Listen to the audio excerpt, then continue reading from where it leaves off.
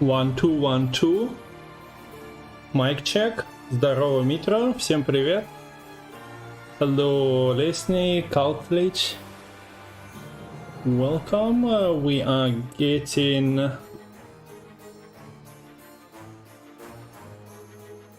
Hello, Matol.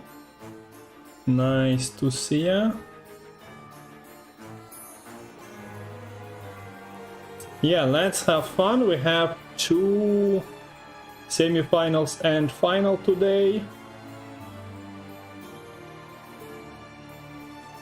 I'm well, in need of a couple of more openings.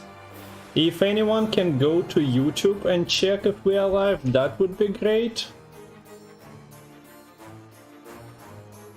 If anyone can check YouTube as well, because it worked, the plugin worked. I haven't used it in a year.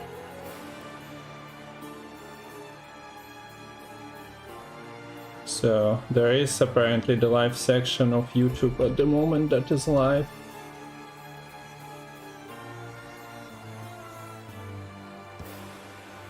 Okay, so I'm calling Lemon. I hope you enjoyed quarterfinals on El Kilores channel yesterday.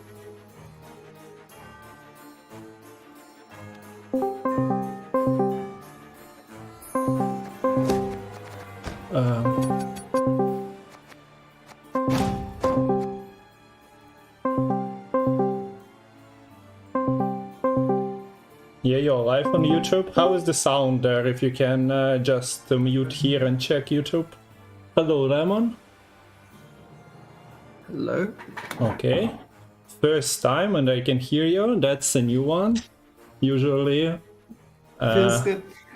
Discord betrays me a little bit, but this feels good. So, your camera, are you... I know that Gravish had bad hair day yesterday, so he didn't put his camera while casting with LK. How's yours? It'll do. It'll do. It will do, okay.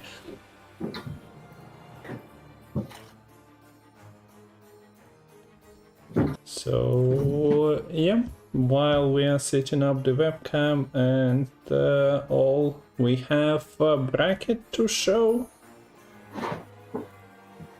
So, Pajabol versus Jamie is our first game, and then Lerio versus Truzky. A lot of unusual decks in terms of in comparison with the 2 previous tournaments that were casted. Wait, Lemon doing push-ups. Well, he doesn't know about it. But, sure. I did not sign up for push-ups. I don't get paid enough for this. Yeah, same. That's why I refuse to do the push-up. Okay, then no Lemon push-ups. Easy.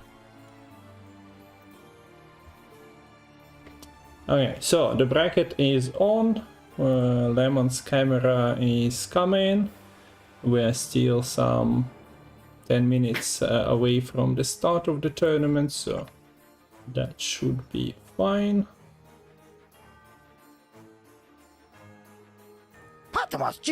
Come on, it's for content, Kappa. Okay, so we got the first sub of the day for the content. Yeah, sure. We're gonna keep the count. I'll do them. Maybe another break. We'll see. Yeah, and if there is a break, so I need to put your camera on. We gotcha. I guess I should let you solo up first. So there is a little bit of cleaning up to do. Okay, looks like there are no black borders anymore. Okay, so as I said, hope you enjoyed the quarters. Today we are with Lemon casting semifinals and later the final. So let's move to the decks, starting with I see Jamie's decks first, so let's go to his, starting with the Inspired Zeal. So leaders definitely changed from the previous tournament we cast. Yeah, it's quite a noticeable difference. And the first one is Inspired Zeal, and for Inspired Zeal we have Demorant Temple, and then basically Mutagenerator deck, no Siege, no Priestess, no anything like that, no duels, so yeah, a lot of 5 provision cards. Yeah. Wait, no, what was the last thing? I mean dual boys that you can activate with Inspired Zeal, so no Self-Kirk, right? No, but No yeah, there's cards still for the Unsafe in this list. Ah, okay, there is an Unsafe with the Temple. Okay, yeah. Sorry. Okay, so anything noticeable for this one? Well, River Scout at 5 provisions, so this deck is going hard, even without the Centurion Royal Guard. There is still a lot of things to copy. Yeah, there is no Erland being played in this list. Instead, and also no Pincer as a leader. Instead, to guarantee you're able to find your key golds and the golds you generate from Temple, you have quite a bit of thinning and consistency. You see the Cursed Scroll, as well as thinning in the form of Hubert, Redanian Secret Service, and 2 Siege Masters.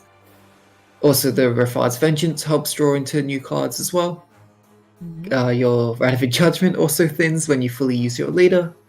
And there's also just Demovent to tutor any of the things you still miss if need be. Yeah. Also can get things generated around 1 if you need it. Yeah, Demorant is a card that is not gone from Gwent. It wasn't a priority for a lot of decks, but with this one it feels like a, well, kind of necessary inclusion. As you mentioned, yeah, you can tutor extra stuff from your deck with it. And it plays for a good or additional tempo, so you're not just dropping Muta if you miss that. So moving on to the next deck, Onslaught. So another thing that got a buff is Magic Compass and Roach. So both of those cards are coming straight out of the pirate meta, and of course people are bringing that. Noticeably, 166 provisions are being used here. So might surprise you later with some of the... You mean like we're not using all the provisions? Nah, this one is using all the provisions. Later on, we'll need to keep an eye on. So yeah, ponies are here, Kyranex and Unicorn, trying to combine with Roach. I guess they want to be a trio run in every pirate deck. What else is there? Boats, of course. And Tesna Mutna Sword. And this deck is running Sirinova, so pirates at their... before the Compass was nerfed, I think started to drop Sirinova, but this one is running it. And has an answer to opponent's Nova in Tesna Mutna Sword. Yeah, interestingly, yeah. There's a nice little flexibility in the Tesna Mutna. I haven't seen that in quite a while. We might see Siri dropped again as we move towards like more optimized lists and trying to mold into the particular meta that we find ourselves in. But Sirinova is a pretty good sort of just mid-range and old reliable card, so yeah, you run it in this kind of list, especially when it's a bit earlier in the meta. And there is no Commander Horn in Jamie's Nilfgaard. Oh, the Pure Pirate, sorry. Moving on. Yeah, we need to talk about the Nilfgaard as well at one point of this cast. Because there is not much to talk about. Precision Strike is the next leader. We see that this is not Guerrilla Tactic. That was like this controlly leader that people were running. This is another controlly list with offerings, with some locks, stall punishes, but it also plays Seamless Zoltan. And, well, of course, Cranmer as this armor payoff for Dwarves. So opting out of the Milva to basically just run the All God in its spot, a lot more carryover. And you also, the All God pairs really nicely with the Precision Strike leader. Also, there's Zoltan Warrior too. What would have been cut in place of that? I guess sort of like if you're not running the Milva, you also don't necessarily need like the Rock Barrage Golem as well. So a bit more provisions freed up there. Not running like the Saboteurs either. So that's probably how you're able to fit both those extra pieces. But probably not the deck that you are... although you have proactivity with chariots, something might be done from the blue Vial coin is as really well. nice practically. Berserker's not terrible. Okay, and the last deck is another Golden Necker deck, another deck running Roach and Sirinova.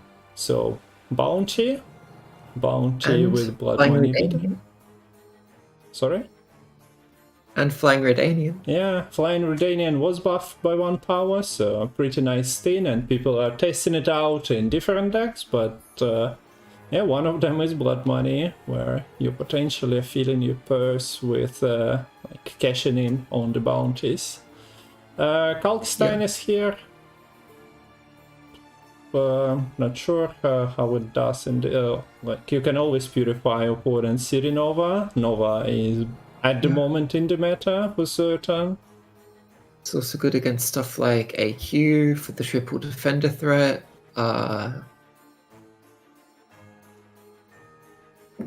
Yeah, I'm, I'm not sure what I'm that's- just trying to think of something.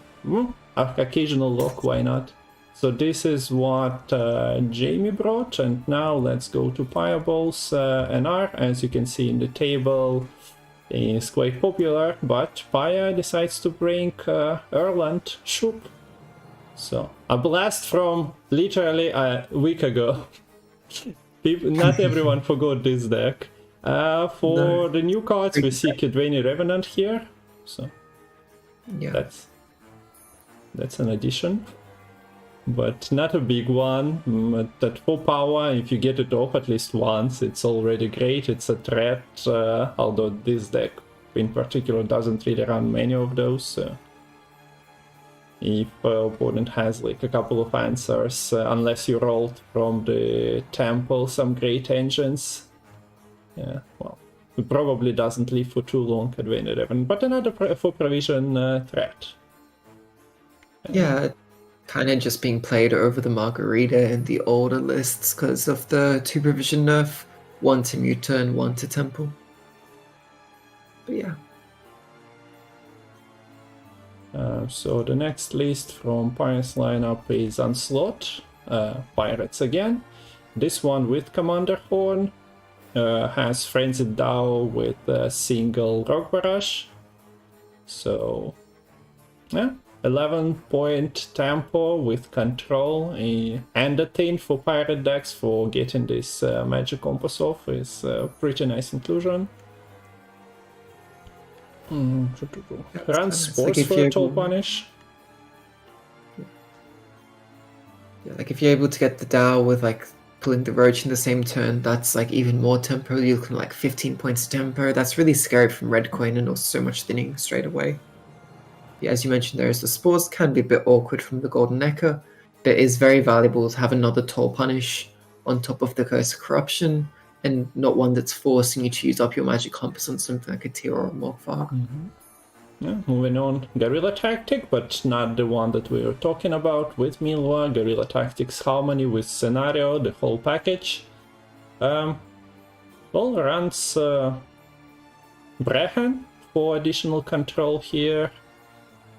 And of course runs a couple of poisons, but well, not the full package. Only 1 Whisperer is in the deck, and yeah, preferably from Saskia you want to tame or already develop the Fledgling so that you are not losing your poisons.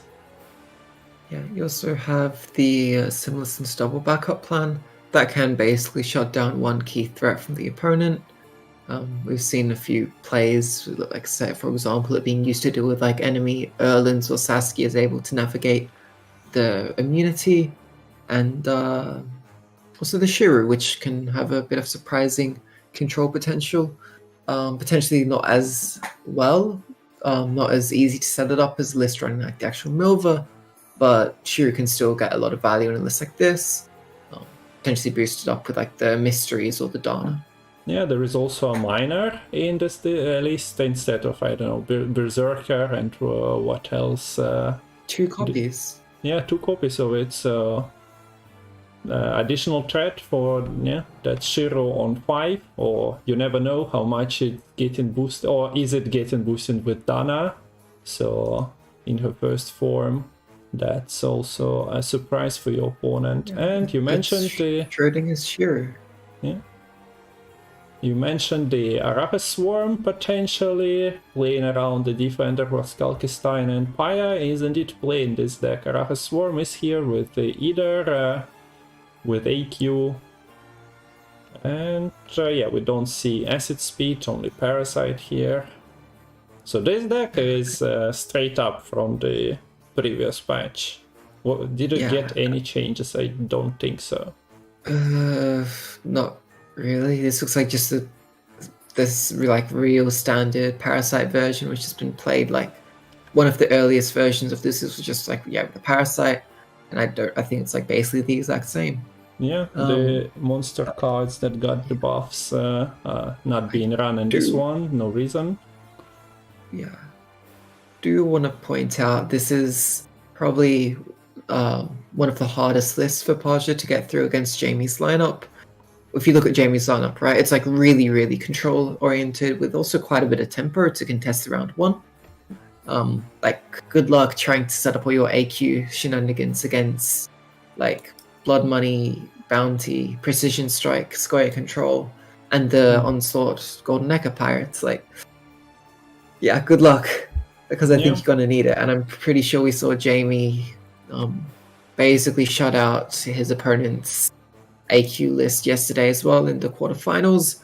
Don't quote me, I was kind of sleep deprived when I was watching that game, half falling asleep, but we'll see if we see a repeat coming out today.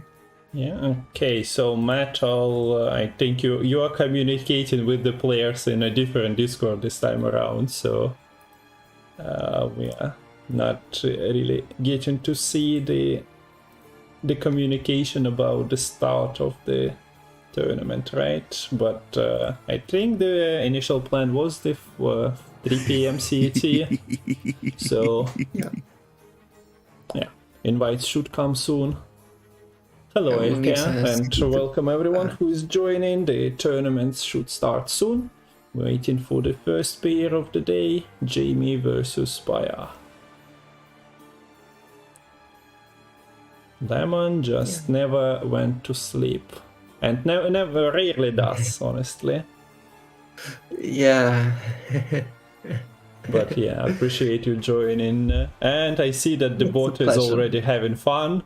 Posting it posts from my account, but yeah, the bot is on to posting Lemon's Twitch, so yeah, go drop a follow. It's so funny. Like I did not set up Kung Fu to do this. It just bot went a bit haywire, and it's just been kept like that. Okay, and the invite game. So. Wait, let's do we know the bands? That's why I tried to get from Battle. I reloaded, so Paja's Skellige Pirates was banned, and Jamie's Northern Realms was banned. Ah, yeah, something that I didn't set up. I can't see the blue coin. Okay, Jamie is blue coin. Notably, also this I think feels also a bit worse for Paja because we just mentioned how hard it is to get the AQ through. That is also your blue coin deck, predominantly. So to only have 2 blue coins, well, that's one less chance to try and get the AQ through. Can you repeat the bans, please?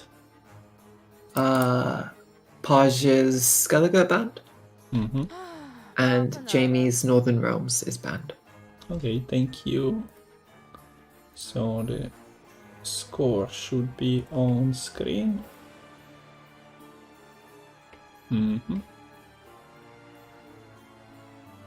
So decklist bracket under the commands bracket and decklist, so you can get it there. The score, I hope Matol can do that. Prediction is also live, so go load up your points on one of the players.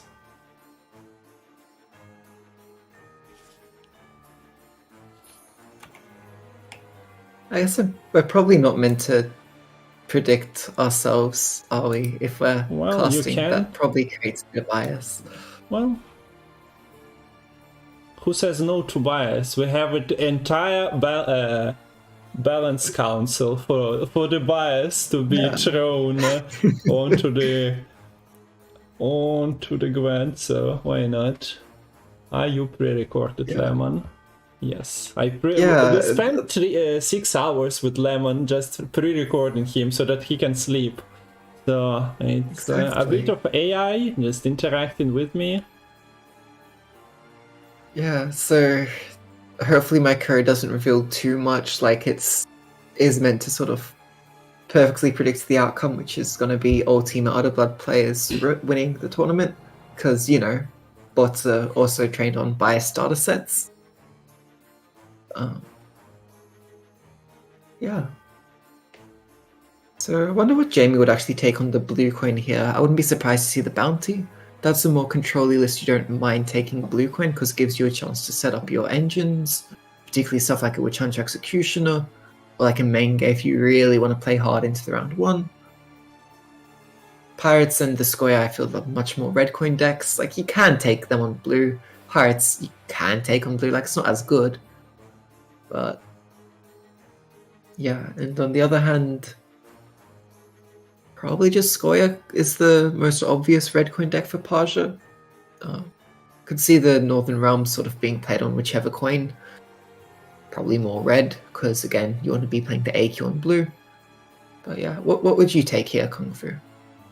So Jamie goes first. Well, yeah. Looking through the list, a lot of control, so you'd prefer to probably get 3 red coins, not really available, so yeah, you can go with the bounty, but there is always the question of counter-picking your opponent and maybe predicting what's the most obvious choice for you, so your opponent knows that, picks the best deck available, so you counter-pick that. And it goes like 3, 4, 5 extra steps, and then we end up with the initial picks, of course. Yeah, it's just a more convoluted game of rock, paper, scissors, and we'll see which player took rock and which player took paper. Okay, seems that In just a we're sec. getting in. This is the first semi-final of Gwent Polish Championship. Or Polish Gwent Championship, I don't know. Matol uses 3 words, and then when I arrange them, he's always kinda not happy. But here we go. First semi-final is on, first game, best of 5, and Jamie takes Skellige against Erland. So Pirates got their Erland Panzer in COC, of course. Yeah, but as always, you have to beware of a shoot mage transform, which is always a threat, basically, unless you manage to somehow get double last save, but that's quite difficult. Okay, There is also notably a lack of answers for the Meech generator in the round 1 here from Jamie. This deck just can't answer artifacts directly, so I'm not sure whether you really want to play into the round 1. Like, that really doesn't feel great. So it kind of incentivizes more of a tempo pass. Okay, we see Paya getting both artifacts and also Iris duo into his hand, so that's a couple of nice finds. Also has the neutral Rune Mage there to expand the options, so guarantee your Shoop rolls, but yeah, misses Shoop Radea at the moment. And Heatwave if necessary. And we see that the armor generation is already started. Blightmaker is nice for Radea. Yeah, it's nice as a tutor, but there's also notable lack of rolling a 4 provision unit here. So yeah, I think the Blightmaker is just the choice, and takes it front row because there's no 6 prop units to boost in deck. No more luck, so you're not boosting the Margarita. Yeah, and most likely, yeah, we see the spawn, we see that Radea was in deck. So that's a nice way to draw into your neutral card that Pincer Maneuver cannot grab. Yeah. Yeah, you mentioned that Paja got access to both artifacts in his starting hand. There's also Iris's companions as well as the Iris. That'll enable Paja to draw something like the Shoop. Considering the Rune was already played, that's a quite valuable play. The Axel coming out from Jamie, but doesn't click the stratagem, so it does kind of indicate he wants to contest. Here comes the Temple. Maybe a Philippa there? Yeah, potentially Philippa here. Not amazing. Maybe not Dandy. Not the best even, like, yeah, sure, Dandy synergizes kinda with Ireland. And here we have an option of Draug, and we also have Radovid, but yeah, Radovid is for devotion. So yeah, we see... wrong Radovid. Yeah, so we see the calls you made were all correct. Oh, well, Draug Feels was good. made. Yeah, feels good. We see one of the ponies being drawn here, but the second one is chilling in the deck, so not really a playable card. A lot of tempo from the pirates, of course, Niggers and also Roach cleaning out.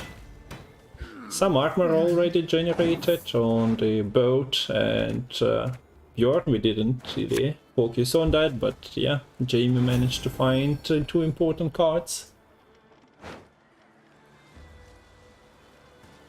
Yeah, like, now, I mean, yeah, we see Paja does take the immediate click there. That really does indicate that he is trying to get the round win here.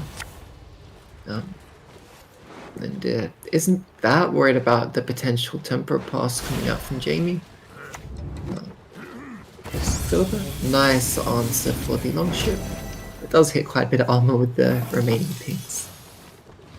Yeah. So Philippa being played, 17-point gap, but Jamie still has a few bronzes he can cash in this round, generating even more armor as well.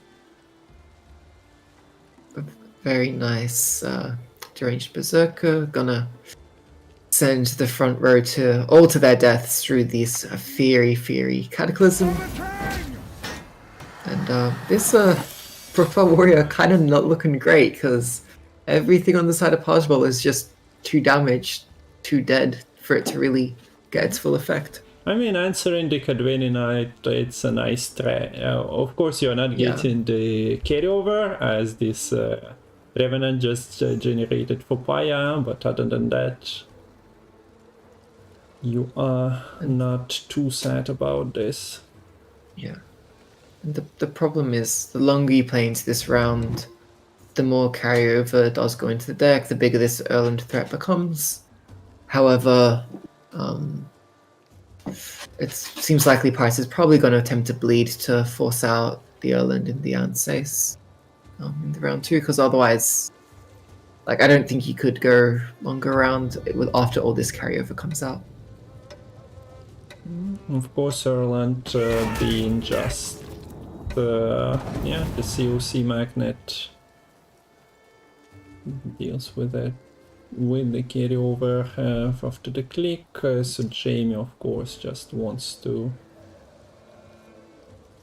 get his last say. Well, I think if Paya keeps playing, although the gap is huge now, and the Iris's companions is not playing for too many points. Yeah, and here's the thing you need to be really careful of, because if the Ansace and like a leader charge isn't enough to catch up here, then you do risk going 2 cards down. You risk like the opponent getting card advantage, which granted that would only give them like a single last say, but that does really force you to end up using the Shoop transform just to protect your Erland. Yeah. Of course, one line NR usually takes in those situations, if they manage to win round 1, is draw Erland, even if you're a couple of cards down, and just click him in round 2, because the chances are your opponent didn't find Curse of Corruption. Yeah. But in this case, we see Paya is taking a pass. But yeah, like there was also nothing tall on Jamie's side of the board, so that Anseis was playing for 13 points plus killing like a 5-point, 4-point unit. But usually the reach from Anseis is like 26 points because you have something to hit, something big to hit. Yeah. Yeah, Pirates board does tend to go not that tall. Especially because this isn't even running like Commander's Horn. Opts not to try to set up the Siri Nova carryover. It's a bit too awkward since you're only at 7 cards in hand right now. So there's the Iris to draw the shoot. Seems doable. So goes into the graveyard, provides what, 13 points of carryover. That's it's hefty. Yeah, not bad at all. And, I'm curious, do you think Paja's going to keep the free merchant here? Is Paja feeling the heart of the cards? Does he think he's going to be able to screw over the Golden Neck and maybe steal a magic compass or something of the kind? Probably. If you feel like you are not getting the value, well, you just pincer it back into the deck. So Yeah.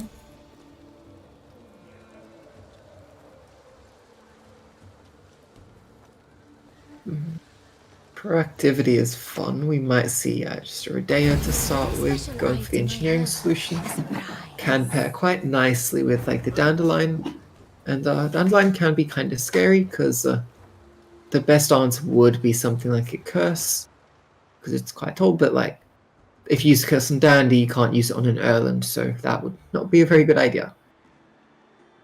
Let me see the Maxi here to ensure that the Golden Necker is set up just the way that Jamie likes it.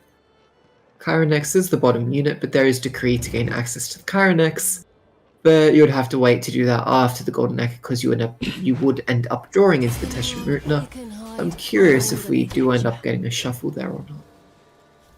yeah, a bit awkward. And depending on what is on the board, can you really early Golden Necker? Okay, we see the last lead. Oh, not the last leader charge. The leader charge used, and the new immediately generated with this Radovich. Nothing really kills him too easy, right? Yeah, you could. Yeah, with a leader, you would gain reach with something like a Bjorn as well. So leader charges might. Yeah. Notably, though, the 6 damage on Chironex is not an option because the Chironex is only playable through the Decree, so probably is just a Bjorn to the King.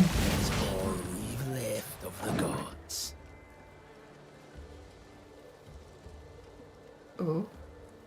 So yeah, no second leader charge for this pincer maneuver, but majority of cards were already obtained, and I don't think this traveling priest, although she was mulliganed once, so there are some charges on her already. Yeah, I wonder if you do care about trying to set up the Dandelion here, or if it's a bit kind of just whatever, if you expect the Erland to get dealt with. But I mean, the Erland should stick because of the shoot transform, right? It should.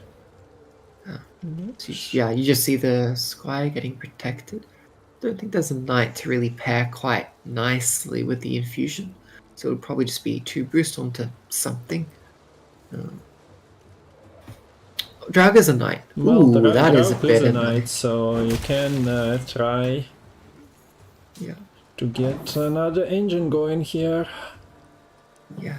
Do you use your last leader charge? I think you'd like to use it before the Draug. Yeah.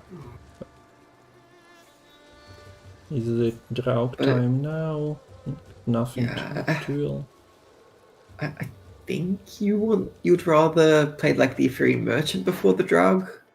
If you are gonna play the Merchant, Are you going to? On Maybe lines. that goes back into the deck after the last Yeah. pincer charge. But honestly, I mean, it really depends on what you give the opponent, especially because your deck tends to be a bit more boosted.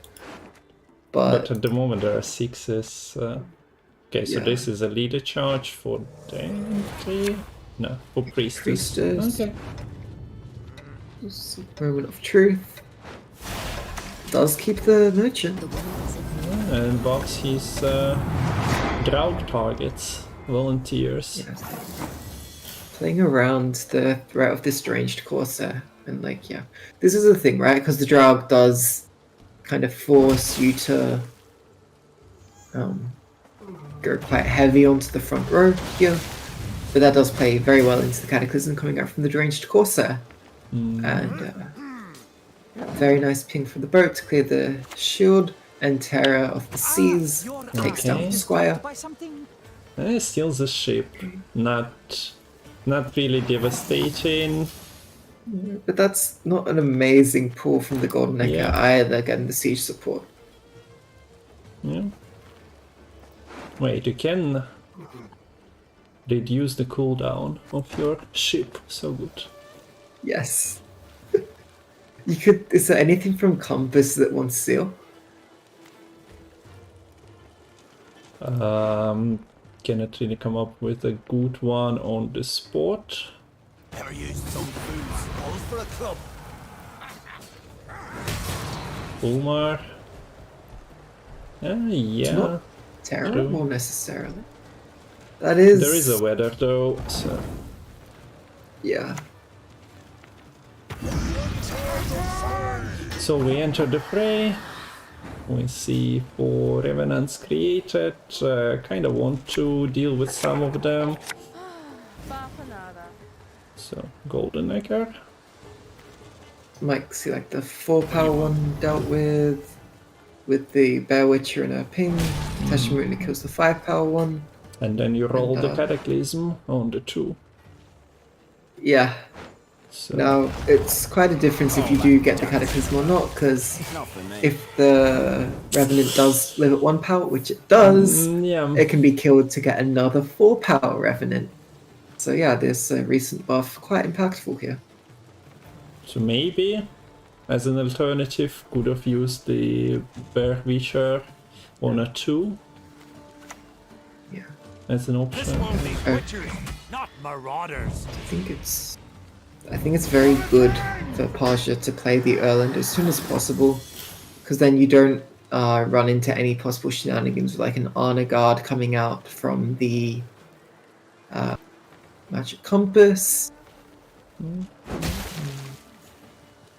So yeah, since Quax or Kyrenex was stuck in the deck, only 3 damage is available, but that's exactly enough to deal with this active Revenant. So are we seeing the game of Shoop and Camby?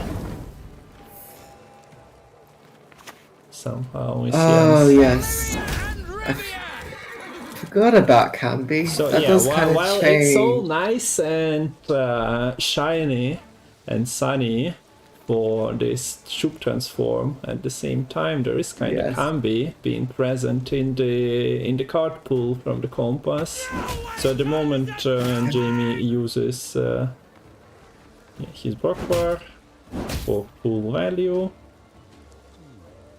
So, very good for Jamie.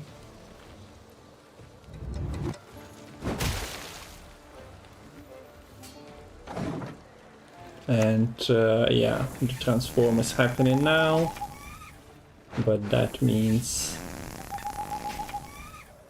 I mean, look. If this was the other way around with the curse and the compass, this very well could have been a game. so a royal decree for like nothing in particular for Paya, and experimental remedy has what? Lightmaker. Not doing much. No. But yeah, Revenant, if I can get Zeal as well. Okay, there we go. Revenant OP. Oh my Best killing card. And yeah, the COC cannot be transformed. This Erland isn't even that big, honestly. Like, it's only 27. I was expecting it to be a whole lot bigger. Read, write, revise. Yeah, I guess not that many.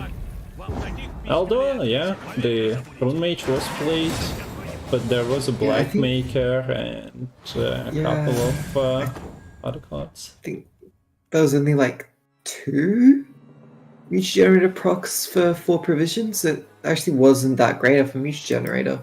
I think Priestess studied was at medicine, 6, not right? literature. So that was I stopped 2 believing in and fairy 1 tales from long ago. Iris, so yeah. Yeah, not that great. And Jamie takes Is- game 1. Wait, is Priestess 3 or 4 power right now? Or maybe. Okay, she is still 4. Okay.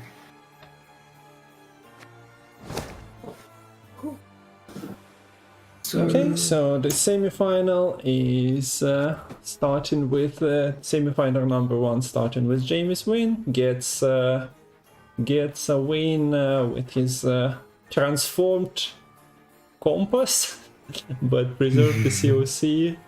So also the image lagged for a second, so like it transformed into a compass was first impression, and it was like, nah, cannot be. So yeah, experimental remedy was just a second late to what I'd expected to. like the compass, bit faulty. Turned maybe a phrase lesson into like a remedy instead. Yeah. So now we see Paja going over to Blue Coin.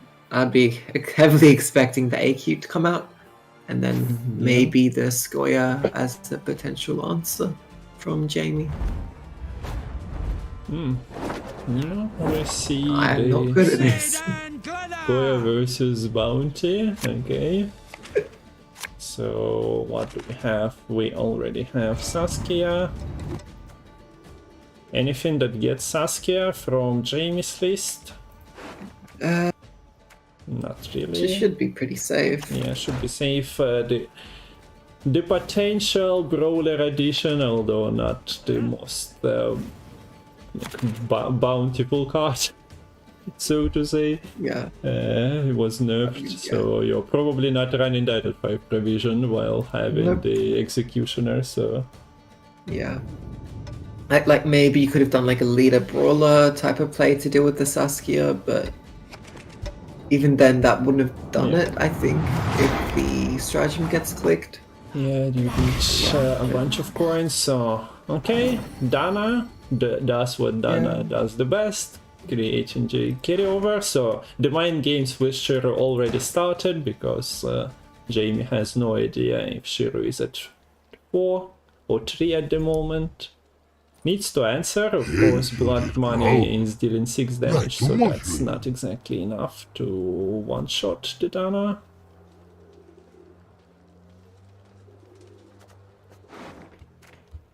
So I might see, I mean, Slander with leader would be nice to get quite a big bounty cleanup. We could see, it really depends how hard like Jamie wants to play into this round. We could see like a Menge with leader being used here. Menge is very easily answered with just a leader charge from Paj to get the movement. Yeah, so do we see the freak show and the leader combining? No. Salah Assassin is the bounty giver of choice here. Did Jamie rogue the leader? The leader is still in 6 damage. Oh, sorry, leader wouldn't have gotten the kill. What am I? Yeah, so that's why I thought if he really wants to, the freak show would be an option, but... Yeah. So, yeah, surely you end up clicking. No. Well, the carryover on Seamless is Okay. Okay, yeah, that makes sense. Yeah, there's no purifying the list here for Paja, so the poisons are basically guaranteed to go through. Like, maybe there was an argument to try to use your limited damages to somehow deal with the Salamander Assassin, hope there isn't enough poisons. Yeah. Purify is being occasionally around, but not in this version. Also not the greatest pull, of course, from Saskia. Evil's not going anywhere. Saskia's not on the board. It looks like Paja is saving her for potentially round 2 bleed. Defense of the bleed. It's kind of getting a bit late now. There's the Saskia. Gets And there she oh, comes, nice. and pull in Ranger, which is not that great, but considering your poisons are potentially being blocked by the Kalkstein, we were talking about what is he doing. Well, as one option, Gets rid it of the is damage. clearing a poison, so a mind game of keeping it or mulliganing it.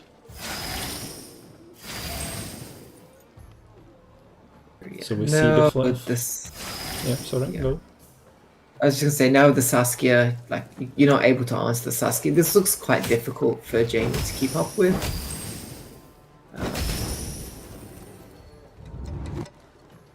There's a lot of coins though, but this isn't. Yeah, I'm not sure how great Daisies stand tall. like the rest of its hand is you want to play. Okay, so the Like poison. the Menge is.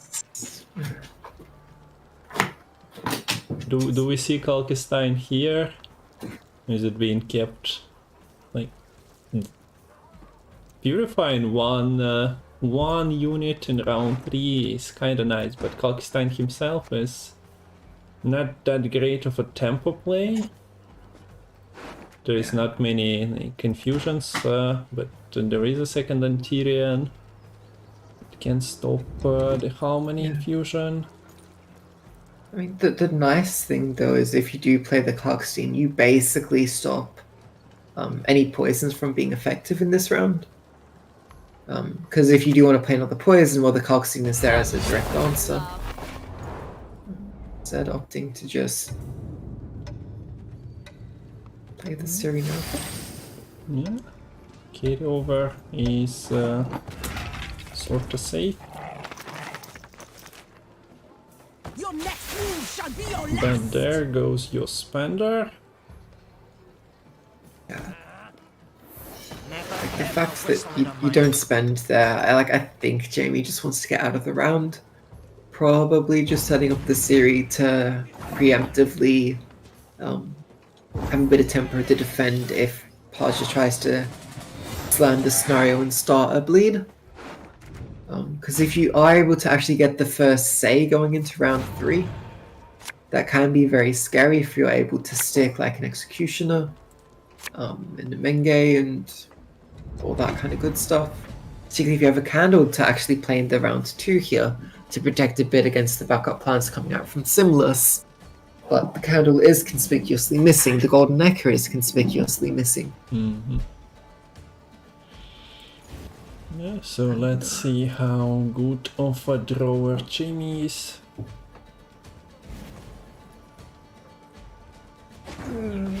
Best. I am nature. You. Okay. So that's 2 bounty spenders stuck in the deck, and Golden Necker, and the Candle. You have you have Paya pushing. How do you spend here as Jamie? I'm product. Just bounce bounty between the units. Yo. Yeah, there is nothing really on the hideout as well in terms of pasts, so like, multiple spends. Yeah. That's the situation, and you see your opponent drop in the scenario, and if scenario is down, rarely you see an insta pass immediately after. Yeah, like Jamie really needs to try to scare Paja into an instant pass, but it seems unlikely. I mean, the good thing here though is that Paja is going to have a few pretty tall units, and there's enough poisons in Jamie's hand to be able to deal with those units. And there really isn't that much coin generation now going on for Jamie, which does mean that he doesn't actually need that spender super desperately. Yeah. Okay, fair. Go through the poisoning. Try to play around Shiro, around Rehan as well as you can. You get leader charge out of fire playing for 1 point only. Give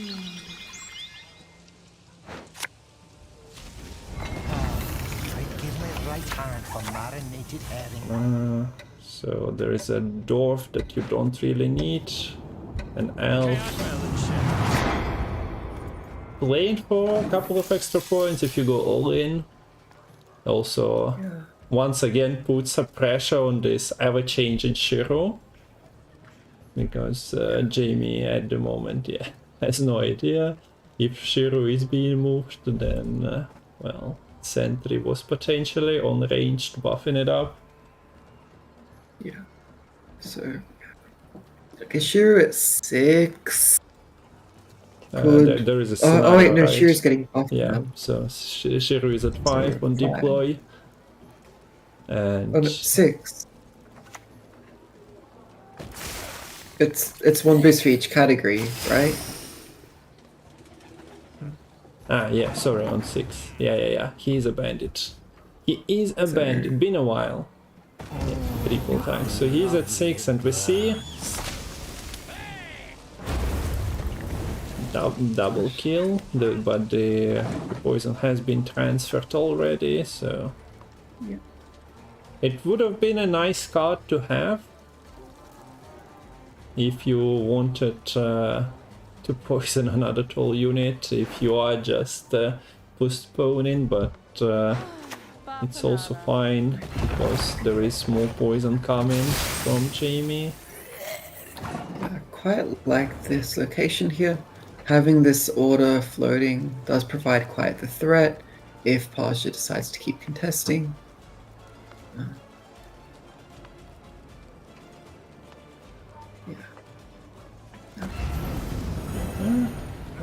We might have overreacted for Jamie's position. He also had Syria on the board, he had ship in the graveyard, Yeah. so he There's is a at good least at amount the of moment showing that there is potential for him in this round, but there is Seamless coming.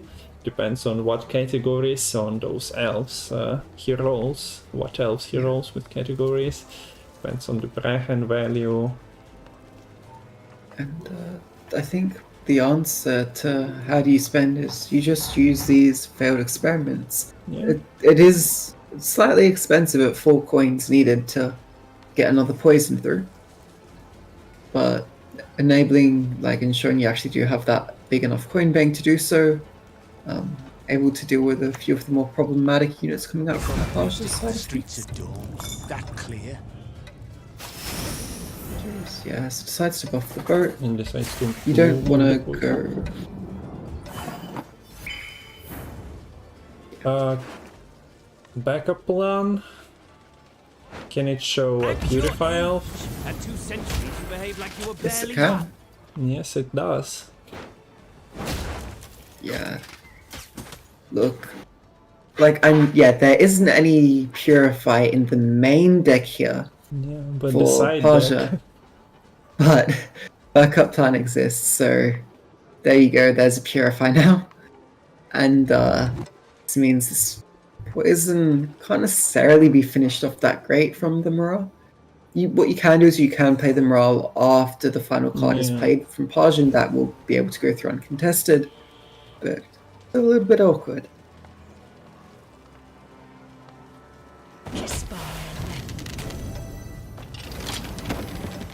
Okay, so Hostage Taker has 3 tags. And you think you can learn every day. Wait, and yeah, we don't see the Purify being taken as well. I guess he doesn't expect any more poisons.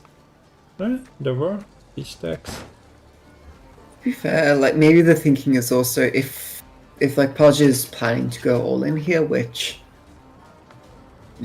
I don't mind, because like this board state isn't looking amazing for Jamie, right? Like you could just be thinking, okay, if there's a morale here anyways, that's going to kill one of my units regardless after I play my final card. So I may as well just go for the pure points because my unit here is going to die anyways. Death can come where blood So Jamie is not hiding that he has it, but that's kind of opening Yeah. a leader and a breath and play. watch her die. So you are kind of triggering Paya into going all in with that, but not showing morale might have been the same, basically saying that, oh, maybe you don't have a whole punish anyway. So I'm not sure. Yeah, it was slightly better to force Podge to move the morale rather than, I think, the Syrian over and set up a slightly bigger Greyhound, but yeah, it's not enough, and there's a 2-0 against Bounty. Harmony gets the win. Yeah, worked out nicely for Paya, but yeah, Jamie was kind of close in this game, even with me saying he's spending and whatnot, but yeah, with Golden Acre, he should always close the gap. Yeah, and like that's the thing. Like, let's say you have Golden Necker there, and then you actually have something like Ignatius to actually finish off the round 3. That could be such a huge difference maker. But Jamie doesn't find the Golden Necker, so that's game. And here, Paya didn't see Candle, didn't see maybe Golden Acre a bit earlier, before we've seen like Morale. Seen that Jamie was playing it, well, without the spending or relying on poison spenders. You kind of assume that your opponent missed something. Your harmony is not being answered by just freak show bounties. And of course, yeah, also pretty good thing to have a guerrilla tactic as a leader when your opponent is playing 3 melee locked units. So Yeah, like it's not bad at all. and we see game 3 of this first semi-final. Jamie is taking his precision strike against Erland that Paya is playing. And this is, yeah, at least with a bunch of control, but also some carryover. Olgat being combined with offerings here. Seamless has 2 plans, play A and play plan B. So can go on the workshops, can go onto the backup plans. And there is a player connection being lost, but it's okay. A notable difference here is that, like, the Shiru could have, like, in another list, like, because there's no Shiru in this list, right? That's the thing I missed before when we were going through the decks. So you can't try to choose, like, either double backup plan or this threat of Shiru to deal with the Erland. Like, the Erland will go through unless the backup plans deal with him, which does mean that Paja does have a bit more leeway to go boosting the Erland with potentially the Iris's companions, and actually that's it. Yeah, there's no offering to boost the Erland. So actually double backup time should most likely deal with the Erland if you're able to roll a Trickster or get lucky with a Bomber. Yeah.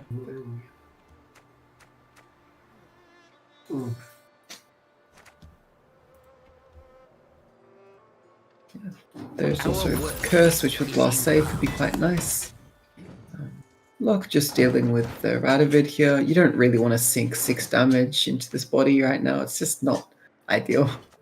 So Locke is the most efficient answer, and there is only a Pella in the deck for Pajabol, but it's neutral, can't be shooted with the leader. Here's Temple. So Shani's alright. Usually okay. We will see Draug once again being offered. Of course, limited Defender. options here for Paya. Defender's fine here.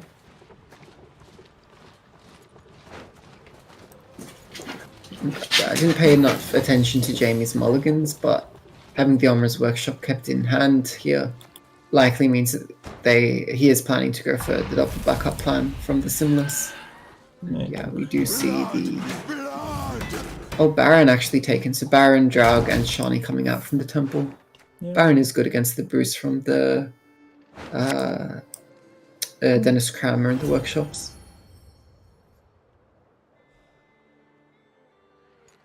Jason says has been picked from the temple. What do you even send back? The Cursed Nitrate was the choice. So Fire keeps the Fury Merchant for now. There's the Muta. Of course not having the Rune Mage, kinda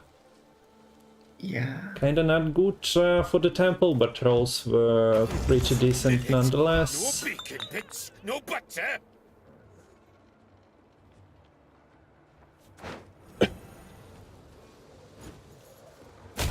Nice. Oh, good carryover. There is more deck boost carryover here for the Scoia'tael than the Northern Realms right now, which is kind of ironic. Yeah, that's funny. And yeah, Olgot kinda lost his spot in the Erland deck with the rework to Iris, I suppose, was the final straw. Must record. Get this down. So at least there is some work for him in Scoia'tael.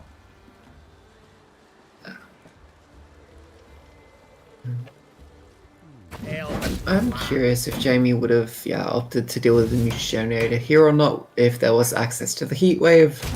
But the Heat Wave is in deck, so I guess we'll never know the answer to that. Yeah. We are friends of the family. But yeah, at the moment, this Muta Generator value is not extremely good for Pajabol. Just three more cards. But they're not playing for tempo, so... No. Yeah. Paja's starting hand here has just been atrocious. Like, no Rune Mage, Temple, or Muta, I believe it was, in like the original 10 cards he had after the Mulligan phase was done. So I had to use double leader to get both the artifacts in hand. So only left with the one leader for the rest of the game right now. Which is, let's just say, not what you want when you have quite a few golds remaining in deck. My arse. We see two neutrals being shown from this envoy. That's a very good Sinchen envoy. This is like one of the weaknesses of the pincer maneuver, not being able to interact with the neutrals, and you see both of them. That's too much. That's too generous.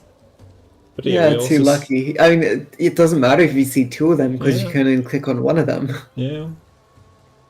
And we also see that envoy is being played front row for different type of carryover, basically. Instead of going for the points, it goes for the cards. So Mahagam Pass rolling minor here. Neath the ground rest countless riches and corpses. Is Jamie floating the pink? Yeah. That's quite a commitment here for Jamie. Does indicate that A, I really want to win this round, and B, I kind of look like I possibly want to bleed, because it would be such a shame to let the Mahakam Pass order just go to waste and just dry pass. You never pass on Mahakam Pass. No, exactly right. Also, this merchant is not really playable anymore after that Sinchen envoy. If you click that, unless you want to break your opponent and give them soup. Yeah. Which, I mean, if it was forced into their hand in some way, maybe, but yeah, it's not worth it just to give a brick, even in a bricky deck such as this Goya, with like the precision strike leaders, the simless. A lot of bricks Jamie has to navigate. Yeah. And now that the squirrel is being played, the workshop is safe in the graveyard, so you get the carry over on your second one.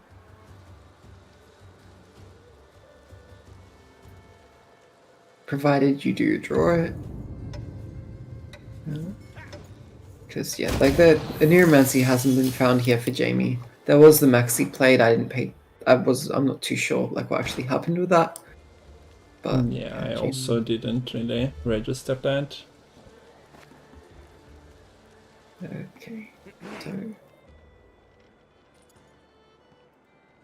yeah, Anses is big enough right now to not really care about much of the armor. But he might not have such a great time dealing with a dwarf after the Dennis Crammer is used. So it might have been the Shani put on top there by the Envoy. Not sure what Paja chooses. Or maybe just a bad card to set up the Fury Merchant. Okay, so Heatwave is dealing with the one dwarf. So Jamie knows that Anses is somewhere in the proximity of being 12, 13. I guess he paid attention when it was exactly picked, so he knows that it's 13. He has, what, a 6 as a target. That's enough with the leader charge. Ah, no, there is the ping in, the Dwarf Berserker. But Anses is getting boosted on front row, so I suppose it is enough by 1 by Paya, for Paya. And yeah, we see that he's not stopping. And goes for Cranmer here. And I'm not about to start. And even clicks the pass. So that signifies that he probably is not planning to push in round 2.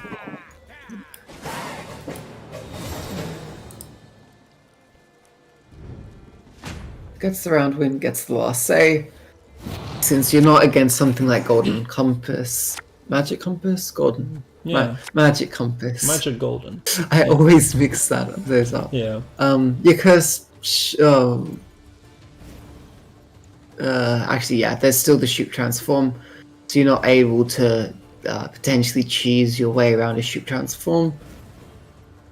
But Yeah. maybe you'll have enough points to win otherwise. Squirtle likes the technology to discard enemy cards. So let's see how Oniromancy is here.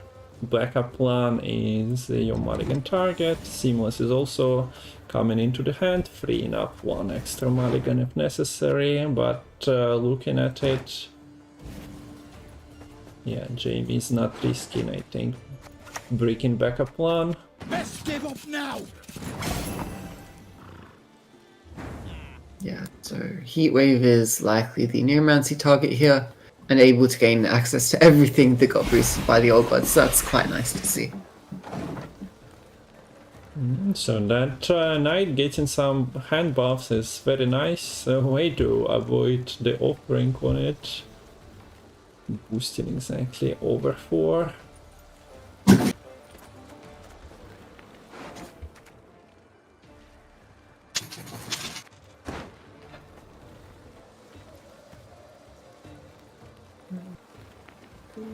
So there's one more leader for Paja, probably used to just get the Erland in hand. Guess you just put the Sentry Knight back in that case. The other thing I want to point out though is that Room Mage hasn't been played, so Shuba's not guaranteed to hit whatever Paja wants. Yeah, that's a great thing to remember. So even if the line is open, Be glad to. there is a chance that it's actually not happening. Trouble approaches. So a target for the offering is given, not the best one. Yeah, I mean it's... There is no reason to answer the shiny anymore. No cooldown reductions, so Might just wait on think- that. No? Or not. That is the only cooldown reduction card you're worried about right now. And yeah, the zeal doesn't really matter, but it can be used with the formation on like an Anses or a Baron to potentially get 1 more point when playing those onto the Ranger row. Speaking of, here's Anses not on the Ranger row, being used to onto the Chariot. Now getting the Chariot dealt with there is nice, because it means that Zoltan now doesn't really have a way to get his barricades, so Zoltan won't be an engine. He's just playing for 15 points of tempo. So what was the Necromancy target? Heatwave. Or Heatwave. Heatwave playing for 13, Workshop is playing for 9, and activating an engine that can be turned off, so yeah, not really a great pick there. Fair enough.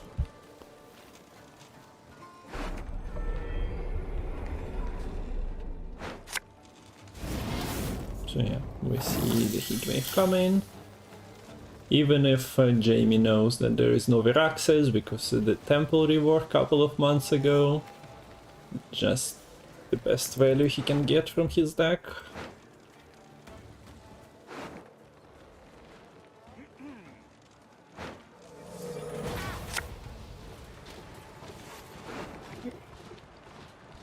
Goodbye to the remaining bronze in the hand of Pajabol right now.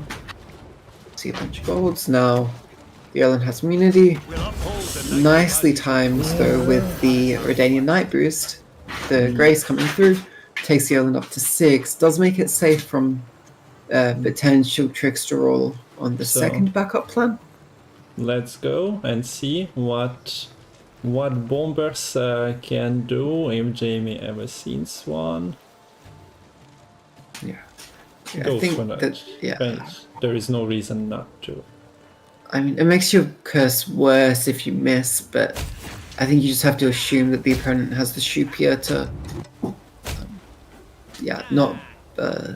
Okay, yeah. So we see Play the into it unit too much. reduction, and now Act your age. At 2 centuries, you behave like you okay, were Mrs. barely here. Needs a bomber on the second to get the answer.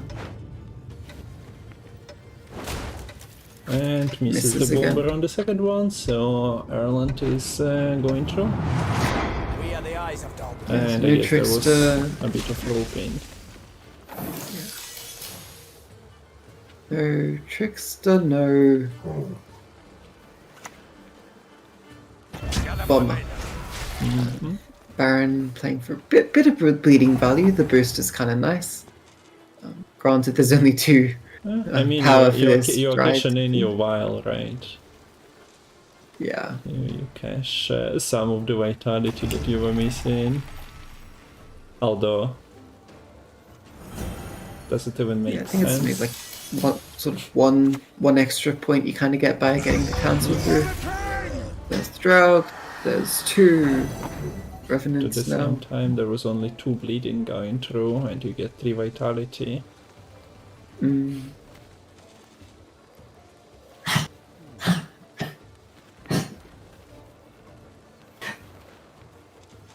So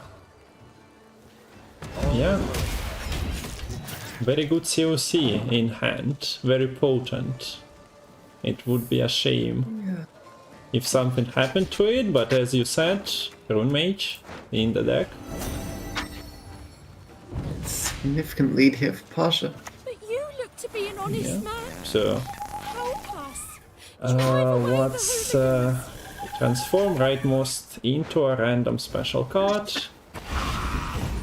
Glorious Hunt was blocked, and yeah, Obsidian Mirror. So Yeah. there we go. Okay, chat predictions were interesting. Or at least some of the chat predictions. There we go. That's how you're not COC in Ireland when Shoop is in play. Yeah. So, Paya? This is Yeah, this is like the crazy thing, because look, you would think Curse of Corruption should be really good against a really tall immune enemy unit, right? Like that's the natural answer, the natural predator. But Erland doesn't hunt alone. There's the I can't really say Shoot Hunter because it's really Shoot Mage by his side, who ends up getting the transform to protect the rest of the hunting party. Maybe like a D&D kind of party is the better setup for that kind of analogy.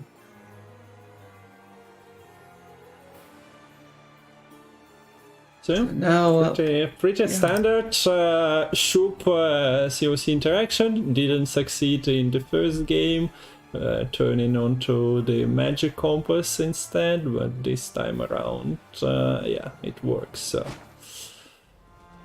Shoop Erland kinda. Shoop makes Erland kinda unanswerable, and now yeah, your deck, your prediction works. Paya takes the Arachas Swarm on blue coin at one point. I've been waiting to see like how Jamie tries to deal with this AQ list all series long, but finally here. So Paja just needs to get one more deck through, but yeah, it could be a slightly difficult hill to climb. Now there is a bit of a silver lining, because against this super heavy control list in the Blood Money Bounty, there isn't a whole lot of direct damage, and notably Jamie is not running Teshimut Sword in this list. So what that means is that the Kicking More Stalkers can really only be dealt with by actual direct damage that doesn't rely on a bounty to get the spending through like what Chancellor Executioner does.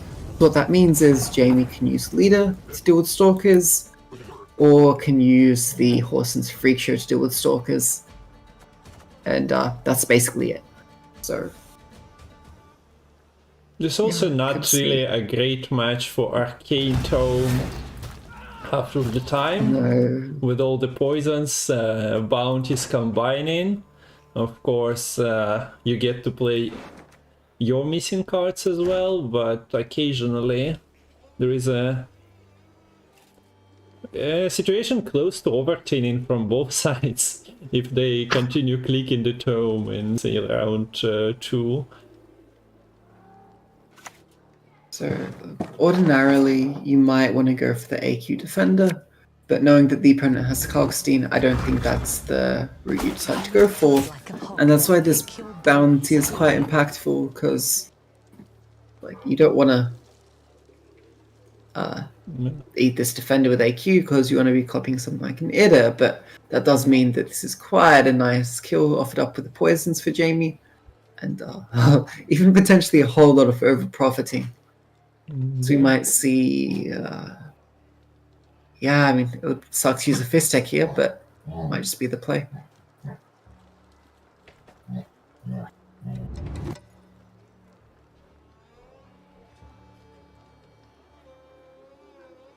Poor cave troll, man. Yeah, he's been trapped. He cannot. Well, maybe he's finally thinking that, oh, AQ is not eating me. I get to stick for a bit, but yeah, I'm still so sad that Cave Troll is just called Cave Troll. He deserves a proper name, but no, just named a generic Cave Troll despite being legendary. So actually see the Purify. Interesting. But this just makes this defender dead. Yeah. So yeah, you would have had like an extra turn to try to develop behind the defender, by just offering it up with the poisons, but now the Pellar is out. That is, I think, the only Purify in this list. So Jamie, not in a bad spot. Okay. And yeah, over profiting by a bunch here, but removes defender from the equation. And So- we see the click after click. Nice combination with the Royal Decree though here. Provides you with insta trigger.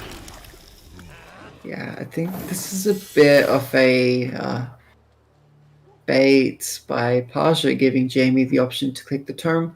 Kind of offered up this kill. Okay, here's a tome. If you want, you can kill my defender. Sure. But then I'm going to have tome on my side of the board, and I'm going to be able to play Ida and eat it both in one turn. Yeah. And Evil's not going anywhere. can be kind of hard to set up these executioners and spenders now in the round one, because you don't have Candle on board yet to try to protect them. And these Idas will be getting quite a bit of value until it gets bountied to death, but Yeah, but there is more. But yeah, no protection for this spender means that it's potentially getting answered immediately. They continue clicking. There is no stopping them. I'm telling you, those players on Raha Swarm and Golden Nectar decks, if they have a chance, they're gonna click it. yeah, it's too tempting to be able to kill an executioner here. And like in particular, if the opponent doesn't have like another executioner in hand, then we run into a sort of nice way to just force the opponent out of the round. There is a second executioner in the hand for Jamie here. Granted, it's not amazing. It can maybe get a bit of value on a Pella, but there's no actual bounties to be collecting on here. So Jamie's certainly the first to run out of specials from his deck. If the clicking in would have been continuing, but yeah, we see a pass coming. Yeah, like there's only Golden Echo and then the Hysteria and Fist Tech left to be played from the Golden Echo. So if you did keep going there, maybe pull the Hysteria out, well, then your Golden Echo has literally just one target, and it's kind of getting a bit sketchy there. Yeah. A bit bricky. Yeah, Fist Tech coming from the Golden Echo is usually a big over profit. So. And you'd rather have the poison in your hand. No Golden Echo, even after all the thinning. A bit worried because I feel like the correct play should just be for AQ to push here. And Yes, it tends to prefer a long round, but the first say is super important, and especially bringing the boat back with the Witch's Sabbath feels so good, because that means that the boat isn't able to do boaty things in the graveyard, and even misses the executioner, so it doesn't get that extra spender. And yeah, has Kalkstein. Mrs. Kalkstein misses or dodges execution. Yeah, Paya dodges executioner. That's decent. The Redanian value is kinda negated as well. It's on the board, sure, but it would have come when necessary. Wait, the Redanian? The flying Redanian. Oh, yeah. For some reason, I started thinking about Redanian Secret Service. Yeah, nah, the flying one. Okay, so. Because I was like, okay. So Poison Forced is the answer here. The Pella was played, so the defender can't really be protected here. No Veil, no Purifies remaining for Pasha. There's no possible creates to luck into a Purify either. So this should just get cleaned up by the Morale next turn. And then we'll start seeing how Jamie decides to deal with the Idiots. For now, we get another threat developed on the board. Kikimor Warrior, unanswered, is quite a few points for the spawns and for transforming 1-point drones into 3-point copies of these spawns. So yeah, defender finally gone. Completely erased from the game.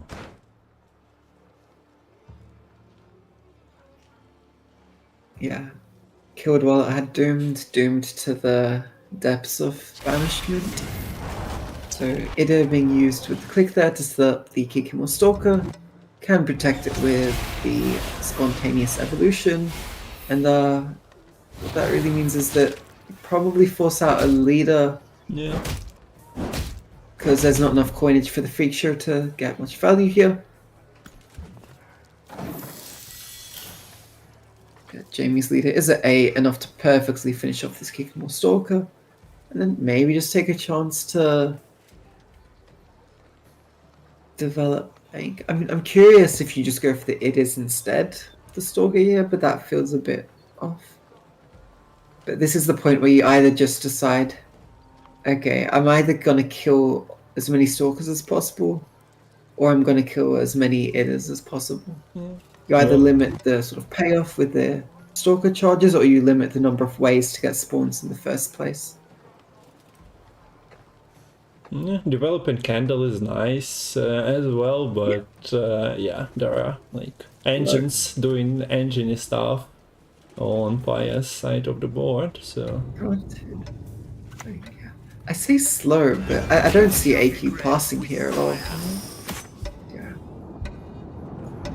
Quite nice. So we see Caleb here bountying up one of the leaders, combined with leader and freak show. That should just remove a bunch of threats from the board for Jamie.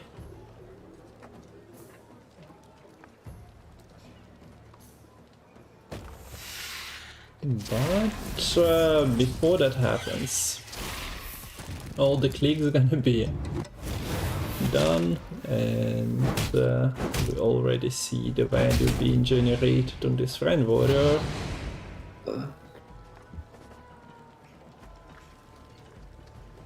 Okay, I mean, if you played Candle first, you maybe could have protected the Menge a little, but between a Parasite and the Stalker sitting pretty on board, I don't think Menge would have had enough time to protect his own pretty face. And to go too tall means to just give the heat wave value as well. Exactly.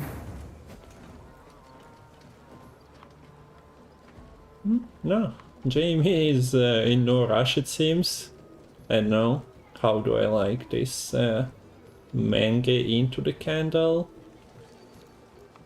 And not the opposite way around. Caleb kinda screamed, I want to deal with the stuff right here, right now.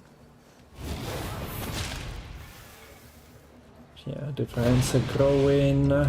Even this Kikimor Stalker is growing out of the leader reach, so you'd need Freak Show combined with it. Yeah. Yeah, I'm quite curious. Like, surely it has to be the Freak Show turn sooner rather than later. You're able to guess. You'd use the Freak Show to clean up this Ida, collect on the bounty, use the remaining leader to either deal with the Stalker or the non-bountied Ida. Also notice, I believe there's a bit of overprofit going through there, opting not to spend on the Candle before playing the Freak Show.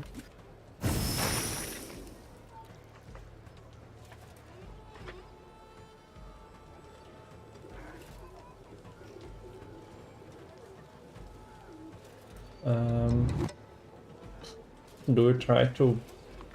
can you protect the Freak Show with the Parasite as you mentioned before? Most likely not. So yeah, you just try to maximize the value here.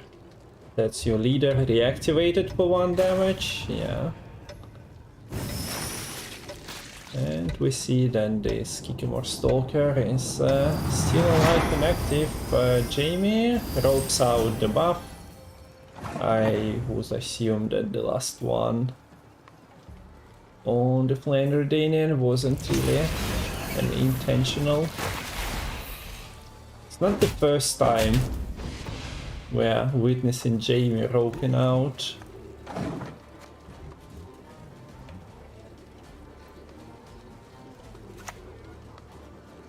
In the Matol organized tournament, maybe they have an agreement of sorts. Lemon fell asleep, yes. Lemon. I'm here, Yeah. I'm here. Okay, I was like, I was just checking if the camera is frozen for a second, so I wasn't trying to wake you up. But Elke noticed as well, and yeah, we have to wake you up then. Yeah, so can get one kill with poisons. The cooldown doesn't have enough time to refresh, so you could afford a kill on one friend warrior by using up the morale.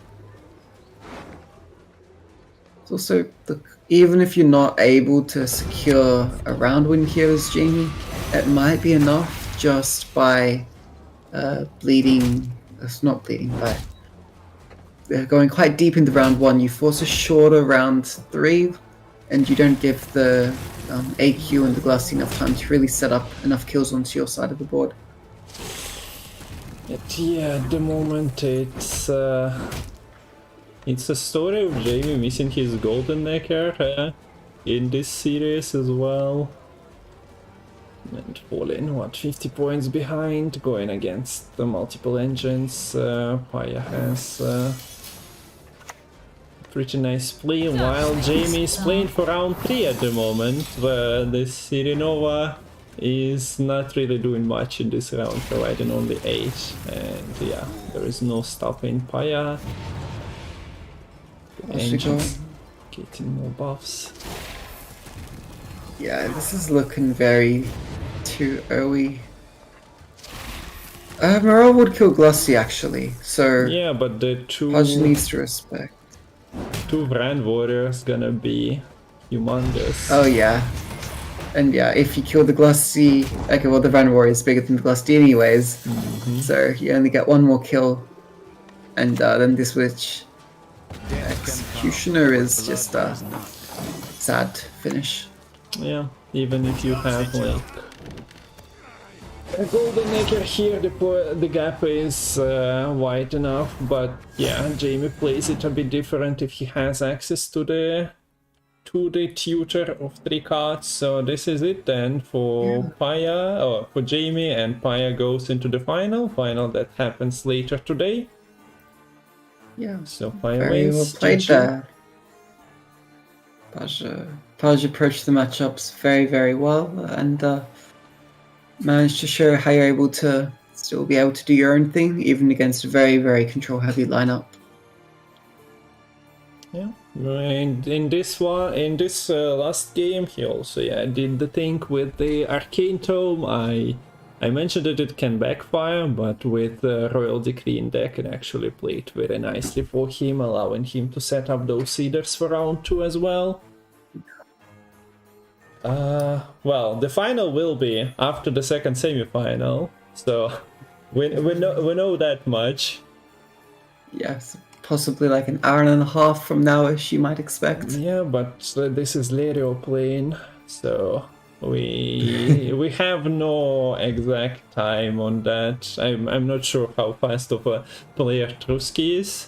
But yeah, we're moving to the second semi-final before final, because yeah, we cannot have final with just Pajabol. He will feel lonely there.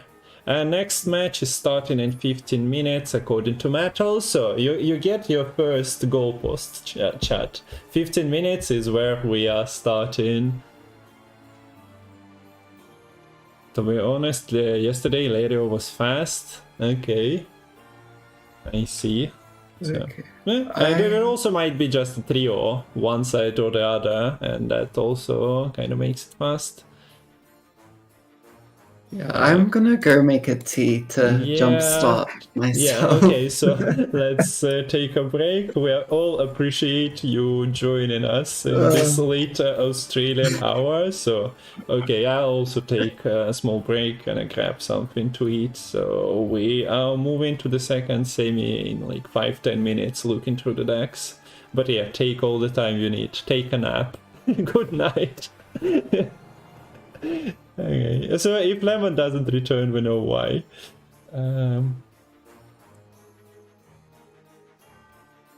He just falls asleep. Casting Gwent is not an easy work, especially after midnight in Australia.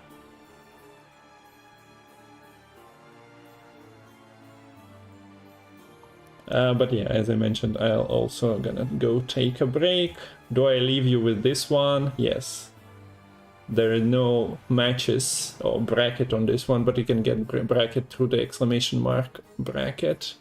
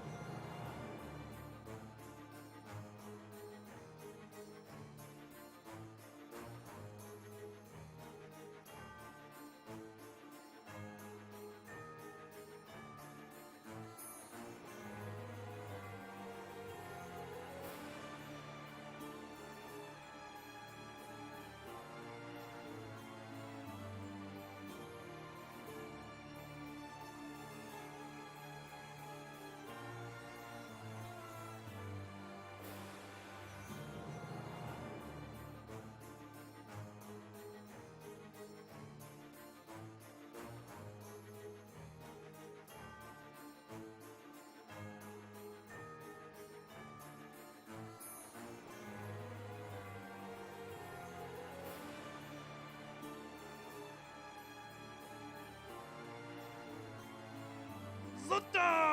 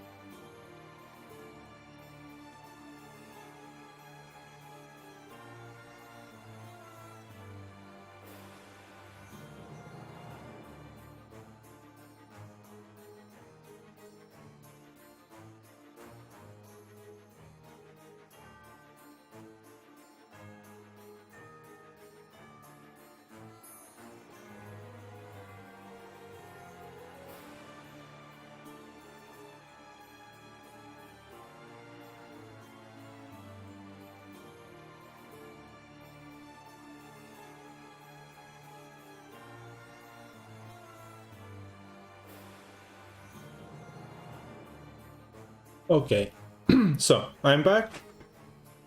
Hello everyone who is just joining. Bear, run, you stupid piece of shit. That's not often you hear a bear voice line anymore. Hello PDG.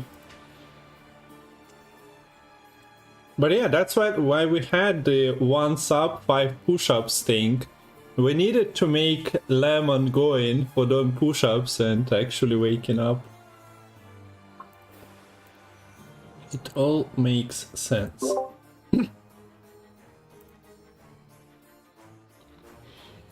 Otherwise, Caster just falls asleep on the job. Okay, so Matol think we can hide as well. But don't forget, Matol, that we all love ya. And what? Nah, that's not it. Where was it? Yeah, another Pavlo.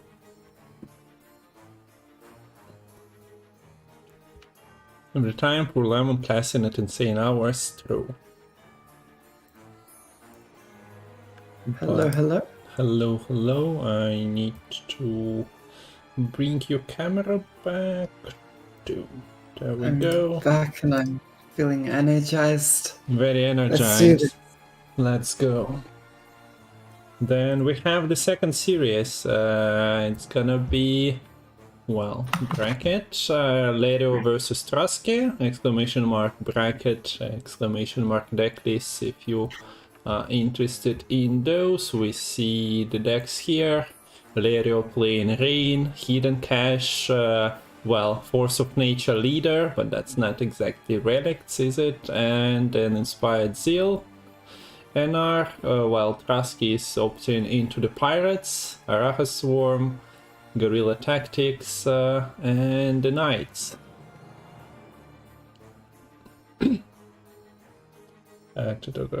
That's not on the screen yet, but yeah, we're gonna look through the decks. I was just setting stuff up, so here we go. Let's start with Lerio's decks. And I also need to replace the scores, but yeah. If you can take us through Lerio's NR, we can start there. Well, I'll setting up the score. So previous mission, we've seen quite a few lists for Northern Realms already. Both of the ones from the previous series, well, we saw one of them got banned, but they were both not Golden Echo versions. Here we have another Mish Generator list, but with the Golden Echo, you're aiming to set up a lot of curve with 5 provision cards in the round 1. Also quite a few 9 provision units as well. It's like Unicorn Carnex can be quite nice with the Mish Generator, because that gives you like a double 9 provision proc. You don't really want to boost your Venom Roach with the Mish Generator if it's in deck, do you? Yeah. But notably, what this list thrives at is this is a Cinchian Royal Guard list and a Lyran Arbalest list. So with the Reaver Scouts, which were buffed back to 5 provisions, you're able to copy a lot of Royal Guards, Cinchian Royal Guards, and Lyran Arbalests. You have reinforcements, casting contests, and necromancies and flotsams to help you further achieve that goal. And your Savonigas just to double dip on a lot of the order clicking shenanigans that are occurring, particularly great synergy with the Lyran Arbalests, and also just Defender to protect all your vulnerable engines, and a bit of control in Selkirk and Unicorn combo. No. So a lot of pinks are available with this deck, and the River Scout is a card that enables a lot being at 5p in other realms. We see Flotsam back to meta, we see Cinchian Royal Guards being a choice for the tournament over the potential just Erland deck here. So moving through the Lerio decks, we see the Rage of the Sea, not your common Skellige leader in the past 6 months, 10 months, 12 months, I'm not sure how many months, but yeah, the Magic Compass at 9 provisions makes Lerio make this choice, trying to find other playable decks, so return to somewhat playable decks from the past. We see that it relies on the weather and Messengers of the Sea, but at the same time it's not trying to play like muta generators, just messengers and then the phrase blessings to bring some of them back, hopefully. Yeah. This is a golden necker deck, of course, so yeah, can combine, and you need to tin. Yeah, and instead of pointing out what is there, I'm going to point out that there is no reorgan in this list, which very much makes it clear that you're aiming to go for more, how do you phrase it? Your finisher is quite different, right? You're aiming to have this Corrupted Fluminica with the last say, really big Corrupted Fluminica, and potentially being able to replay her if you play her in like a round 2 by getting a Fukusha from the Magic Compass. Yeah, and well, is there most cards here are of notion one way or another because you don't really see them too often, but yeah, there is the rain payoff, there is a rain generator, there is operator to create even more Messengers of the Sea, so no muta generator, and yeah, we see the tinning in messengers, angler fishes, and well, the golden beasts as well.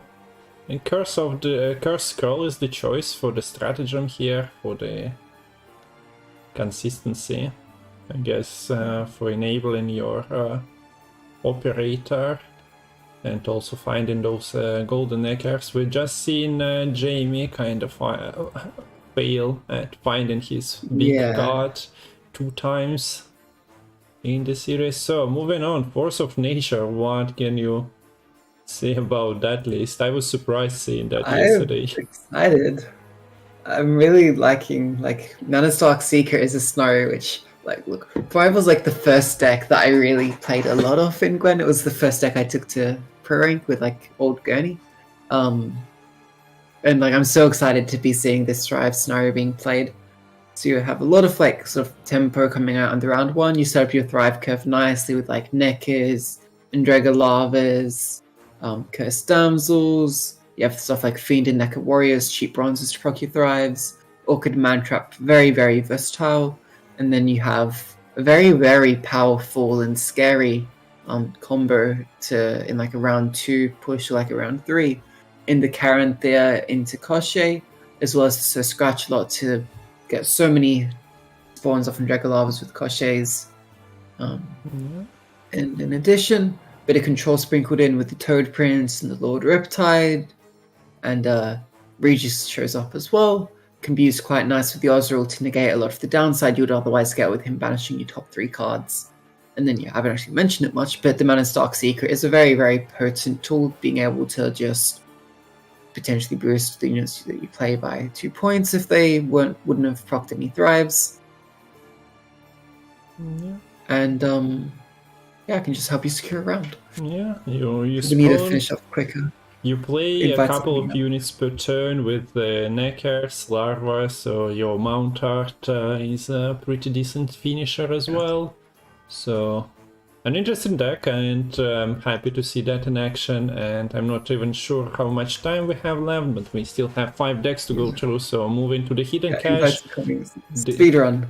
Hidden Cache. We have a very, very fun list with Igor Townsfolk combination, which pairs lovely with the Treasure Hunters to be able to get a lot of infusions. I spent a long time trying to make a deck like this work. I call it a pyramid scheme, because you get a lot of infusions coming down from the Treasure Hunters. You're able to cycle a whole lot of coins, spending each turn, getting back to like full bank each turn, and Townsfolk just get so much fun with all the extra procs you get, and you have a nice horde backbone with the Soul, the Hevita, the Lydia, and the Madamaki Serenity, along with the King of Beggars, which has a bit of nice synergy with the Townsfolk with 1x1 refunds.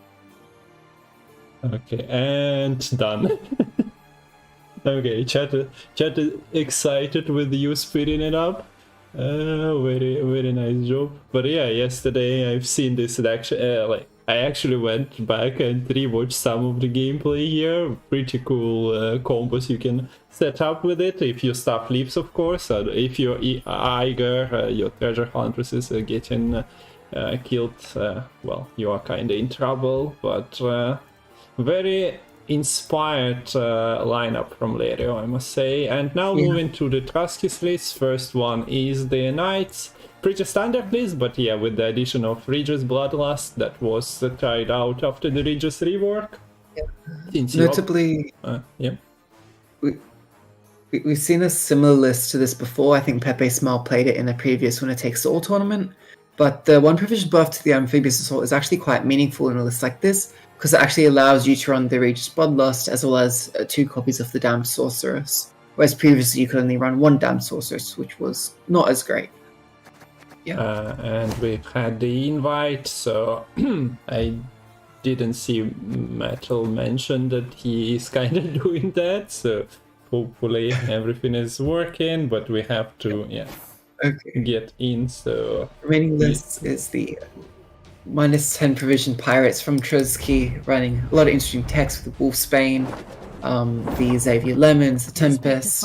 Guerrilla Tactics is a standard Shiru Milva version, and then we have a Wolfsbane variant of the Triple Idealist, but that was banned, so no need to worry about that.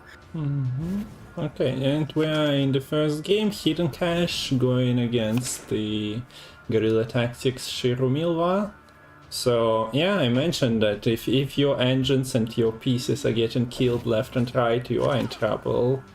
And let's see how Lerio manages that. Because if something survives, it can just snowball to a victory. Okay.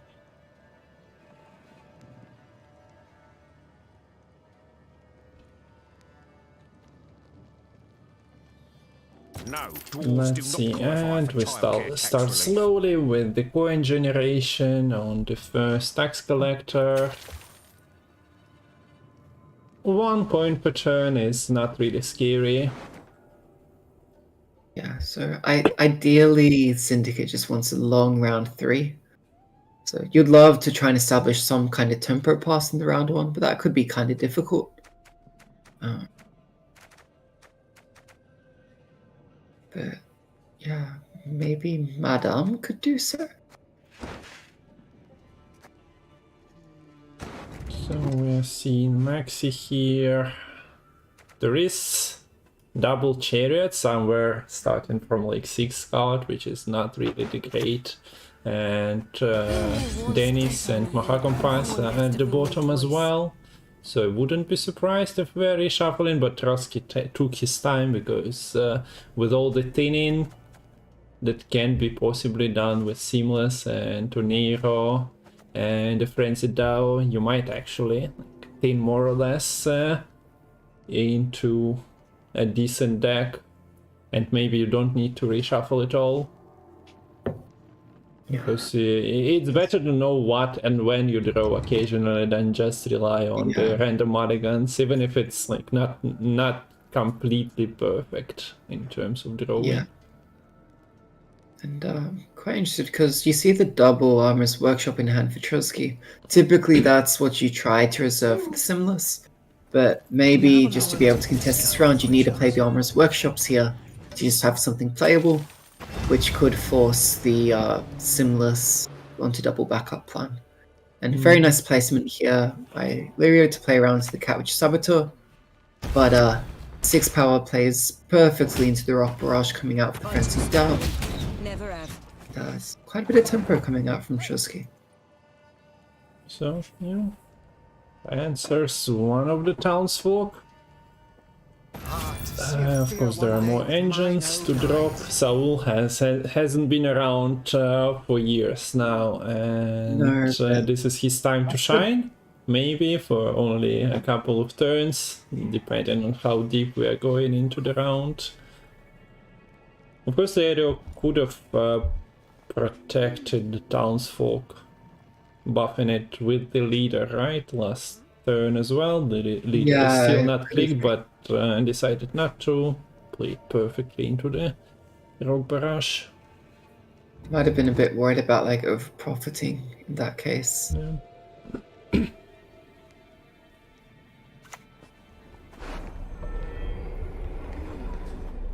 So we see an early Oniro into an offering. We're buffing Shiro. Yeah, Shiro goes to 5. Well, a lot of things in this deck can go. 2-5, Sliced Duck. Although, yeah, we have Sliced Duck resistant deck, and that's not really very easy to line up with all the cards, because they keep boosting if there is multiple versions of them, copies of them on the board. Not that trivial to set up the Shiro, especially if you are like tutoring Shiro, because that's also potentially procs them. But at the same time, you might yeah, boost them even higher and line up something spicy. We see a heatwave over the COC because 2 10 power units were on the board. So I guess Truzky just wanted to remove the engine. Yeah. So now with the townsfolk gone, the tax collector and the soul, there really is no more engine potential really in hand here for Lerio, like unless you maybe play the Novigrad, but it's probably a little bit too slow in this kind of case.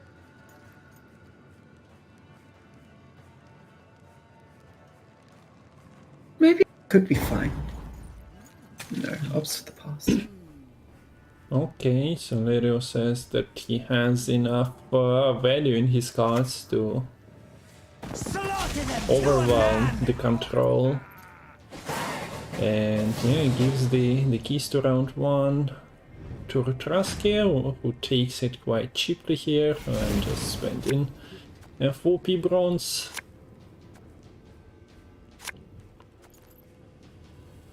So this Lerio's deck is running double Sliced Actress and double Peaches, so there is no necessity to mulligan them, but Well, if you have 2 of them. We see that the second one comes into deck, and 2 of them is no-go because you have the Madame Marquis Serenity, thinning a Sliced Actress and the Peaches if the tribute is being paid. Truzky doesn't break his Simulus. Yes, I'm curious what these backup plans will be used for. It is going to be really nice for Lerio now. There is no answer for the Novigrad. It is going to be guaranteed 1 coin per turn for the rest of the game here.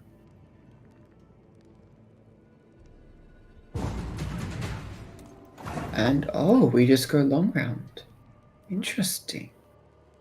Not even Mahakam Pass dropped.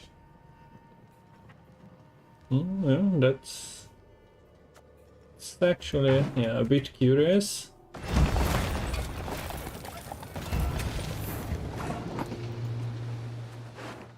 But here we go. Truzky believes that he has enough answers to all that Novigrad has to offer.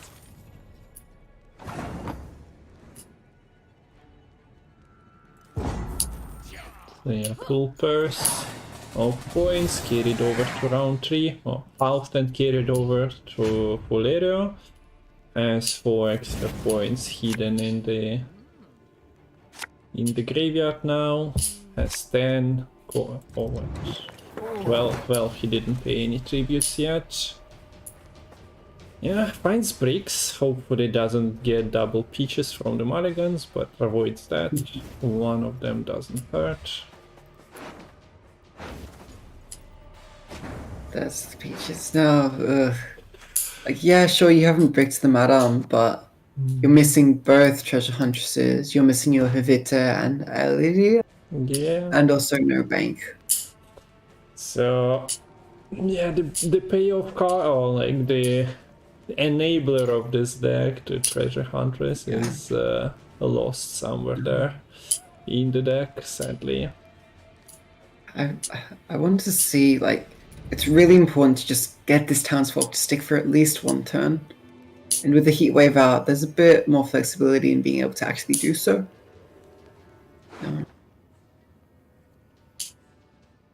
But But So it's just good. Matol first. Do we see the Shiro just coming in, wiping Seems this? like a very good shooter. This is, yeah. I'll do what you've done for a cheaper price, Shiro. Boom, lovely. Or is it a bait from Lerio, saying that now my other stuff is sticking? Well, as you mentioned, the treasure hunter is in the deck, so that's not a threat. Well, Truzky doesn't know it, but decides that, yeah, wiping 3 engines in one go is good enough.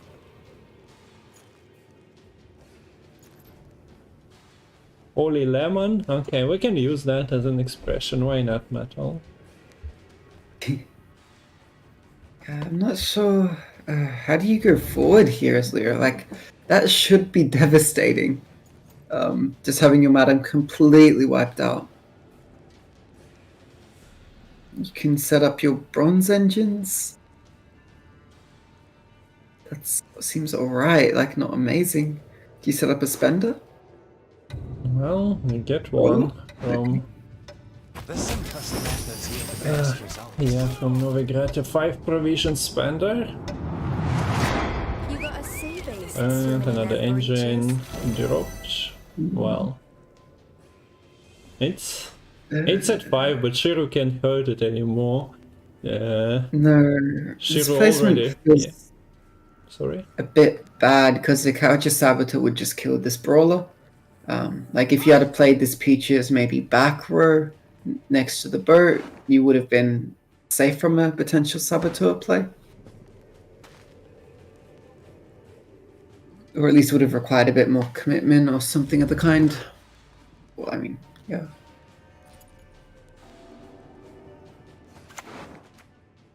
Blood! Blood! Okay, so some dwarf on dwarf violence here with Berserker just trying to start up a brawl, and Brawler is just happy to get into that fight. Oh, that's So they're just pinging one another, but in a friendly manner it seems, because nobody is getting killed in that fight. So this feels like a very likely just similar double backup plan. If you wipe out the townsfolk, this Eagle the Hook is a lot less scary. Yeah.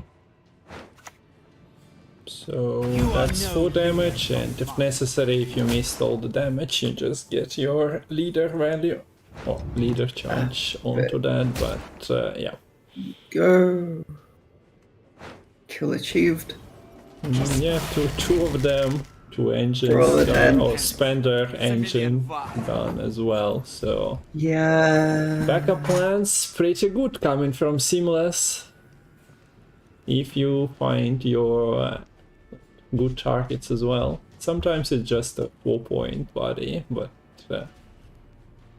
more often than not you have your cheap damage available. And now Igor is doing something on the in the passive flora, basically. He goes Yeah. Where's the gate? He's given up trying to run a fire club now. It's just, yeah, working for the Passiflora, get some more peaches, maybe a fruit vendor now. On the other hand, I wonder if there's much fruit in Mahakam, because we see another Berserker coming out, so even more armor. This chariot has just been sitting still in Truzky's hand, but soon enough it'll get played to start giving a bit more armor onto the Berserkers and helping to set up this Dense Chroma, which can be tutored from the Neuromancy by Truzky.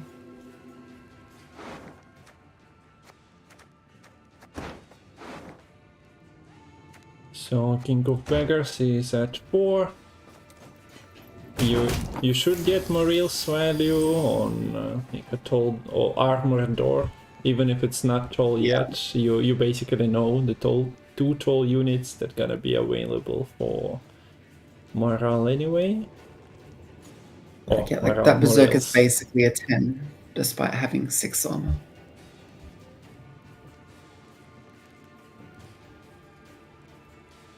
So you have coins, you can create more of the peaches. You need some coins in the bank though for them to grow, Yeah. and that's only 1 per Could also turn. I'll you consider could this play my Seductress and copy Seductress, or just hold to keep the peaches ticking.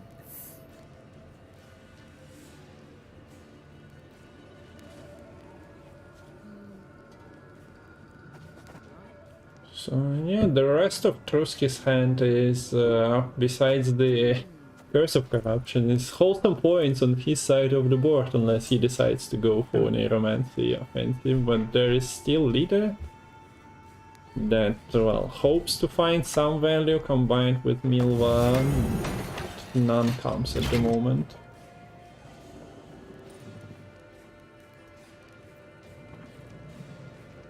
I wonder if this is even the morals. I mean, this chariot would end up getting quite a bit of value.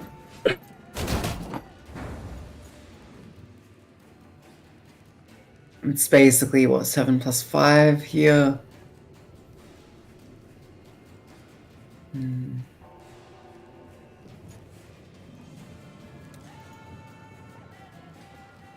Yeah, there was a think line like of dealing with this Berserker when they junior, but basically that doesn't really matter, because yeah, if you're leaving Chariot unanswered, that's the 2 units getting armored, and one of them is working like 1 per turn engine anyway. And yes, you predicted, we see that Moril's coming down and just killing a 7. Yeah. Yeah, you could have spent taking the King of Beggars up to like Well, above maybe 2 1. points. Yeah, but Yeah, better I mean, to get him at 3 least at hit- 3. Yeah, But 3 I isn't guess- great because it gives them automatic kill for the Milva, Yeah. but 1 also just means you can use the Milva or the leader on anything else. And now another leader charge would be enough to build the Slice Seductress. So yeah, I think just putting King of Beggars onto 2 would have been slightly better there. Yeah. Like, I trust no one. Never have. and then just hope to snipe the Eagle with a Berserker and just make it impossible to get any usage out of the Insanity. Does miss. But Lerio has 3 That's not really a good spend anymore, with no coins left Not in bank, really. turning off your like newly generated and 2 existing engines. Yeah. We don't see Yeah. Flying Redanian getting hated on. Alternatively, that would have been the damage sink of, from the Berserkers, so that Lerio could renew it later into the round, but no, that doesn't happen, and well, there is a Truzky playing 6 and quite well. 9 point place on those workshops, but considering the Cranmer is coming later, it's a lot of value. Although, yeah, the Berserkers don't know what they are getting. They try to spend their armor instead of just keeping it in points. Yeah. There is a bit of Andy synergy there for sure. Officer's Okay. word. It wasn't a rope. We see the unit drop in. Yeah. I think the offering is used, so at this point, I think he was just considering maybe what control options there were. The Oxenfurt Guard pretty safe, Curse onto Peaches.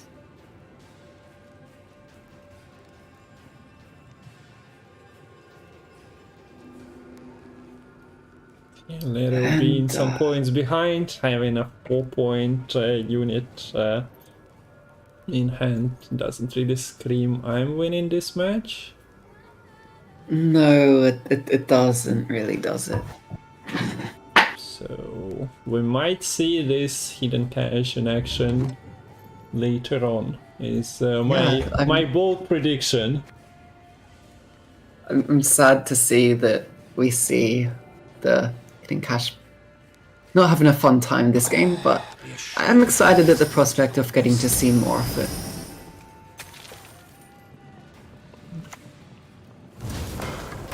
Yes, yeah, there was a potential line of turning the COC off if you spent coins and peaches and not buffing. There was an 8 on Truzky's side of the board as well. Yeah. I think... But that was large because the vial... I think the vial was only used because these peaches were going too big. And, No, I think the previous turn it would have been possible, right? The peaches was at 8 and the archer was also at 8. But now the COC is gone and Truzky is starting boosting. While, yeah, Lerio is just playing another spender here. Let's clean it. So doesn't even get there without the last spot. It's so demoralizing when the opponent could just pass without playing their last card and you're just so far behind. You can't. But yeah, that's game 1. Goes well for Truzky, doesn't really work out for Lerio. This was the first game of the series, right? Yeah. The score is updated now, 1-0. Yeah, I was like, did they forget to update it?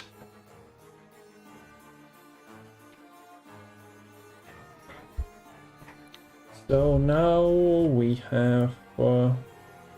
I need to open the deck list and match for myself as well.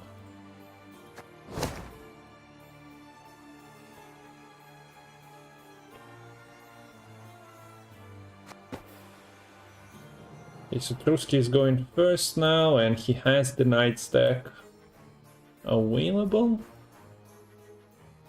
So that should be the choice over the Pirates.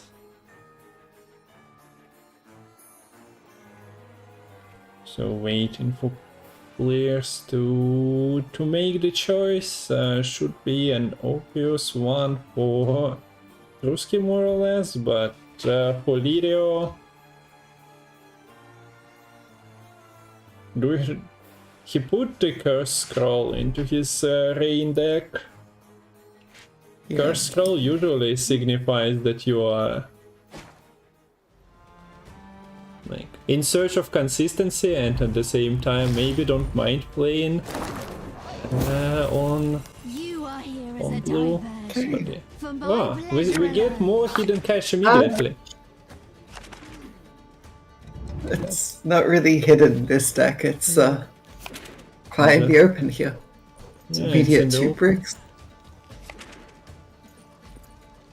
Truzky doesn't have the Damsork to combine with the Immortals yet, has an Aeromancy. This Regis combo is kind of stuck in the deck. It's not really a combo. Yeah, I was gonna say, have to make a decision between either playing the Regis or getting the damn Sorceress, but you don't have the Curse Knight anyways to transform the Regis, so I don't know if you really want to play the Regis here.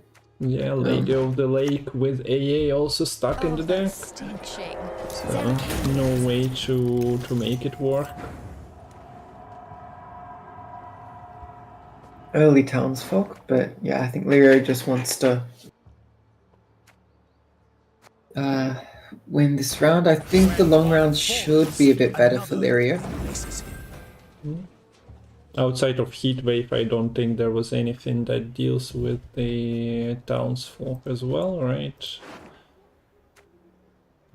Yeah, I mean, Aaron that can later on. Yeah, later on, but not here. And there are once again no creates. So yeah, there is Spores, which kind of retroactively deals with the townsfolk, but it doesn't stop it being a valid target for the Ego of the Hook. So we get 2 wholesome decks just playing to their side of the board at the moment, developing some engines. We see Truzky going for Going for Damned Sword directly over grabbing the Lady of the Lake into AA. I guess that's a lot of tutors down the drain, but at the Yeah, same also time... maybe attempting to bluff. There's still access to the second tutor. Get another damned sorceress if need be. Let me see there. Here's the treasure huntress. Now we get to start the pyramid scheme. So we go up to 9 coins, you get the hoard required for the treasure huntress to infuse townsfolk. And now we start recycling those coins. But this damn sorceress is kinda scary now, especially with the extra infusion being added to the immortals. And you can't just use a Horson to kill anything here. All 3 units on Truzky's front row is quite safe. Maybe go for more else onto the immortals. I don't hate that. It should be enough to give you the round win. Instead, we see the eagle getting committed.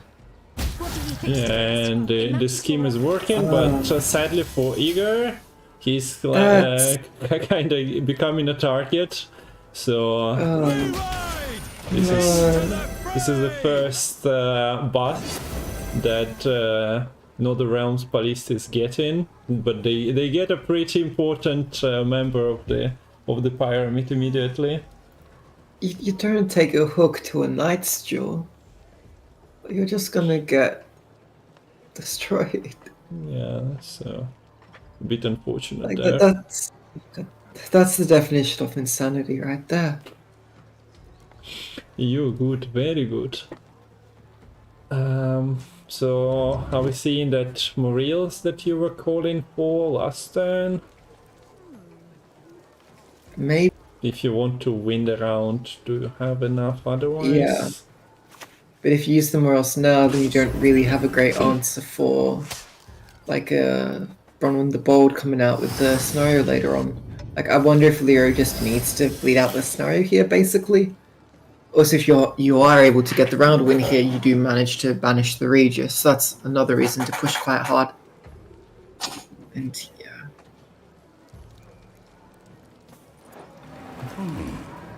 Quite a sad second treasure huntress here, basically just being played for the profit value. Okay, so the Bronze Knights can avoid getting into the Syndicate Pyramid coin scheme so far. Keeping up. There is still another errand to drop. But your Necromancy and your Scenario, definitely not the cards you want to spend here as the NR player. So Heatwave you can consider on a troll unit, maybe like that last resort of stopping Lerio's attempts at winning the round 1. Man, this infusion is broken. Yeah, it's insane, this synergy with the Immortals. That's the only thing that's actually keeping Truzky in this round right here. I could see the Horson being used to finish off this... or not really finish off, just kill this Knight Errant. So how many coin infusions do we have at the moment? 3? 4? 4. 4. And did we see that? Note the placement here with the Soul and the Peaches behind all the infusions. So the infusions trigger first, before the Soul and the Passy Peaches to give them a better ability to get their hoard at the end of each turn. There's the Heat Wave from Truzky, so there goes one of the townsfolk and one of the infusions as well. And now if Morils is getting dropped here, that's well, KOB is not triggered because there are not that many bronze triggers, so not at all. So you get your 20-30 point play, and both sides have engines triggering. But yeah, Truzky's hand is unplayable. Although, yeah, he got his errand in the graveyard, so not actually true. Necromancy is available. Lerio, though, opting into a slow play here. Basically letting Truzky out. Yeah. But as we Still said, be able to win the round, but not win on even. but does Truzky believe in this offer? Or he goes for his Necro? We have this Regis Bloodlust, so when it's in your hand or in the deck, it banishes self. Yeah, round continues. There is no stopping those wholesome engines, even though if there is occasional heat wave and Moril being dropped, they just want their points. Yeah, I think that Necromancy makes it clear there is no Regis in Truzky's hand. Like, there's a lot of cards you would much rather play before the Necromancy, especially when the opponent has no graveyard punish. And yeah, Lerio goes into Yeah. the Knowing offensive that- here, getting ahead by 1 billion points, and Truzky has to pass. So, Pyramid Scheme complete. And now you know that your opponent has this scenario potentially available, although the gap was wide enough that any card would have struggled to catch up. But yeah, Yeah, I Lerio mean- most likely tries to push this out. Yeah, Even like if the he's fact not that he played the Necromancy, which means that card which was next to the Necromancy has to be nigh unplayable there. Yeah, like you'd heavily be expecting that scenario to be in hand. So I don't even know if you really need to put that much pressure points-wise onto the board here. If you're able to just bleed down sort of low, you can make it quite awkward for the scenario for Truzky. Because if there's a scenario on the bottom of the board, if you just get one of them out, then that's quite powerful. I suppose there is a slight issue for Lerio of having a short round as well, because he needs to Yeah. find his Madame. Other cards are basically engines that are not doing much on their own. That's the problem with this kind of hidden cash list. You don't have a short round. So shortening around is not that great. No. I think with scenario out, are you happy with that? Because now, like, you're not getting your card back. The question is, do you think it's worthwhile to try to force a little bit more out? I mean, Yeah, that's the question. You got your payoff. You know that your opponent still has Maiden's Shield and Tyrandite. Well, with how round 1 went, Lerio more or less is aware that Tyrandite has been growing because Truzky's engines were getting ahead of his most of the time, especially with Lerio not even pushing on this win on even idea for the first couple of turns.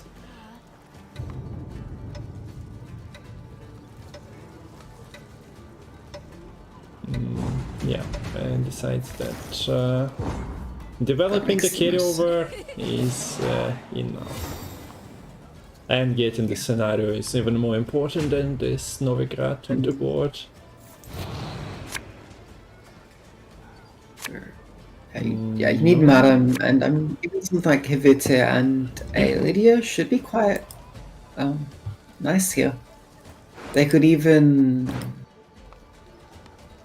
high roll a kill onto Bronwyn the Bold, by the way.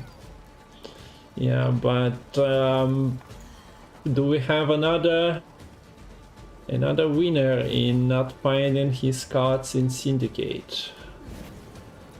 Oh, that's the mulligan. That's the skill that you'll have to Okay. see in the tournament.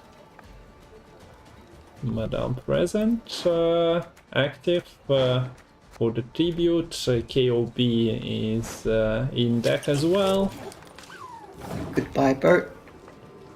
But yeah, the Flying Redanian being in the meta means that Squirrel got another target to interact with. Yes, my gallant knight. Looks like some light Here's reading. the How are Matol, things? bringing out all the passy friends, and the King of Beggars, maybe the benefactor of the Passiflora, and decides to actually play around the threat of a There is Sentient Knight no this time, but I think there's Sentient a Knight one. anymore, yeah. The only Sentient Knight problem, in there this was list. none.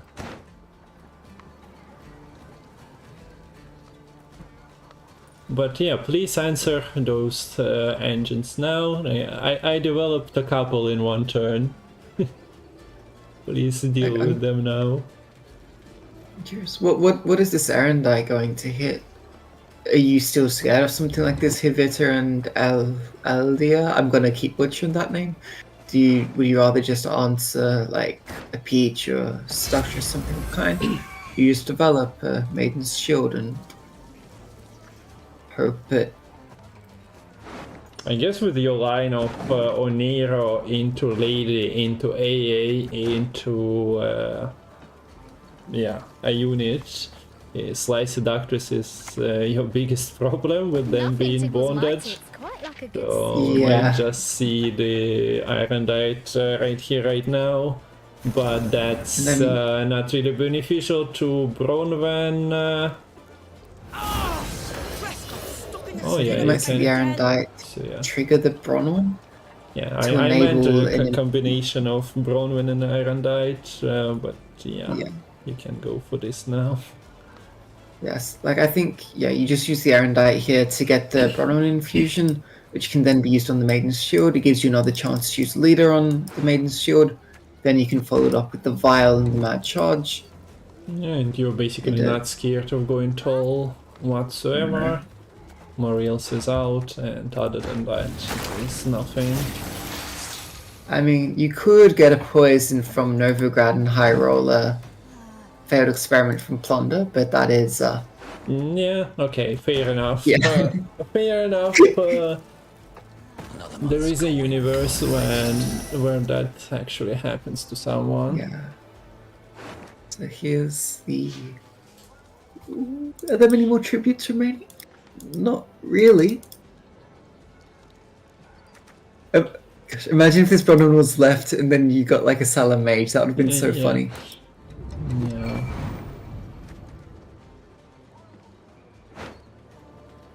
You feel it, I sense it, I smell it. Okay.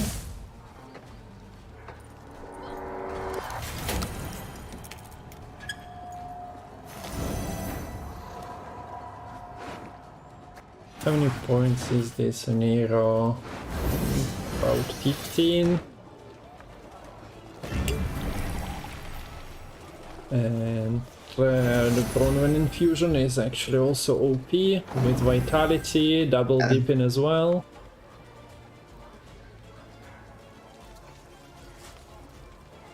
So I think Truzky is not playing around getting poisoned anymore after the Novigrad click happened. No. He definitely was keeping that somewhere in his mind, Yeah. but yeah, he's not scared anymore. So Engines is nice and all, but your cards in your hand are not too Not great. exciting. Welcome back, Geralt of Rivia. This Madam is kind of pairing really nicely though with this townsfolk to get a lot of extra point in. Yeah, that's true. Even if the Slice Doctor's bonded synergy was ruined for extra points, the Madame was on the board this whole time. Can One man's battlefield I is think? another man's Wait, does right. Lerio actually have this? This is gonna be close. Well, there is what 10, 11, 12 points. So yeah. Ah yeah, and the night boosts, but he should have it. So a 47-point knight is not enough. Very well played, Cash. Super happy to see that go through. Yeah. We always love to see this type of deck getting brought early into the patch. Somewhat risky, but actually bringing Lerio a win. So we have a tie at the moment, 1-1. And for those of you who joined later, this is second semi-final of the Polish Gwent Championship 2023. We have semi-finals and the final today. The first one already done. So Paya is waiting for the opponent here. Those votes gonna be on YouTube, well, starting next week. So if you actually want to watch it on YouTube, it will be available. And yeah, we are live on YouTube as well, by the way. I've been checking, but yeah, people just wanted me to bring the decks from Twitch to YouTube. Okay, and I also say that they're gonna be on YouTube, but they are kinda already on YouTube then. So what do we have here now for Lerio Red to... coin. Yeah, Truzky should just be taking the red coin pirates here. So in return, what's going to be good into pirates? Would you rather take Force of Nature on blue? Or the Rage of the Sea list? I need to check that Force of Nature once more. So Thrive, you have a problem of Cataclysm on Neckers, even if they are okay.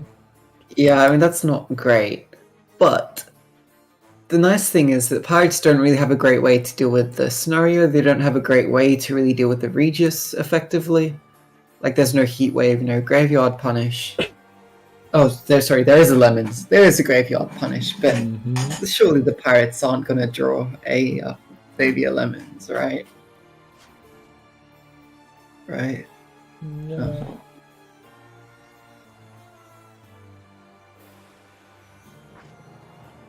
So, my guess is we'll see the monsters this game, and I do not have faith in my prediction.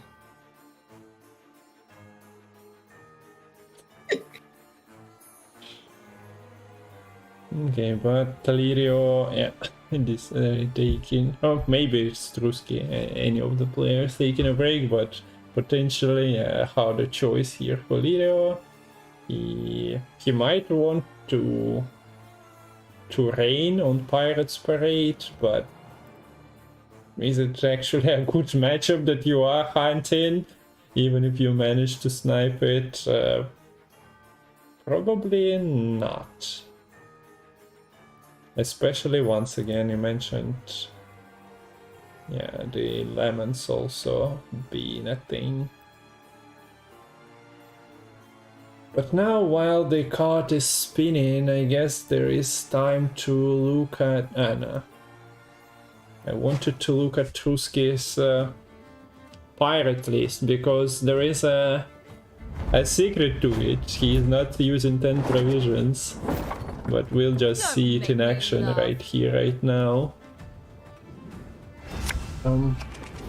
So yeah, Lerio actually brings the rain deck, and as you predicted in one of the universes, rain is taken on blue coin here against the.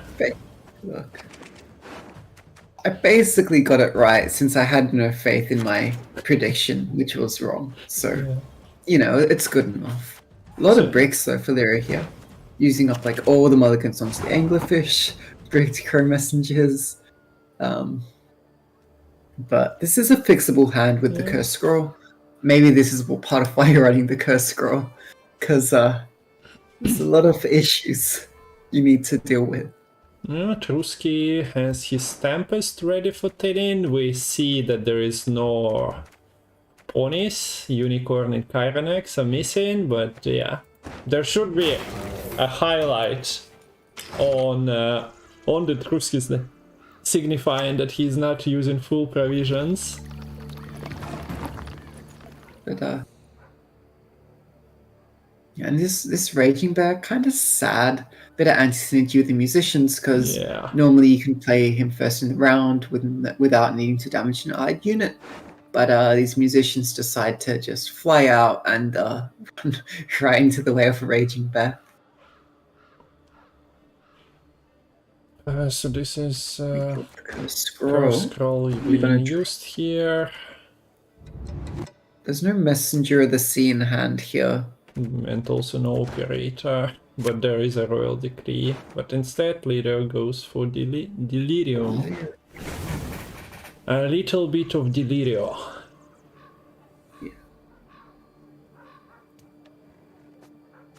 So grabs that, Accept this offering that we develops might make the Lord females in cultist. Ready to start the rain, but before rain there is a fog. Drop in on both rows also. Yeah, basically musicians sort of activated that fog possibility, but Lerio opted into playing Raging Bear front row. Not sure. Yeah, I don't think it was correct to play all on, like, to split rows here. I don't see any reason to do so. Maybe, I mean, yeah, no. Nah, I don't. like the ranged Corsair having a party, but with all the Yeah. beasts jumping out of the deck, I guess you never avoid splitting the rows. It just gave Truzky an opportunity to early Tempest for full value, basically. That's the issue here.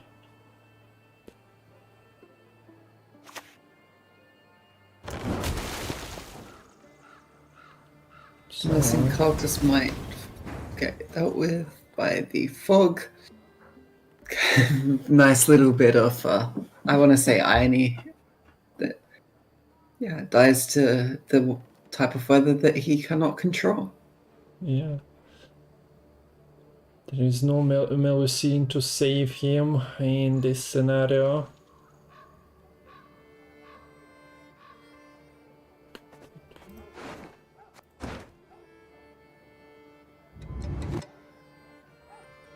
Okay, so it's a bird parade here. Truzky should have just predicted Lerio's lineup and run the Crow Messengers with, well, he even has the Alchemy card, Yeah. so he was just one step behind on this extra tin for the pirates that they so desperately need.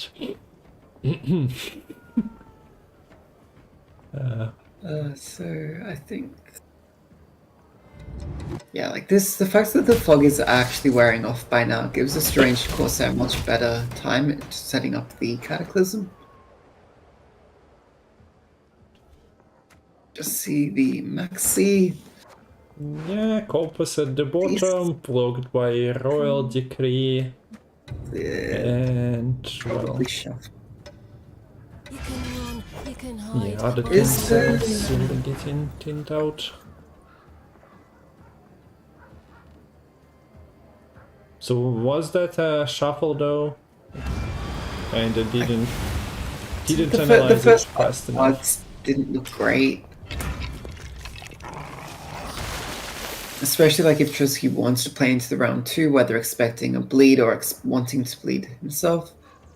I don't think the next 5 cards were that great. So now we see the Kelpie coming down. Nice way to start boosting up a bunch of these beasts.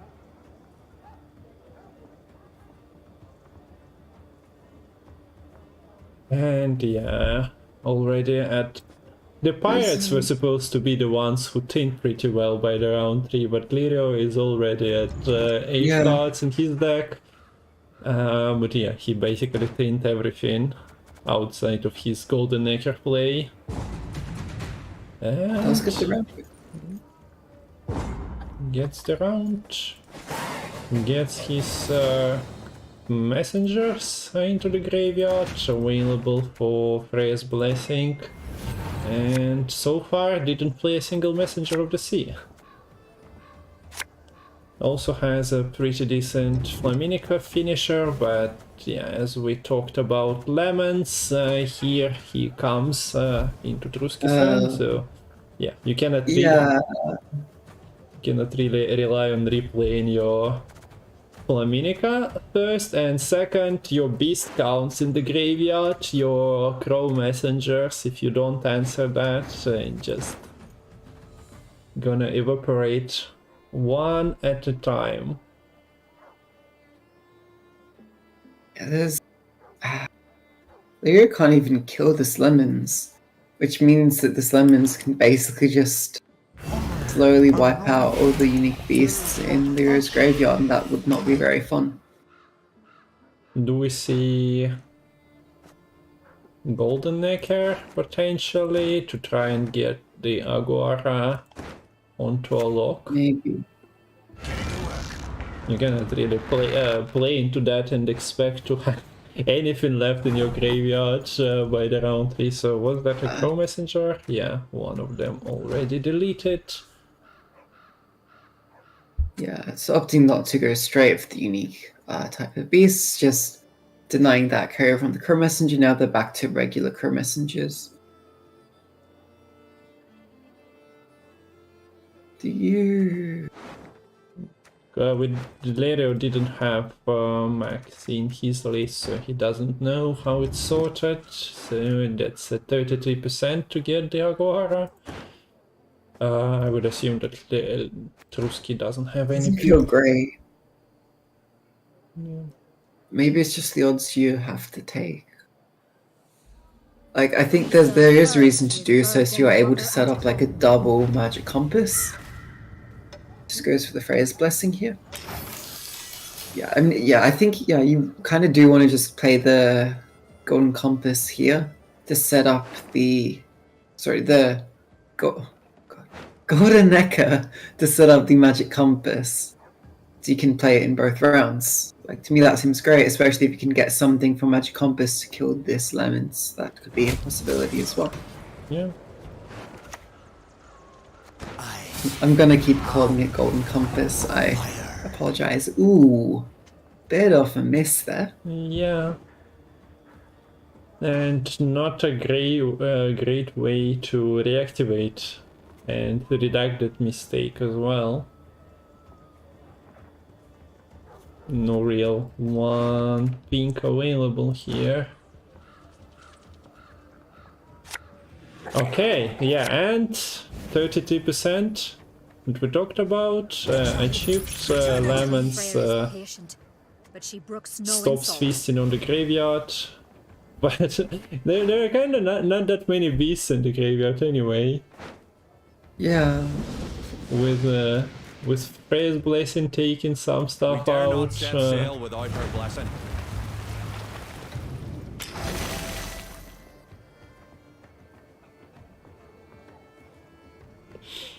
So those messengers of the sea kind of want to see a change in weather. And at the moment, yeah, not really looking too promising for them. Playing just... What do you compass for here? You could... Kelpie got banished, so you can't go for like a Fukushin to Kelpie. You could...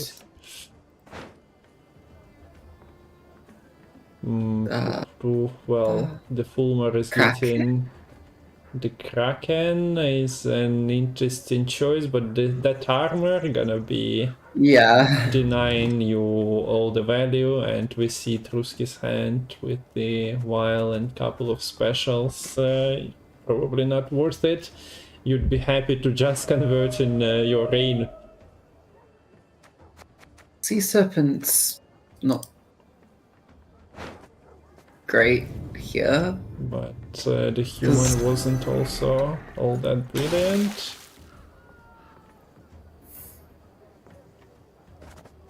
Wait, is Odkill actually an option? Is it any good? You have 2 blessings, you and have you some res like an anglerfish and a raging bear, but you give him doom. Raging bear and probably the Warmonger. Yeah. over the fish. Man, those non-standard games I enjoy to watch, but yeah, predicting the lines is somewhat harder. I'm trying to think about all the kind of Skellige legendaries. Well, if you're scared of like I mean, the sport is not developed for a Commander's Horn, but you could potentially set up a Commander's Horn answer with like what's his name? The bear, the arch bear. Yeah, arch bear. Okay, yeah, I get the one that you mean, the dire bear. Yeah, that one. That one.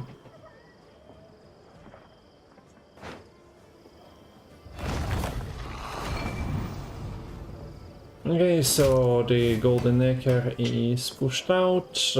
Perfect value from the warrior here as well, dealing with the engine. Double the coin and consider it done. And now we have that RNR triggered. Oh, Cataclysm, I must say. No Ragnarok. Doesn't look too hot for Lerio here in terms of keeping the card. Yeah. Still loses 3 points. The rain has some problems connecting most likely. Yeah, hits 1 armor. But sound here doesn't seem, funnily enough, that amazing here for Truzky. Granted, this point gap is huge, but this curse is a self-curse. This Wolfsbane doesn't have many great targets. Well, it would if this Syrinova gets played. And this Compass is a very bad card right now. Okay, so first we see that Lerio is not giving Truzky an option to play the full value Wolfsbane on Syria. So instead just point slams, threatening. Yeah. Next card, so Truzky cannot pass, but his only play, as you said, is Wolfsbane, and you can always discard the Compass if you have enough points. That's true, actually. There is a Bjorn also being active. Yeah, and like worst comes to worst, you can also just cash in your here and Kaduk, click for 3 points. If you just need to get over the line. Yeah, I mean, depending on what you do here, no matter what you do, you'll make it very clear that your hand is quite awkward. Yeah, okay, so Compass goes into the graveyard. Nice play.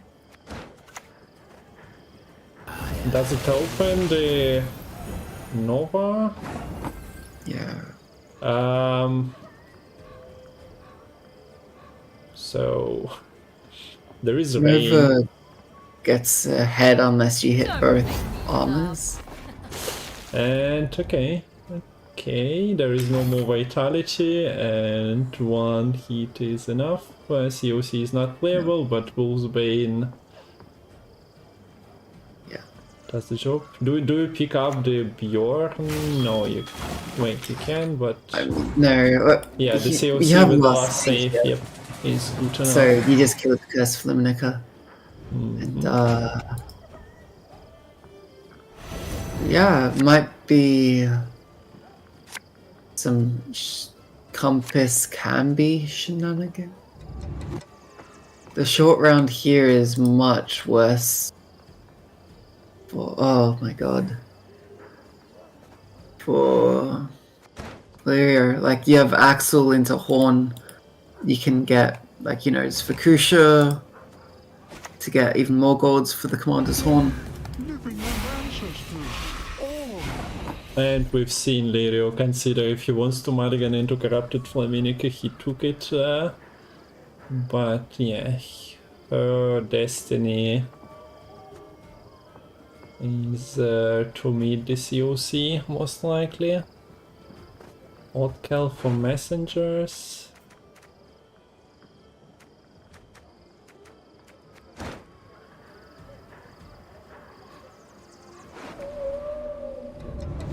Hey, Melusine for the rain synergy, let's go. Yeah. Hjalmar, I don't think if you choose Hjalmar, you would even want to play in front row. Because killing Axel would just give a very good Fukusha target for Truzky.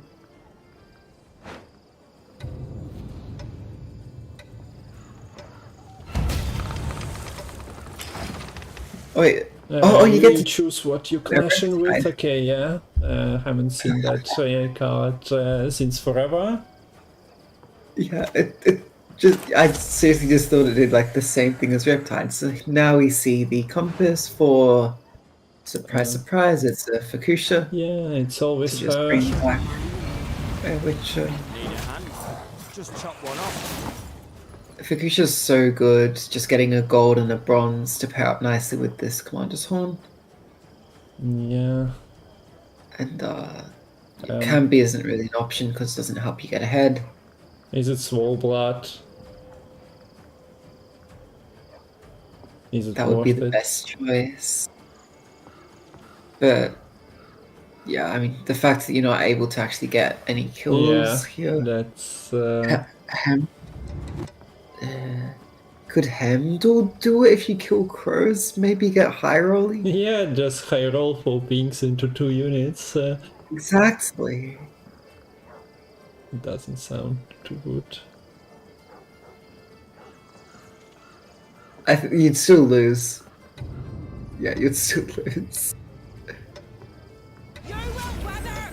You will crumble! So you give the COC, but no reason for Truzky to take it now. And goes for the buffs, gets ahead even. Actually, you take the bear, you take the dire bear here.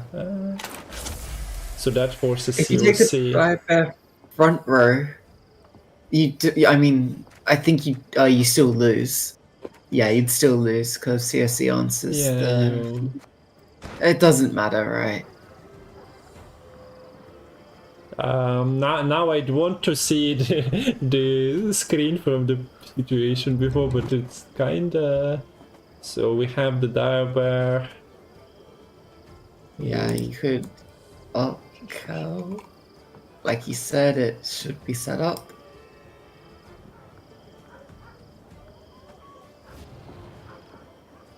Goes blob.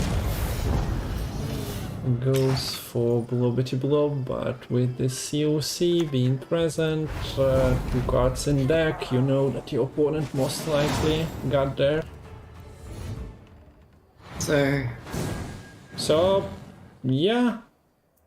For those of you searching for confirmation that Compass is not broken at RP and provisions, you can load up another bullet into your gun saying that he played against experimental lists, so that's not really an indicator. And look, this both players are playing Golden Necker Magic Compass lists, so you really can't gain anything because they were both playing the Magic Compass, so it's inconclusive. Yeah. Unless it's 50 provisions and playing against I don't know who you have to play against. Against the bot who learned how to play it perfectly. There is no conclusion being made on the compass yet. Lerio would have won if he opened Freya into round 2, into extra crow.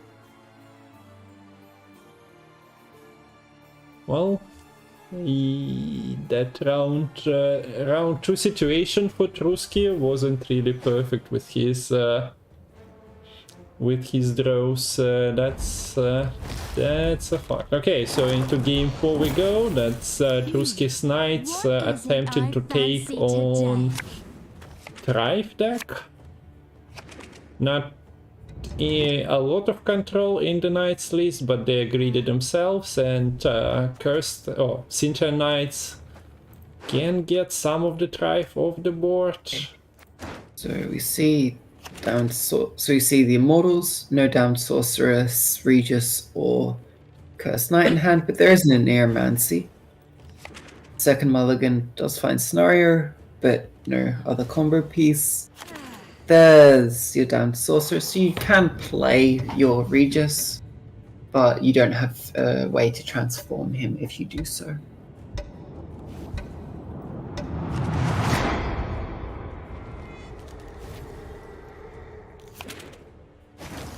All as one! No predatory dive. This is not a ladder where opponent can surprise you, so yeah, you can just develop your piece. Also plays around the Riptide with its shield. So nothing Lerio can do about it with this hand. And I would assume in general.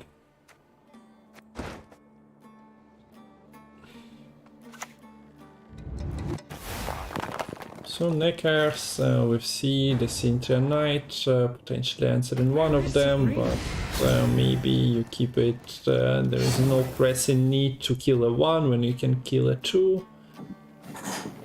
But let's see how Lerio plays this solitaire at the moment. Starting with 1, going for 2.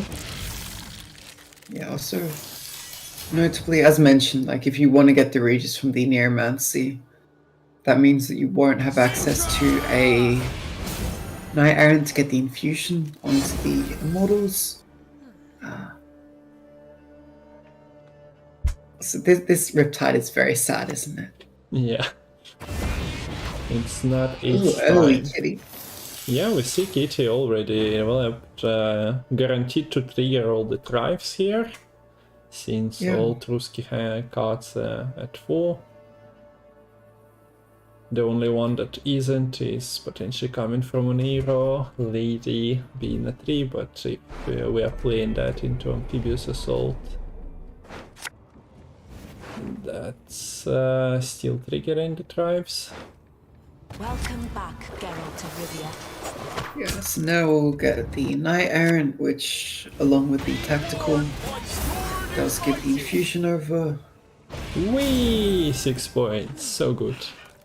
Yes. And Thrive has points. I don't know if those points Yeah, are I enough. don't know. Like, I believe in what you're saying. Drive do have points, but at the same time, does it really make me think? Yes, now Truzky is in a real danger here. I cannot say that, but Drive does have points. Okay, well, Kitty is basically 5 points per turn, but the problem is the Knights is getting more than 5 points per turn. Yeah. I mean, We okay, can you sit think here. the 5 points, that's just a cackling. We just can sit here for a little while, and then this cursed damsel grows enough to halve its power and answer one of those engines on the front row. Just It's, wait long enough. It's a lot of Kerpium. But That's an overdose. Yeah, Lerio is doing a very good job getting the Thrive sequencing done quite perfectly here. yeah, the numbers, Yes. they're going in the right direction. Yeah, Axe or mace? I gotta say, I'm very impressed at how Lerio is managing to thrive, and that Squire gets cleaned up by this cursed damsel. But I think that is quite fitting with the whole story of the cursed damsel as well. Knights shouldn't try to save this damsel in distress. yeah, that's not the one. They might regret coming into that manor. Yeah, speaking of, I wonder if Lerio would have actually played the manor if he had access to it this round. But still needing to find the mana.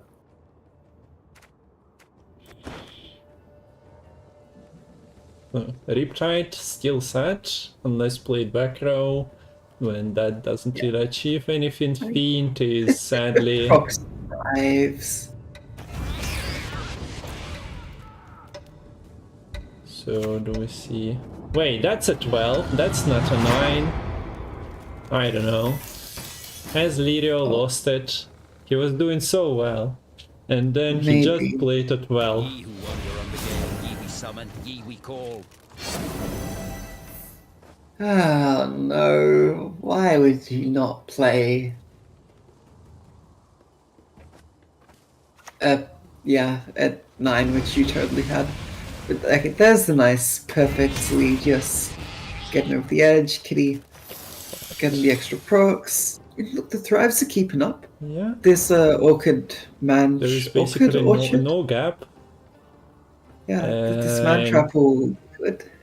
If Lerio, if Truzky plays this squirrel, that's 4. Okay, he gets yeah, engine stick in, but Thrive You should know catch what? up.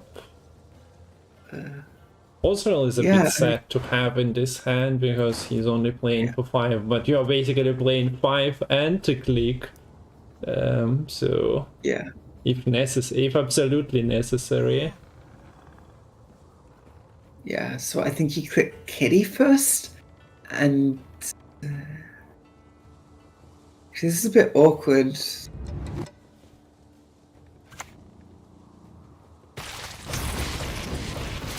Because now Kitty doesn't actually proc the thrives, right? Oh no, she does. I can't count by 2. Doesn't get ahead here though, Yeah, because there is the tick on the night air. pass has been taken, but yeah, you're happy as Lerio here. Oh, like, you're okay with that, I Yeah, suppose. sorry. Of course, you would have been happier to win on even, but Yeah, playing Both against these infused players- immortals. but both these players play Regis in their decks, so winning round 1 means you get to keep your Regis for future use, whereas the opponents, it goes poof, that's 10 provisions down the drain. Also means there's a quite suboptimal necromancy now in this knight's list. Bit of a overcosted bronze. I was really hoping you would see like the Ozreal being used offensively to eat the 20 power bronze transformed Regis on the opponent's side of the board, but not to be, unfortunately. Okay, so scenario somewhere could be juice. in the deck now. Oniromancy is being kept for that. Lerio gets his scenario, but you kind of want a long round, but you cannot have a long round against the knight scenario. Yeah, both players want a longer round to do their Yeah. shenanigans with scenarios, but So we need to run a simulation which scenario is better. So Koshei is of course a big piece for Lerio. He also played Fisher King, right? So that was a think what Neuromancy was Oniro put on top, yeah. And the problem with Koshei is that you always want Koshei in your hand, just like if you are playing him with Garantier. Okay, what do we see here? Regis being dropped. Regis Yeah. point slam, nice. Long sword, back sword. Arming sword, bastard sword.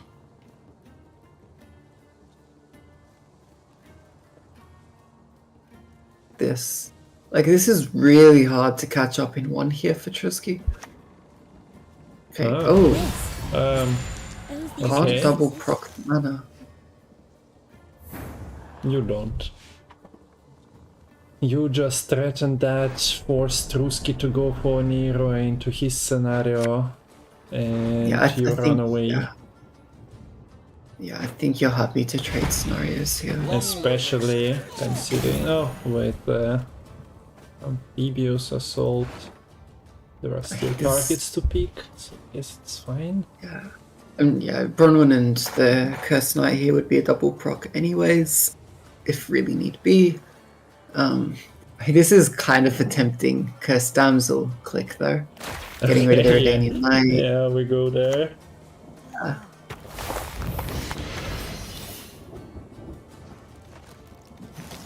So getting scenario didn't feel like enough. I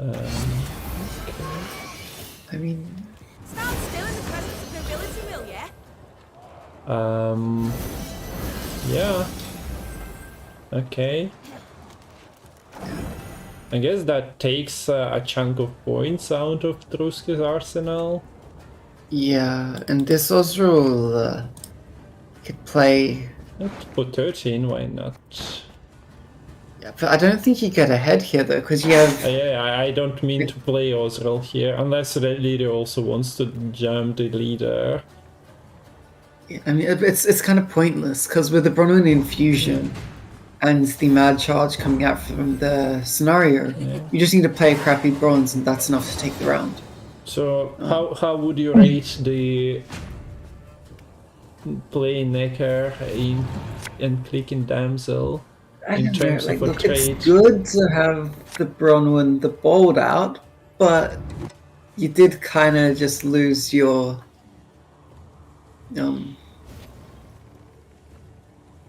card advantage. Now, okay.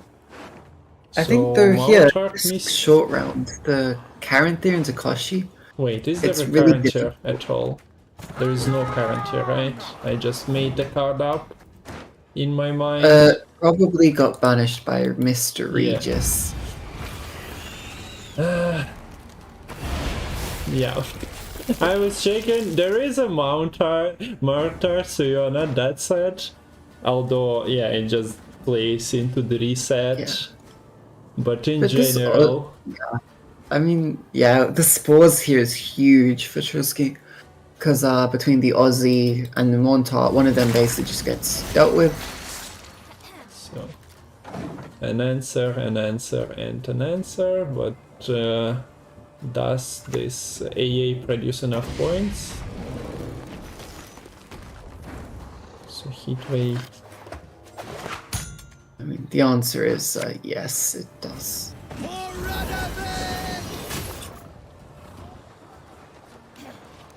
So that, I mean, that's just a win for Truzky then.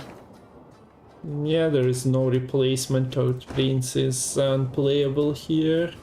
And you're basically denying 2 units from Lerio.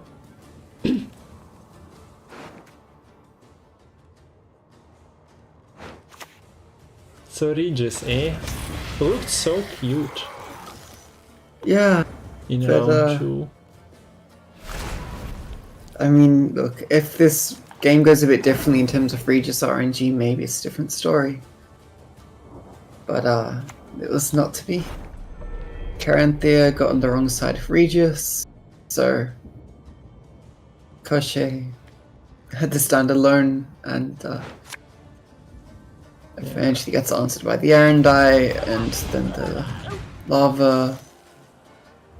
Yeah, it's one lava, not able to stand tall. Yeah, and, close, but 4-point win. basically every 20-15 point unit you played is getting shut down by a toll punish or reset. So Truzky gets the 3rd win and takes the semi-final number 2. So we got the final ahead of us. Both matches end in 1-3. Yeah, like that spores was so huge. Because if Truzky decides not to take spores in his Knights list, or just doesn't draw the spores in his hand there, just might have gone entirely differently. But very well played there for Truzky, able to dismantle Lerio's lineup of I don't know how to describe it. It's a bit of like so many interesting ideas, but able to navigate and shut down all the interesting ideas. Okay, so we're done with semis. Now, Matol, give us the information about when the final is happening, how long of a break are we taking, and giving the players Lerio-esque lineup. Well, yeah, and that was very Lerio-esque lineup. Yes, indeed. Cool, a lot of cool stuff, but yeah, fell short here. We get 1 hour break and Matol on YouTube explaining where the community patch went wrong. Yeah, we can... Is there time for the community decisions to be reverted? Of course there is. Was there any big Sadly, posts on Reddit? I don't think anything had been put out yet. Yeah, I think we're still waiting for the Pasha article. Yeah, we have 1 hour break actually. Paya needs to go outside. Feels Metal Man. 1 hour. Yeah, I don't know, Lemon.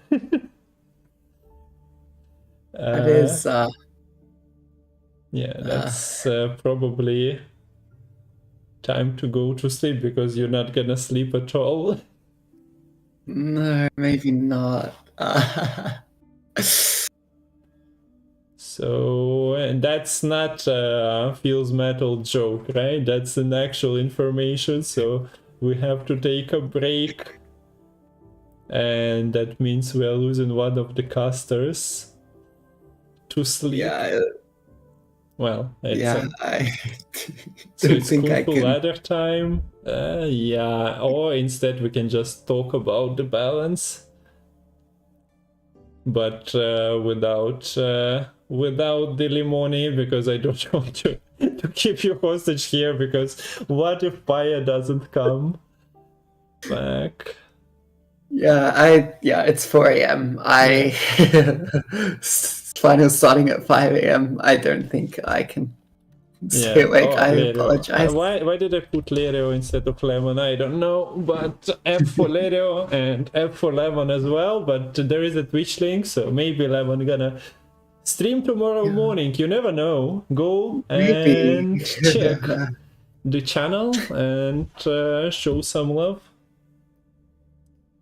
Yeah, I'm we're just good, checking. Matol. Yeah, so thanks for casting. It was a pleasure. Nice set of Thank you for semifinals. having me.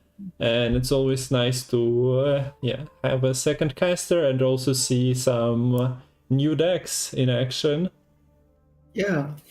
So, yeah, thank you for having me. It was a lot of fun casting. Interesting to see how, where we stand after the first Gwentfinity patch, and particularly loved some of the hidden cash list, pyramid scheme. Love it so much.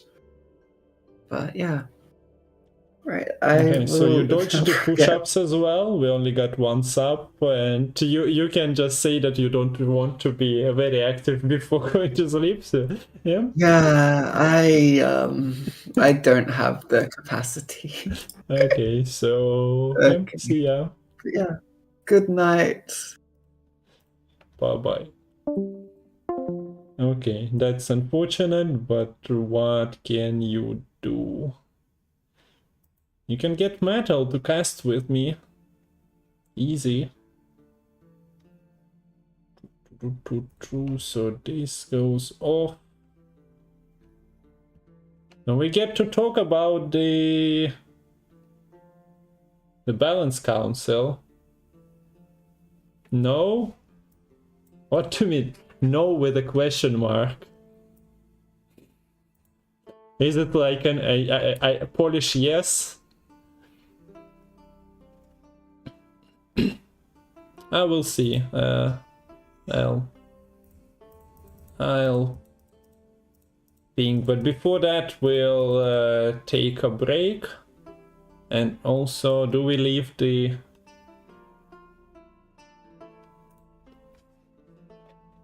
Do we leave this thing on? Guys, you have to feel the...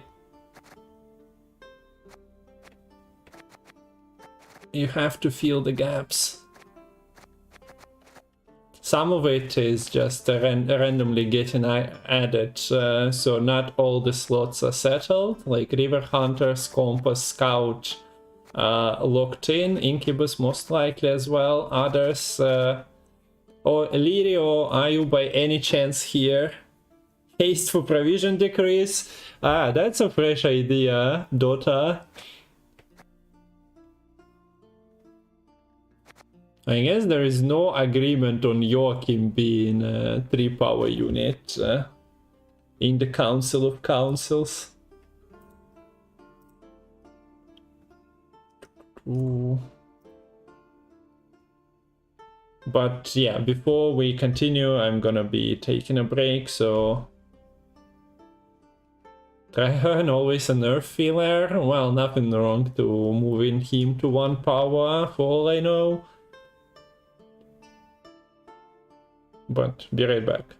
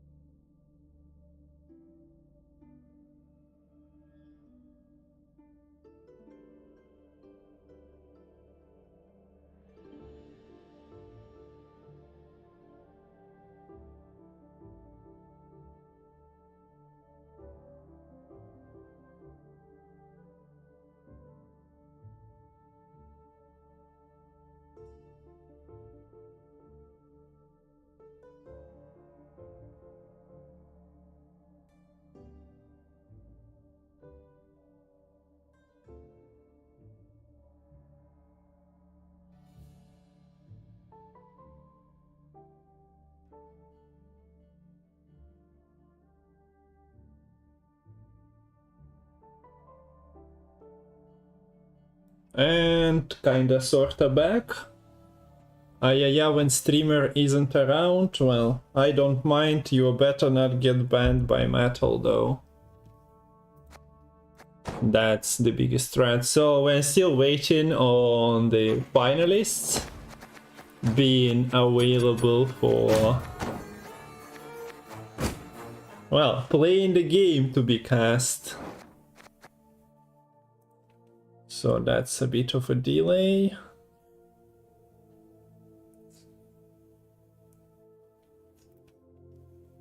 That, well, I myself am not certain for how much longer that's gonna be, but hopefully not too much. Also, thanks everyone for the follows.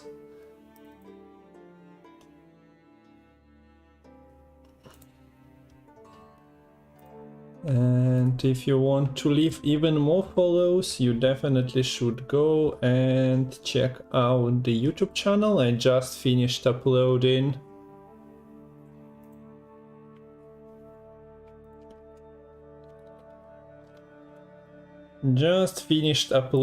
the previous tournament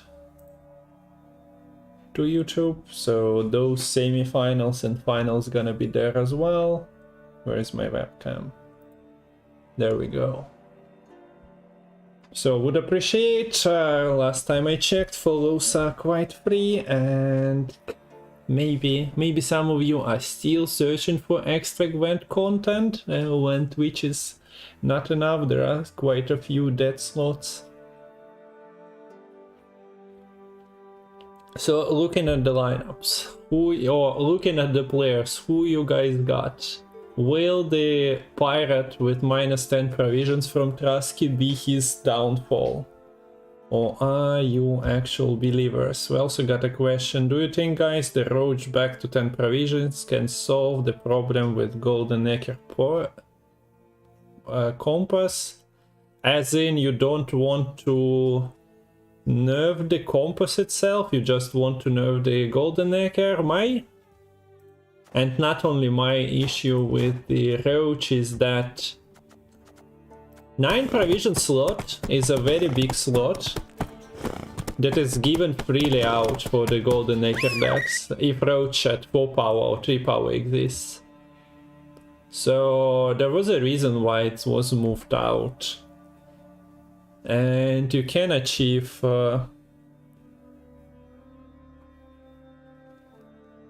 thinning in most cases without the roach. Wait, did we get the resolve? Okay, we get. And people believed in Truzky, so 15k points was loaded to Truzky. All the money for you, great pickup. Oh wait, how much did you... You were the only one, 1 versus 3, I see, so you picked up...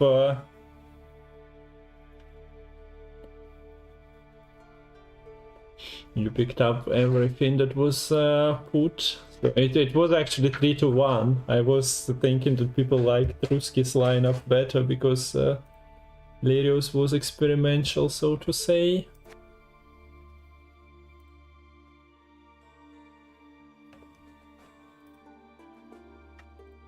Huh. But yeah, I think a lot of people gonna be voting for this. Why buff Great Oak? Because it sees no play whatsoever. It costs a lot and people are opting for other expensive options. Seamless. I wouldn't mind seeing Oak maybe pulling, giving control to Harmony. Like if you look at the current Harmony, they run Brehen and they run Poison Package. Yeah, and everyone is playing that expensive. Like Seamless has no business being included in Harmony deck. He's not really harmonizing with playing an elf body with 2 backup plants, playing extra elf bodies. So I wouldn't mind seeing Oak taking that slot. As well as I'd love to see Oak potentially being played in Elves, where it's basically a Yavin, but a more flexible one. I haven't seen Lydia. Lydia was played in Nilfgaard when it was actually stealing stuff from. Yeah, the final will be played today. Sadly, we had a delay. So we are waiting on players to become available.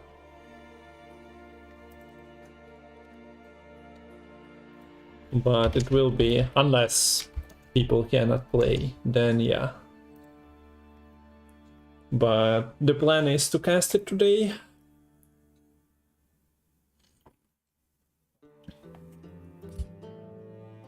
So, Oak, not great in a short round in terms of maximum value, but it's a nice point slam for, well, 9 points at the moment, doesn't see play.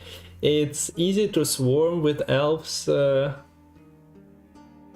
theoretically Harmony puts out a lot of units, but they are not really roll stacking, but Oak sees no play. I like to buff Protector than the Great Oak. No, 11.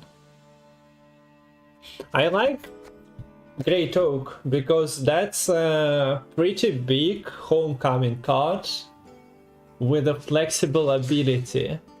So I might hate it if it becomes an auto-include in every deck.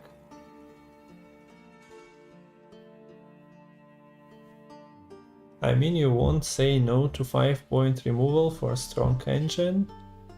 If it's your only option in Oak decks, it's usually that way. Like, 9-12 is not making it played in any deck. Maybe people just are afraid. Ulula power buff when she's a fun card. Yeah, that's a consideration to buff. I was playing in the community tournament, well, playing. I drew cards on the board and lost in the first round by playing a trap next to the artifact as well, so I wouldn't really call it playing, but yeah, I played Ulula in that deck. And while adding, I guess her being treated the same as Unseen Elder, just trying to buff it and see if at 7 they stick and actually bring value.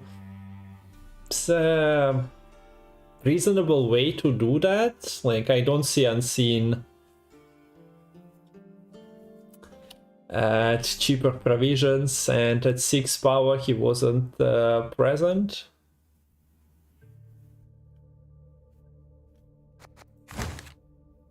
Sander at 9 is risky.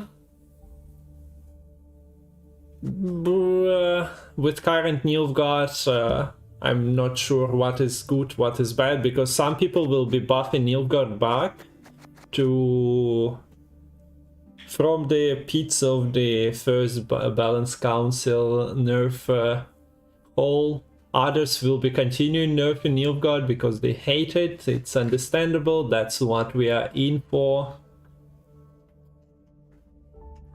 And if Sander False City Abuse is playable at 9p in some Golden Necker, or not Golden Necker, Abduction I mean, with False City, I think I'm fine with that, and we can revert that. Like, surely a Leto of Gulad is not risky of a move. I don't think they become auto-include the Witcher trio, even if 2 of them are getting changed.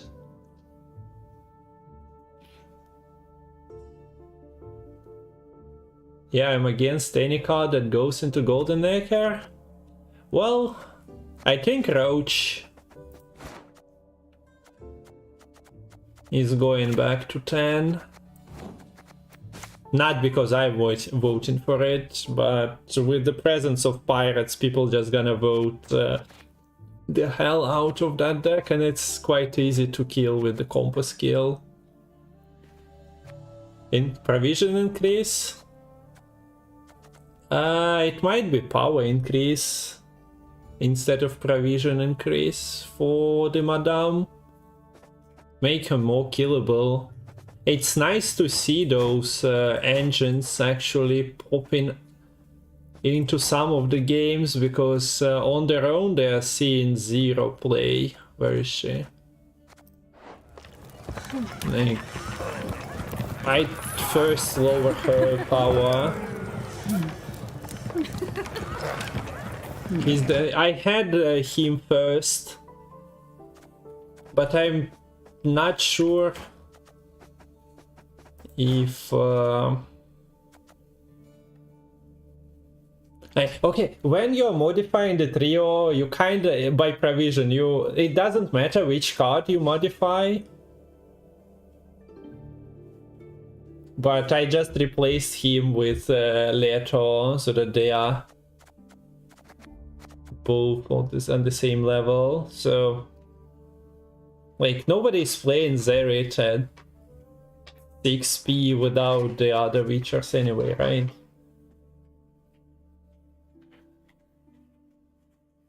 But yeah, if you have the Witcher trio in hand, then Lerio is the best of them three most of the time. I would rather buff Casimir than Weird, Nilgard, Witcher or Sander.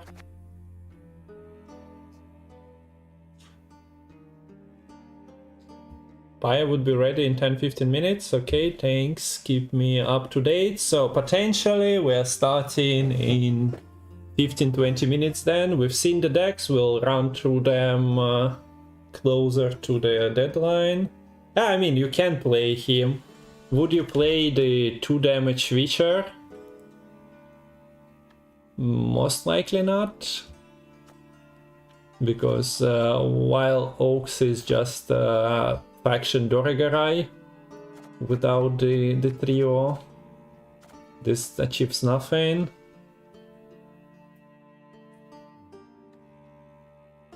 So 1 less provision. It makes sense. If you want, guys, we can replace him. He was here. I just removed this while emptying the slots, and then I put the other one from the trio, but we need to coordinate if we want to buff them. So sure, I'll revert that. Lerio, can you walk me through your potential opposition to Joachim going to 3 power? If there is any, and I think there is some.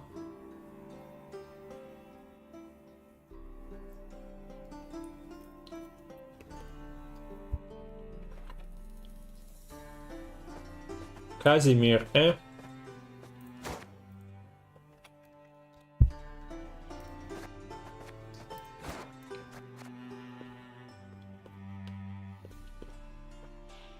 So we want to lower his provisions. Well, Patsy has been absent for a long time, so of course nobody is playing Bassi. Only Passy was playing it. No, not only, but mostly Passy was playing Bassi.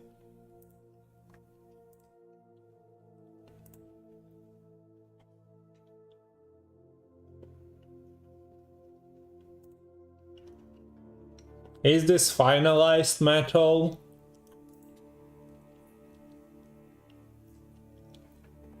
The thing you sent, do you want me to show it? Is it going to be in the post, like? That's what I mean.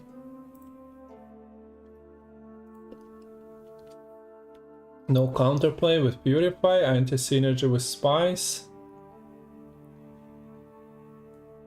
Okay. Seditious Aristocrats with coup. Okay. I mean, fair enough. I can see that. I kinda like the idea of unclogging the board a little bit though. Especially Nilfgaard mirrors, but for that we need to have like Joachim playable in that deck.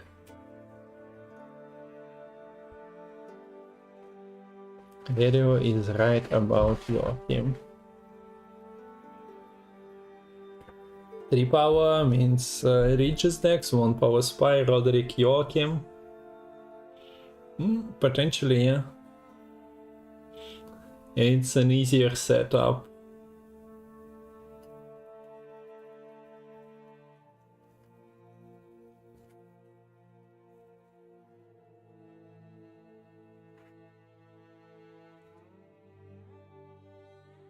I guess if we're talking about the spy potential, removing the Joachim makes Seditious Deploy worse.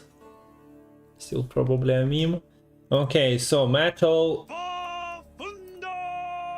Здорово, Пистар, спасибо за рейд, всем привет. Мы все еще ждем игроков. Не должно быть так долго. Хрюндель, Бритни.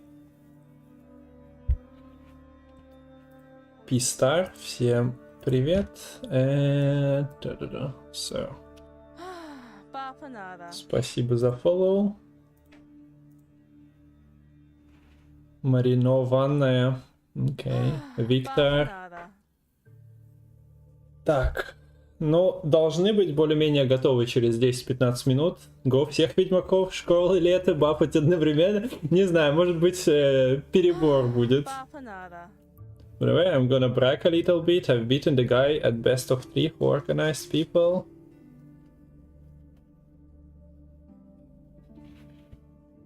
For Bratens and Vigo buffs, yeah, congrats, I've seen. Так они все равно вместе только играют. Ну, можно попытаться сначала одного забафать и посмотреть, может они начнут играть. Но они, не знаю, они отравлены. Их система, что другие должны быть в руке, очень принижает их возможность быть в игре.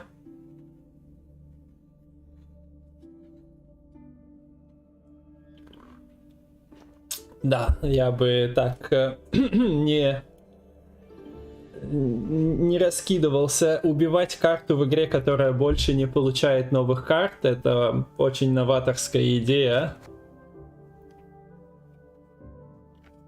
Давайте еще что-нибудь. Давайте Юту забафаем. Занерфим до 5 силы, чтобы она тоже умирала. Будет весело. Зато скаутов набафали до 5 провизий. Молодцы. Теперь туда и назад. А теперь мне тут Матол прислал. И это, видимо, будет на Reddit в какой-то момент. So, this is kinda an agreed list. Лист, который игроки обсуждали и, может быть, завтра будет на Reddit. А возможно, он уже на Reddit. Бафаем трио. Ну, трио уже начало бафаться потихоньку. Я, правда, не знаю, докуда их бафать. Их забафаешь так, чтобы они играли, и все будут играть их. What about Scholar to 3 power? Probably deserved. Так вот, лист, который, может быть, будет на Reddit завтра, и за который будут проигроки агитировать. Я не уверен, будут ли они еще вносить изменения. Но... What's wrong with Marquise? Marquise is busted. That's what's wrong with Marquise. She's a decent card. I'd love to see her continuing to see play, but she's a bit too much. Nah, she's not underwhelming. She's very, very good. And people are starting to play her more and more.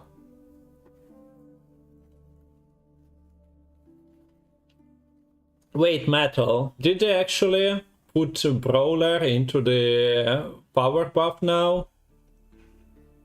Не должны они играть с торгаша. слишком сильно, когда 4 сезама в carry-over. Ну, я не знаю, отобрали, как у них, порог называется, обилка Vice, правильно? Отобрали порог у обоих карт, понизили им силу вдогонку. Может быть, будет нормально. It's mad. Fucking Matol. I thought he sent it while I was mentioning the pros list. Okay. Debated. Then it's Matol's list. Oh no. That's what I was asking. Sneaky Matol.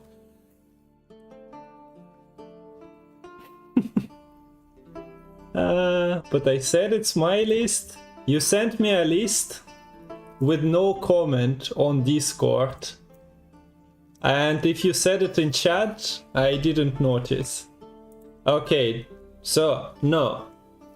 Don't vote for that list in terms of the brawler then. But Oxenford, I can see going down. 1 power. Freaking Lerio also kinda talking me out of this.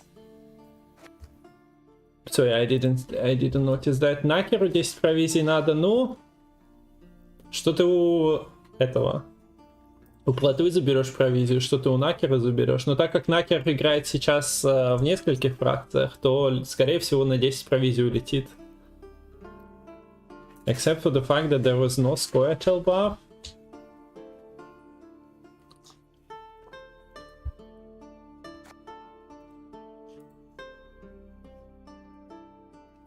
Ты, если прочитаешь описание Золотого Накера, то здесь есть такой комментарий насчет того, что они из своих условий вместе с Цириновой исключены. То есть ты его не отключишь.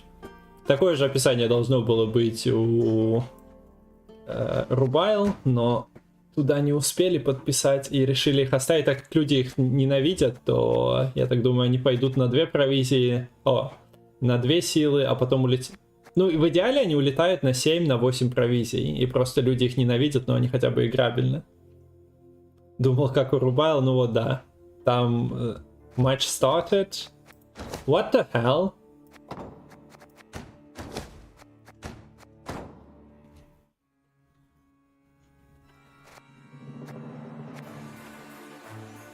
Окей, so the players are ready. Игроки готовы, так что мы начинаем финалить. Я оказался не готов, потому что время, оказывается, летит быстрее.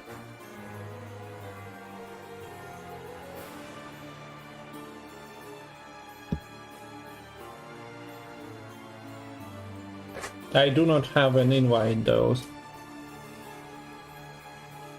Both vote 6P engine on prologue. I think people be voting Dame down, but... А что за карта была с кроликом? Когда фолловы бросают. Спасибо за фоллоу, кому не сказал. Где-то они были. Прибил.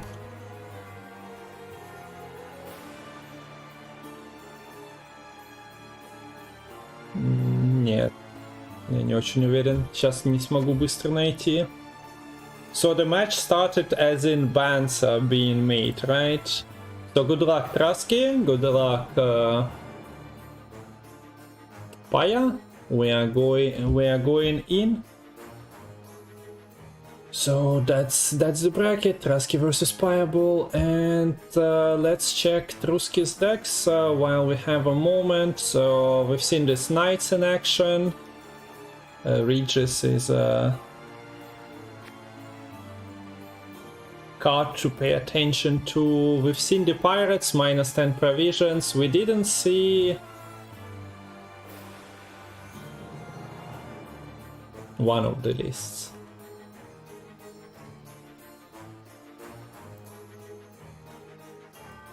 Okay, and invite game. So let's just focus on the games where we've seen most of the decks in action yesterday and today. So let me put the score on the screen.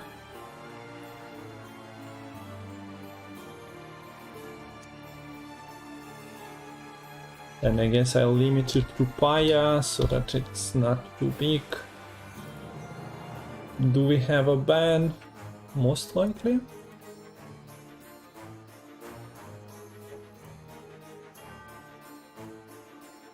Okay, no Skellige for Paja, no AQ for Truzky. SK MO.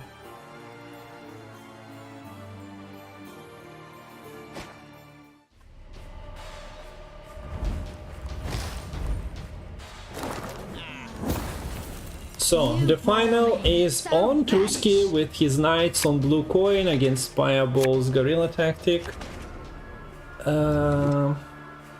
How many list? Where is the score now? Score and the camera.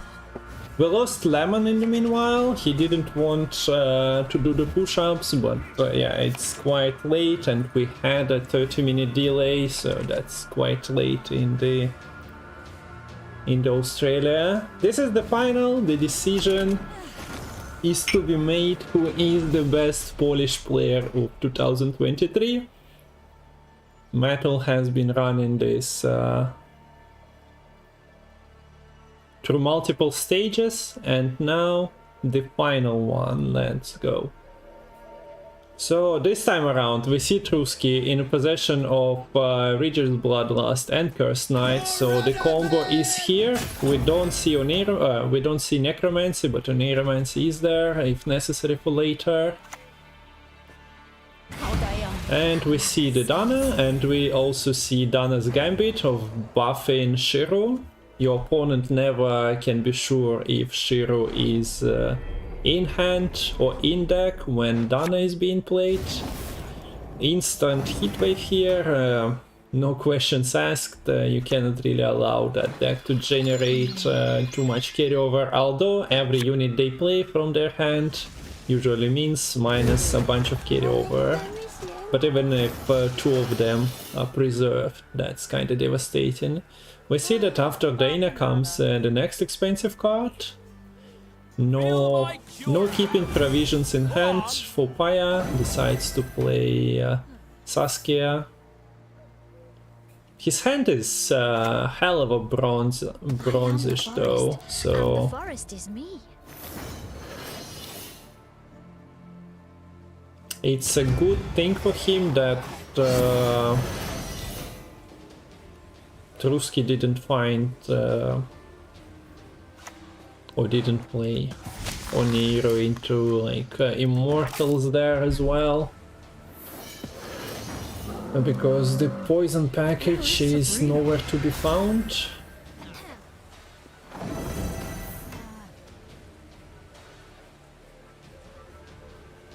My old name? I don't remember. I don't care. So the bronze engines, nice of course to have when you just slam them for value somewhere. In the deck there is a scenario that you want to find, and then you maybe want to play the more expensive Harmony units. But yeah, Harmony is kinda struggling here, contesting against double knight setup plus the Regis. Paja feels comfortable with this chameleon basically, but now he has to catch up. Lady of the Wood. I would assume that one of the categories would have been door that could be pulled, but both of them are in hand. Shiro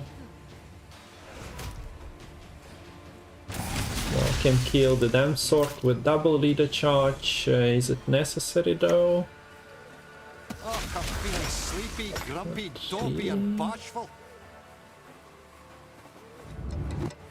So that's +1, +3. Still needs 10 points. The Dryad, Beast, Dwarf already activated. So 2 leader charges committed, and with vitality it is enough by 1, so Shiro is being preserved, but Shiro and leader combo is depleted somewhat.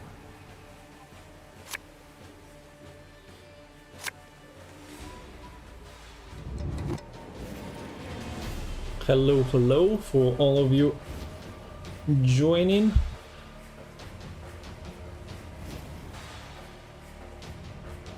No scenario for Paya. No seamless as well. One of the backup plans that seamless would love to interact with is in hand as well. And now let's see how well Truzky does with preserving his scenario, because yeah, after seeing the interior he decided that there is no reason to insta-react to that. And that's a very nice Purify in Truzky's hand.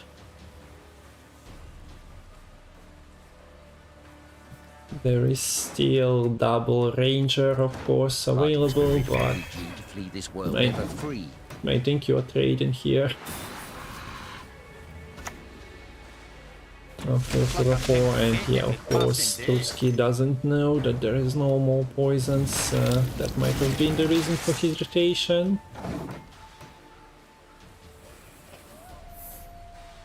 So yeah, unless Paya gets a very good Shiro, and it doesn't honestly look like there is a line at the moment, and nor does that line come in. So yeah, this is a Shiro for 9 being taken immediately. Well, it's not bad. It's just that what's next? Although, yeah, the problem with knights is that they also have this what's next situation.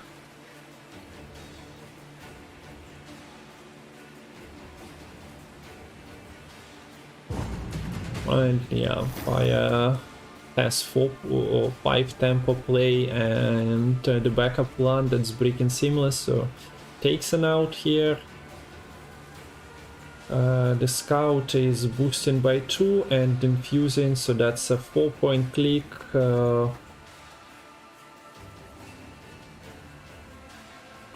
Grace 8 does it 1, 2, 3, 4 and plus 4, so that's exactly enough with the Grace. And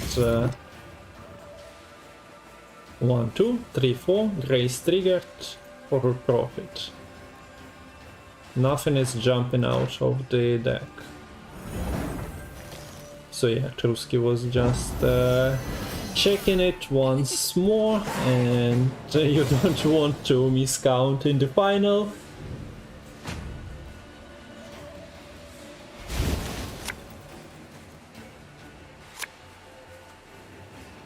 And yeah, so that's a scenario. You would love to see a second night, but yeah, Paya just forfeits. There is scenario, there is a 20-point bronze in the graveyard available for Necromancy, there is AA and Iron Dite. So, pretty dead. That was a very fast game one, I must say. Well, we didn't see the third round, but Truzky takes the lead in the final of Gwent Polish Championship 2023. This is a best of 5 series, and well, draws were kinda not on Paya's side at all. Так что да, не очень удачные заходы для Pajabol. Попытался попушить, но ничего хорошего из этого не вышло тоже. Все эхо остались. Здорово, Инав. Здорово все, кто пришли от Пистара, но были закинуты сюда не по собственному желанию. So the bands are on the screen. Truzky is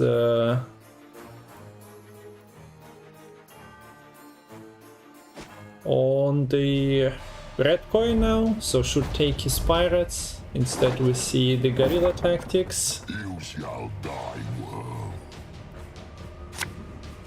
Я по собственному желанию, ну молодец, привет. Что, на кого ставишь при хороших заходах?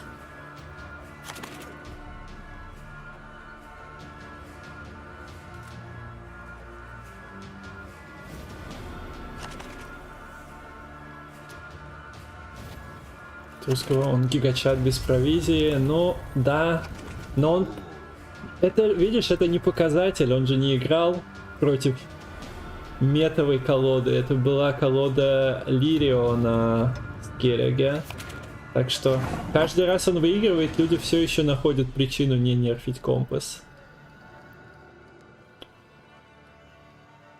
Okay, so how is the hand looking? There is no defender, no either, but there are tutors.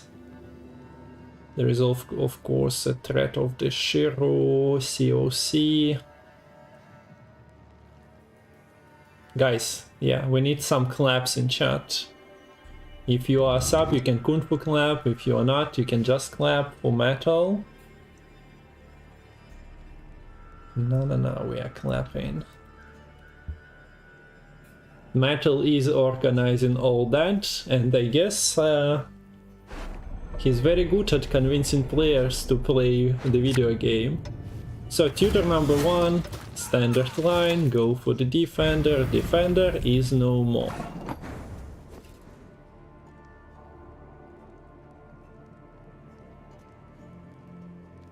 No clap, zero clap, negative clap. His negative clap is when you clap on the other side, behind your back. I guess that works. So tutor number 2 goes for either. Nothing innovative there. 5. So is it just the construct?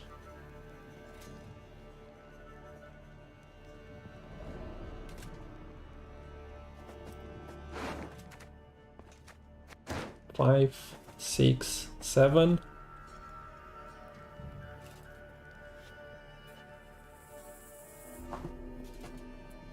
This square deck is all over below 2400 MMR. That might be the case for quite a few tournament decks. Don't you fret about me. I can take care of myself. Okay, not even a construct being spent here, just the leader.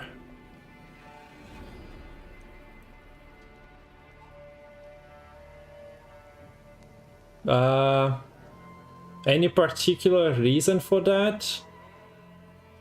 I guess for damage is very important. But so feels Milva.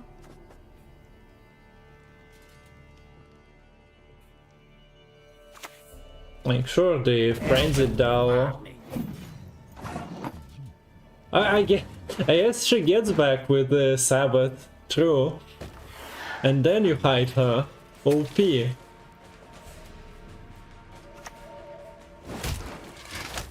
Not quite the elf you'd love to see. Oh, utmost apologies, gentle sir.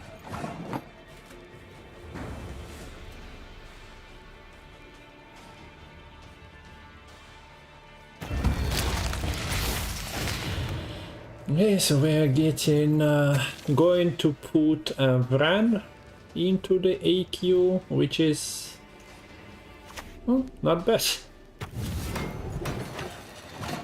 While you are getting controlled, putting something into AQ is better than nothing.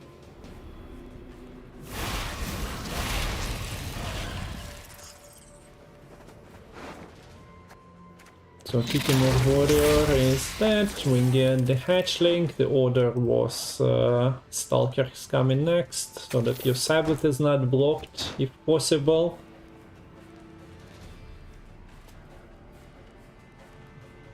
It's kind of cute to have the Vren armor, so that it's harder to set up with Shiro. Milva is of course on the board, but so is the chariot, so the skirmisher is getting activated, and we get a kill on the Vren.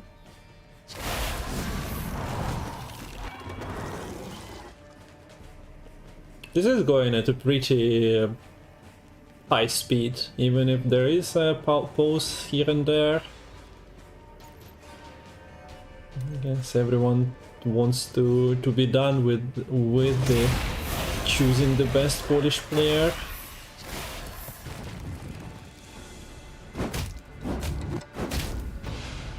Now this Milva is not coming back from the graveyard. Well, there is still a chance. There is a 4 and a 5 and a 3, so it's 50-50 at the moment. And Truzky is not playing anymore, right? Is there anything you can do with Shiro? Doesn't look like it being a 6.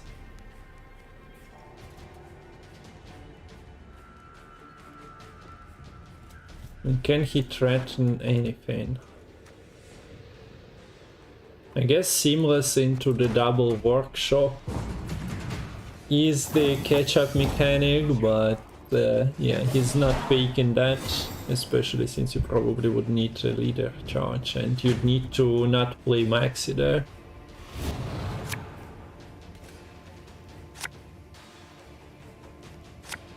Okay, Neuromancy found, and that means Seamless. Among other tanks, Paya also managed to find Glass into his hand, so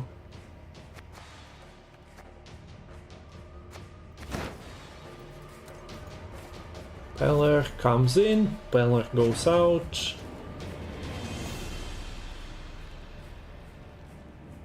How vulnerable is this leftover of the deck? 2 Shiro.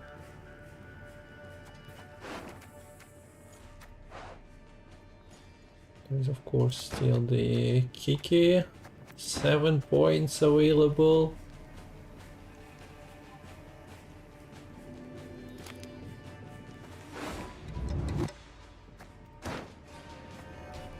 The Sabbath at the moment is pulling, yeah, potentially pulls Milva back, so that's a hell of a big find for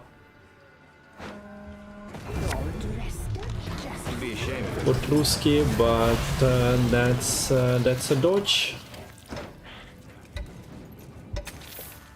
We see that the 7 spawned behind the defender as well. Shiro would have loved to be at 7 at the moment. No can do.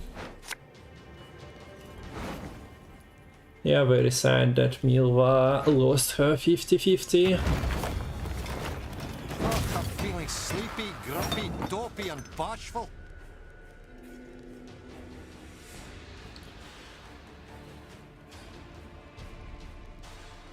While Shiro 7, with 7s on the board, I think, yeah, as Nick points out, the heat wave is for the while anyway, so maybe Truzky expecting that is not taking the while. Ah, yeah, and also there is an Either first, so with Tampering this actually gets to 7, so are you heat waving the Mahakam Pass?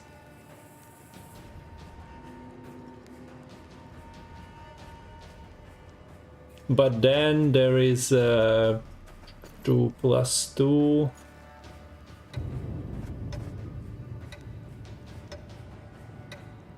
+5 + 2. So that's a 7 as well.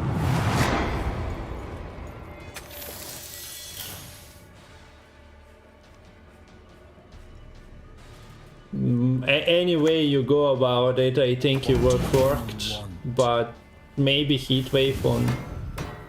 Nah, it was always happening.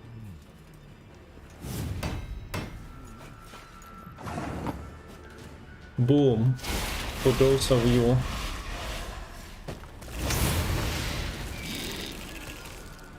in chat.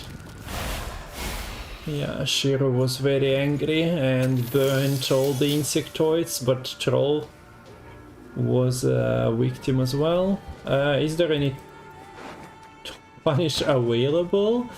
Not in this hand.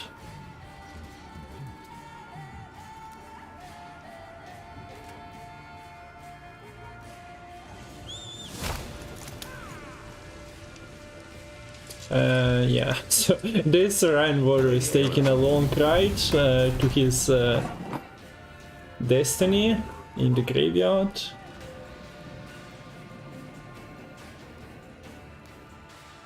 It was better to play Hideous. Yes, staggering the numbers would be pretty nice. So Rhine comes back, but well, there is activation for 3 damage. It only does 1, and this is where Milva would have been pretty nice to have.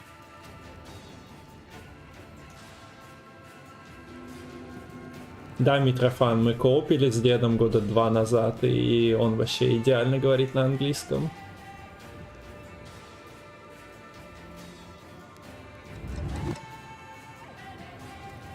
Че-нибудь не в дальний? Ну вот это хороший вопрос. Потому что приказ работает в любом ряду.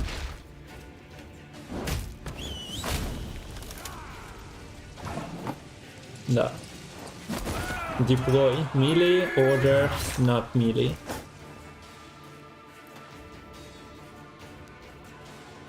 Problem solved. Actually, I didn't cut in that regard, but finds its way into the graveyard being a 1-point unit.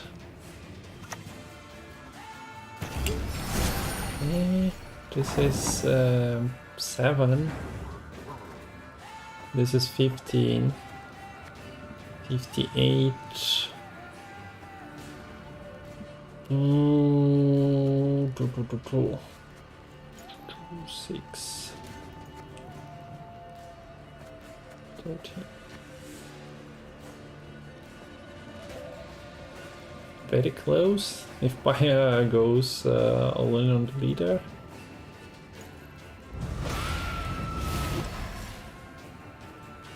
And what are you actually counting here, Aspire? Pretty hard to expect no seamless, no heat wave.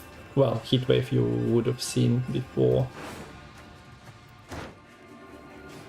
So nothing was played around with the leader charges. But yeah, gets both cards out of Truzky here. I've never run from no one, and I'm not about to start. So very scary, kicking more stalkers left. It just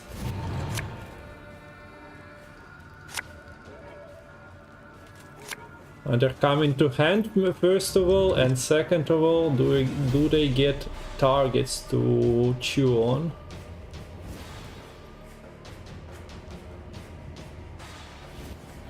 So Chariot provides you with 2 3-point units, and yeah, we see Chariot played to spread the units among 3, so that Seamless has something to combine with. Charges are of course there, so we see that the dwarves do not survive. And then next turn, what? Parasite is... It doesn't matter if you allow this to survive or this to survive, you cannot kill the Chariot anyway. So yeah, while Chariot back front row is 1 unit, at least you don't have the Stalker. A pink output. Force value, sure.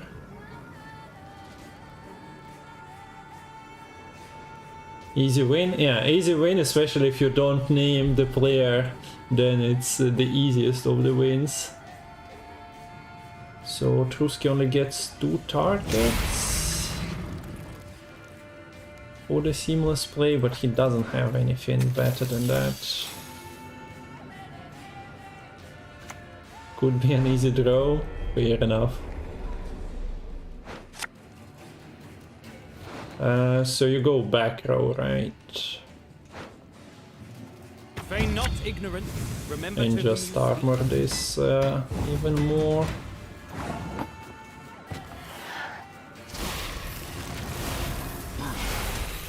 So nom nom nom nom. You cannot waste 3 pings on this anyway, but yeah. Paya did his best to interrupt the seamless play. Almost drawable. That Shiro was pretty OP, and having so many threats from Shiro, buffs for Shiro coming from leader, from the dwarf, and from the pass, and from the while. Yeah, I guess, as Lerio pointed out, maybe Hideous Feast on one of the units would achieve something. Does Paya win if Truzky didn't roll 4+2 dwarf?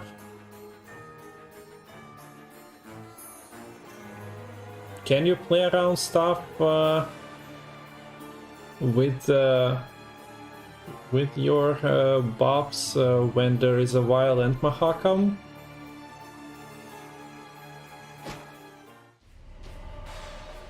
So yeah, let's see. Minus 10 provisions in this Truzky list. He goes twice on blue coin, which is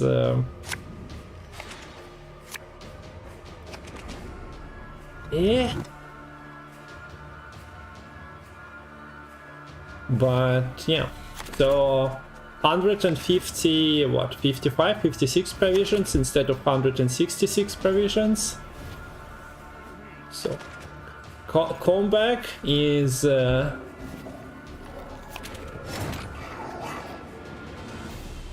the cards here. Truzky also managed to break his fog. Oh, well, he didn't find his Tempest to begin with, so does it count as a break if you cannot pin it in the round? But for Paya to win, he needs to set up his harmony board, otherwise it's hard to contest the round. How is the Truzky's control? Damage, reset. Some damage. You don't want to walk from hand, most likely. So not really an overly devastating hand. Could have been worse. Also no armor receivers there.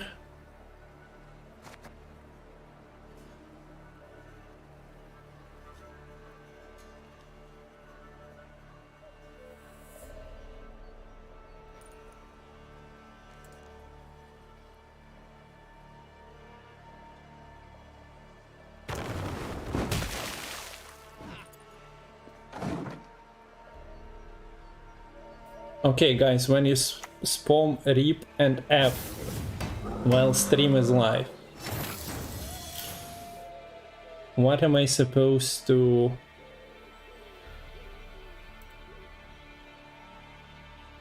do? We are live, right? So wow, you took me out of the loop quite easily. I do see the picture for myself, so never went off. You are supposed to say harmony stands a decent chance? Yeah. Okay, so ship, we are Just the two of us. Everyone else is effing and reacting. But yeah, I got baited. Great job, guys. Well, you weren't even trying. Yeah, let's see how many establishes presence here. Yeah, there is a 10 provision handicap to send out the message. So far, reached the final.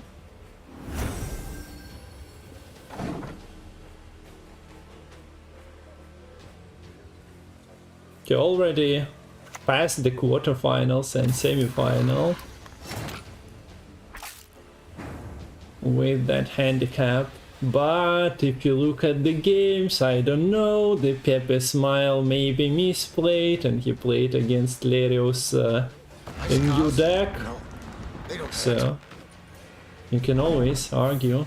Why not clicking? What the hell? Why have lemons if you cannot click? So yeah, Harmony is setting up the board quite nicely here. I want to be Truzky when I grow up, but then you won't have ponies to ride. Да, Truzky посылает месседж комьюнити.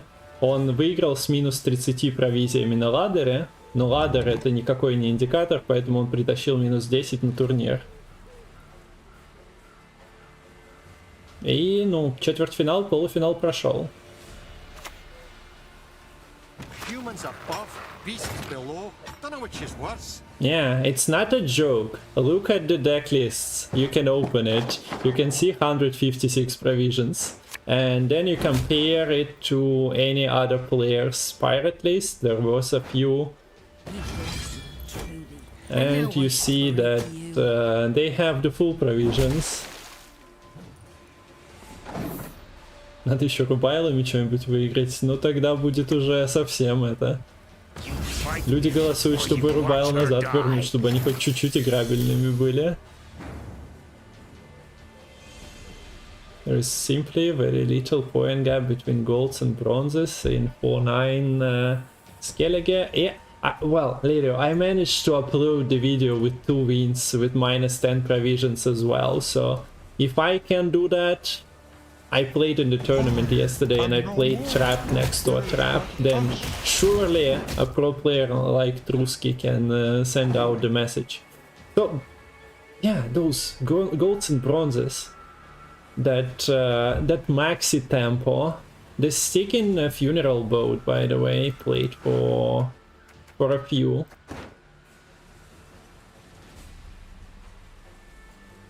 I see that serpent trap 2 for 7. I think it didn't matter in that round. Enough was never forced to click it, but yeah, it was not the greatest showcase. So Paya has his tempo with seamless steel. Deck lists.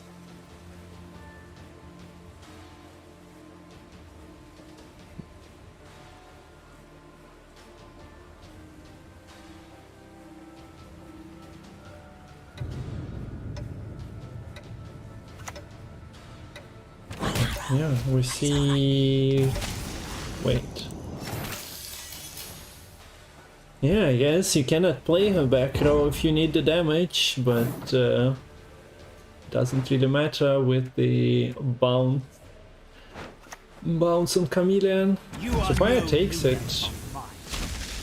He always had the leader charges. Oh wait, why am I thinking about the row stacking? This is the different player, different deck. So backup plans rolls. I'll feed you to the crows. So sorry for that misinformation. Do we bounce the chameleon? There is no dusk aspect, so it doesn't really matter. Yes, scenario preserved. Truzky passed without playing the frenzy though. I guess you cannot really spend everything and want to preserve at least some cards.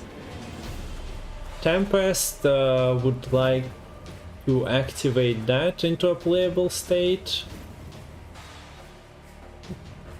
Compass. Okay, we go into a long round with the harmony scenario. So harmony stands a very great chance here. I'm telling what chat told me to say.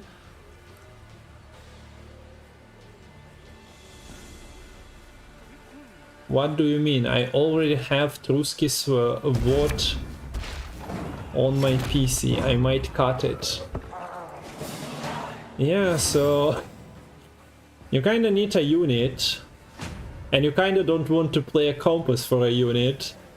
So with Thin the Dao, it wasn't time to play Dao in round 1, but in round 2, yes please. Kinda hurts. So yeah, I think if we revert the time back, Truzky would likely play that in round 1, if he knows.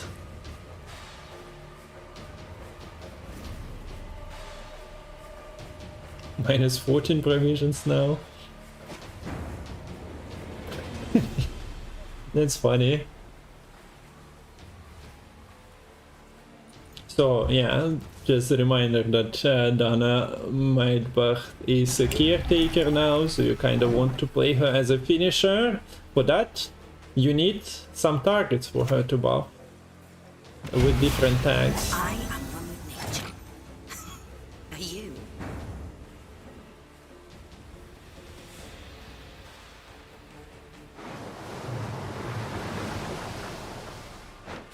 So we're thinning for 6 turns of the fork on the back row, but there is a big unit available for that.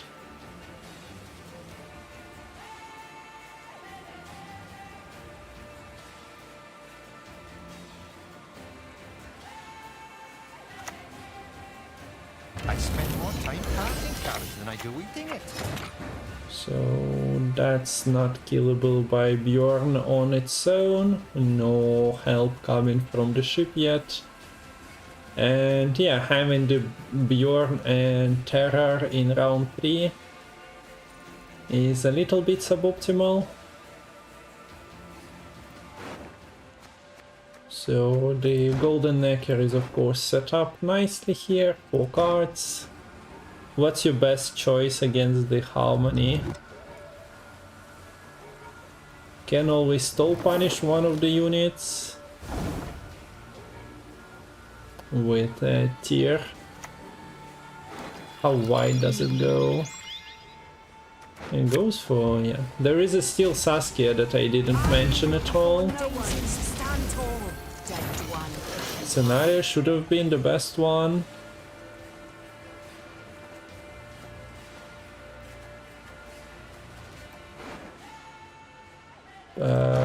You only have what, 1 trigger, right?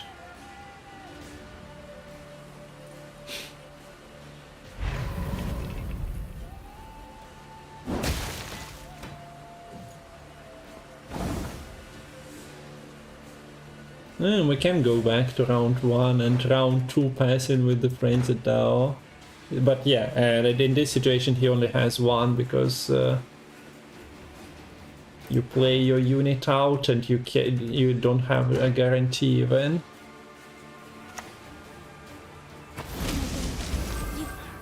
You green horror.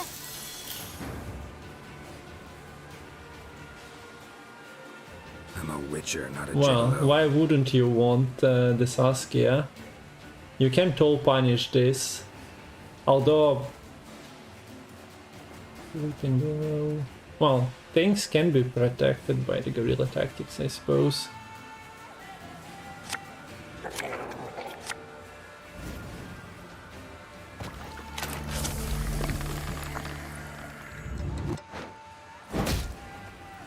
So we just see the Fukushia here.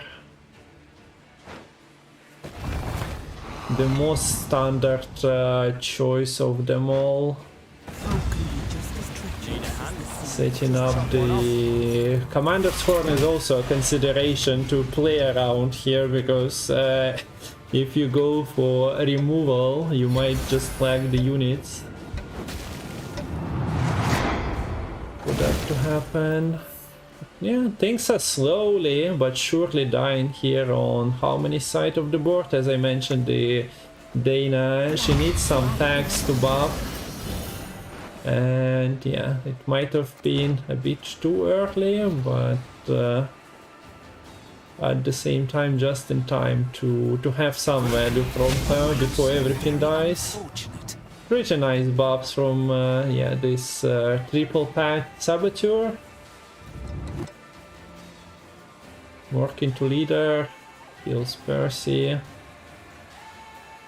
Well, you could have, but that's Mork and not even a tier, because tier wouldn't do the job. It's a chunky Percival here. And the weather is being played around, no more for Lerio.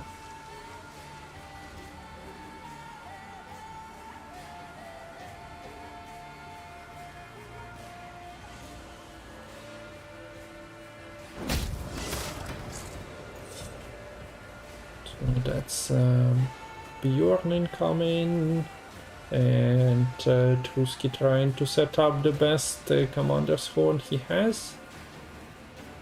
Option 4, but yeah, you cannot really rely. Oh yeah, you can place it here and just buff. And if buff goes to that crow, that's your poison target Not anyway. on any maps. Boop, boop.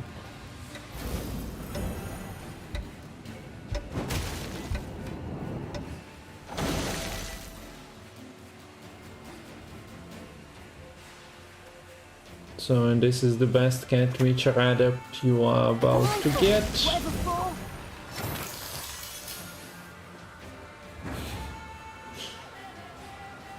-7 bleed.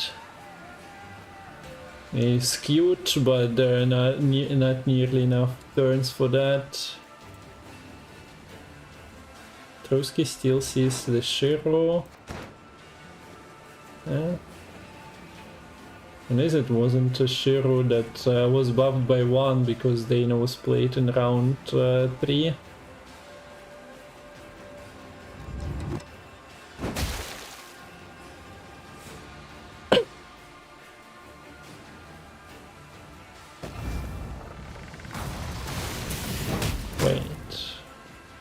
It kinda allows the Whipping Willow, right? But putting stuff at 6, not so hot. Ah yeah, that would have allowed with the leader charge anyway, yeah, instant. There are no onslaught charges left.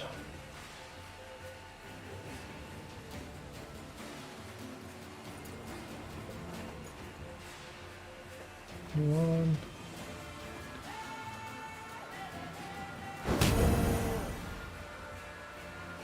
And we actually see the crow getting buffed.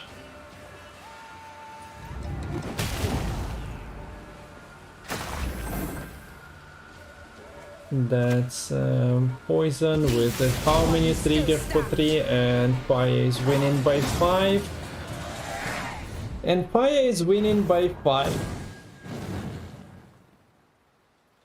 It would have been nice to keep the Frenzied Dao. Somehow, you know. Seems like a card that closes this 5-point gap and potentially removes an engine. But yeah, we're getting more games, so Paya is at the beginning of his comeback story. But now pirates are going from that famous red coin. This was pirates from blue.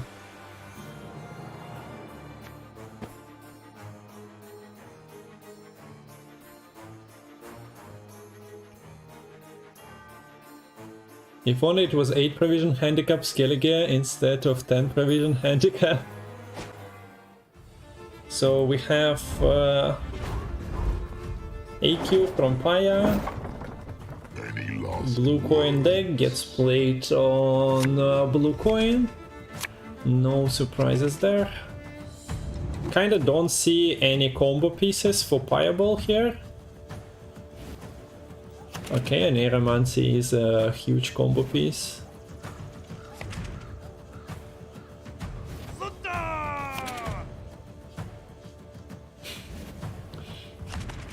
Other than that, not really. Truzky gets his weather thing, gets a couple of boots, misses the armor receivers, but how much armor are you receiving in this matchup? I'm not entirely sure. So we're seeing AQ on Grand Warrior potentially once again.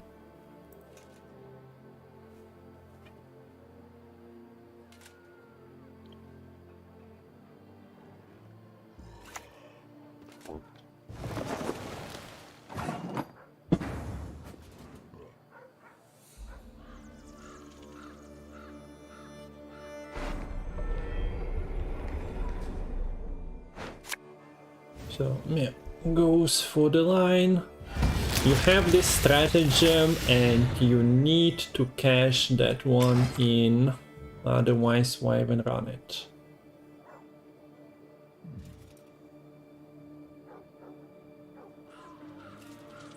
Truzky, if yeah, I see correctly, considers just playing the vial here. Curious choice.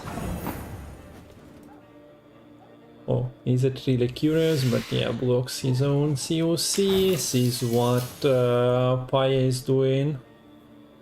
Are we angling a pass here on Truzky's side?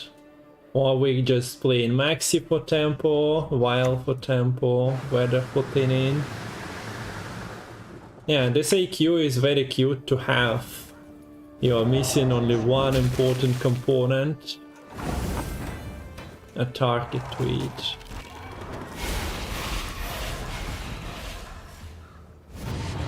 A target, or not the target, but the thing that eats it. I guess streaming for, yeah, for third series straight is taking its toll. Negative point Tempest. Hey, thinning is thinning. Yeah. Just small drones having fun in Fork with the Grand Warriors. So Truzky kinda didn't play Maxi. Yeah. Very impressive. Is that the pirates from Red Coin everyone is so scared of?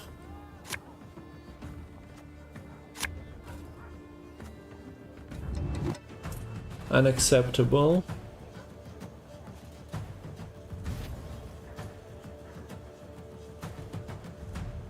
There comes the defender.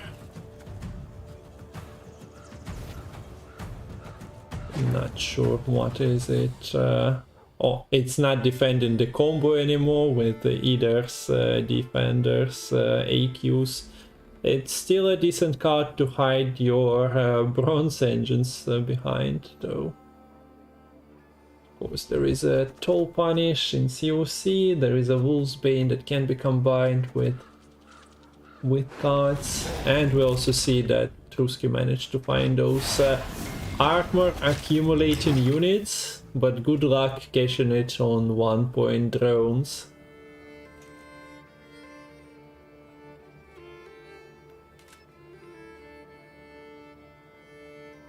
Are we trading Broker Warrior for this broken card?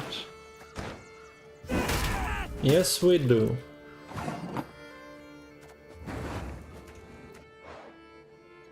So now Stalker, Hatchling, Keyworker, waiting. We really need a Land of Thousand Fables at 9. Don't really mind it myself, but not sure for how many seasons.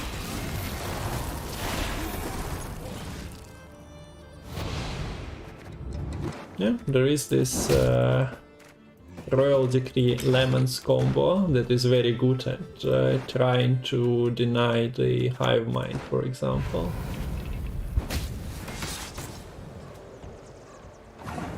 No second leader charge means that Parasite can be used defensively, and 7 is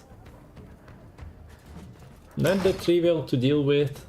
You have the Bjorn, so you can combine that with your leader.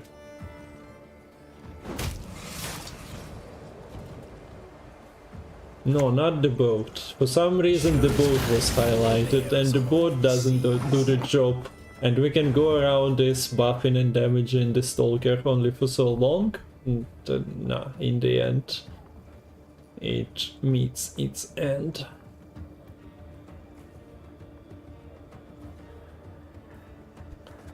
So Arcane Tome is very good at providing Golden Necker, but maybe not the card you want to give to a deck that is potentially missing it. So Maxi shows Golden Necker in the second position. Next special is Royal Decree. So you can keep.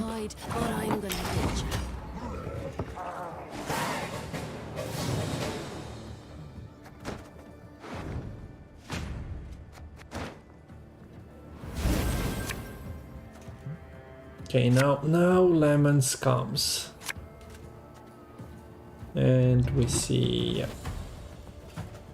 that Maxi is good at showing you the future. And this Arcane Tome is doing nothing anymore for the Pirates player, so I can send it to the other side if necessary, and why not? Fear not, we shall achieve our goal. Mind is there. Steel. Do we see that the Lemons is... oh wait, we can see from here. Yeah, Heat Wave as well. That's a broken neutral card to Heat Wave. So, no Defender in the graveyard.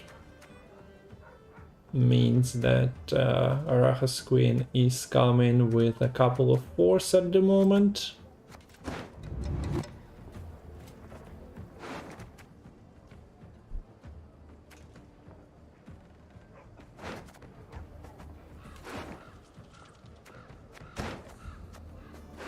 For Skedagir, it's Bjorn, Maxi.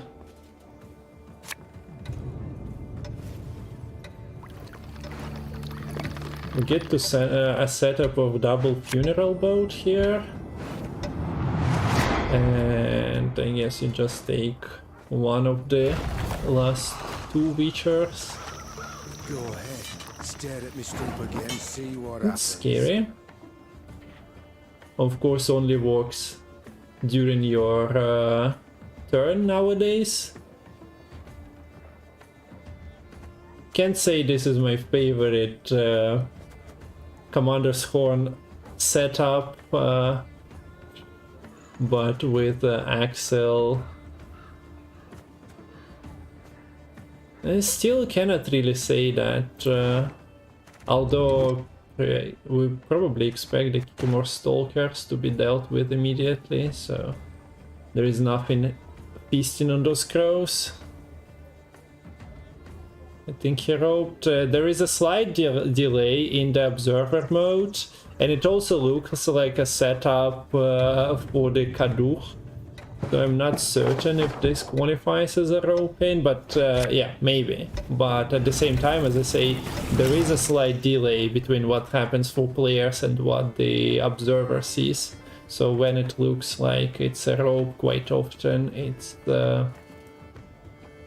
really isn't.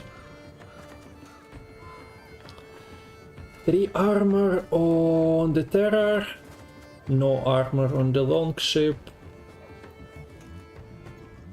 Also a question, do you want to kill that for the Sabbath to come? Also, yeah, you get units back from the Sabbath. Truzky could Lippy to get some stuff for Tome. Well, first of all, you might just expect that this is getting mulliganed if your opponent found stuff. So yeah, he can do that if the tome comes, but I would assume that there are better options. I'm not sure, but I haven't really played much of Magic Compass myself into the current meta to know what the best choices are against other meta decks. Like, you don't expect your opponent to swarm with the drones, because those are usually getting eaten, so yes, Wallblood is not it. So either goes to 1, survives, so Hideous Feast kinda buffs it up, but there is answer. A double boat is... still seeing some cute value here. Ah, okay. That's cute. Может сыграть второго накера через фолиант. Oh yeah, that's a good point. There is a golden necker. Let's see. Nick with the line, Truzky with the same line as well, and that's a Roach jumping out.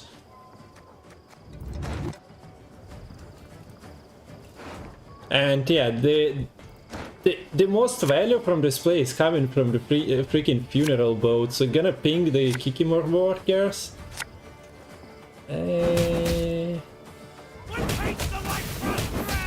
So yeah, that's a waste. So a cute play maybe would have been better later on, but later on the Foliant is all, yeah, Arcane Tome is already gone, so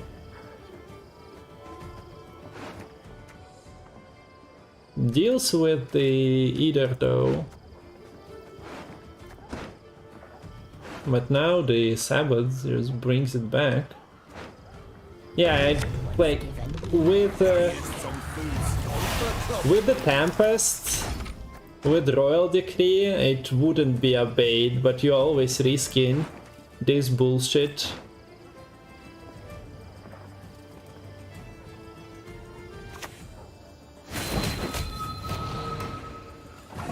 Wait. Ah, wait, yeah. Very good Sabbath value though, true. Yeah, Lippy actually... well, I was thinking about, yeah, the value that was got from that Lippy and the cards that you played. The hidden value was in the Lippy clearing the graveyard. Miss Lady J, thanks. So we just finished watching a very funny ending for the Witcher Sabbath player. How was your stream? Yeah, I also got baited by not looking at the graveyard. The value wasn't there on the board. Let's agree to that. The wasted Rock Barrage is not too hot. But today is the day of 1-3s, and we got another 3-1, 1-3 Truzky winning the Polish champion title for year 2023. Congratulations. GG with VP. Thanks for the follows. Thanks for the rate, Miss Lady J, once again. Hope you enjoyed the final. Second Polish champion title in 3 years for Truzky, who won the one in between. And so we have to thank Matol for organizing this once again. Lemon was very kind to join us, but since we had a delay, Sadly, we lost a caster. Truzky, Lerio, Truzky, I see. Polska Gurom. So, we have to have Gwent Matol in chat. We have to send you to the Lemon's channel as well. He might stream one day, but probably not tomorrow after staying up late today. He's an Australia resident, so he's a resident sleeper at the moment. Send us offline? What about no? Yeah, good job yesterday, Elke and Matol. We were lucky that the tournament platform works while friendlies do not. So we managed to have this cast for 2 days go quite smoothly. And yeah, all the players who participated, Rogal, Jamie, well, Lerio, Danirai, and those playing today. And Sleepy Lemon too. Well, I've seen I didn't open the clip yet, but I'll check it out later. Tournament platform? Yeah. It worked yesterday for the Devotion Lilith tournament. And if I have a moment, it's my list or Matol. Matol freaking baited me to show you what to vote for. So this is from Lilith. This is a tournament for Devotion lists.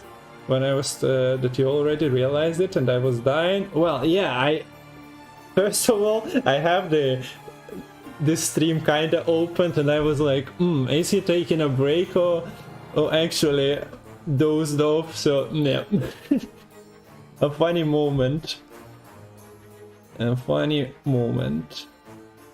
I will beat you all. Well, I'm not much of a challenger, Matol, in that Devotion tournament. So yeah, where is the I Love Matol? We need that. We need more of that.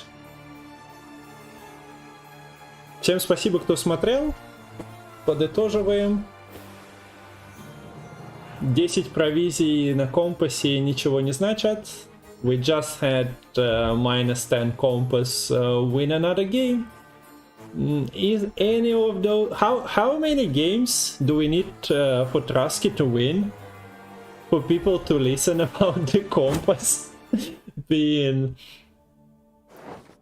a very good car. Like, don't get me wrong. Another angle, compass is in line with the temple that people will also talk about quite a lot.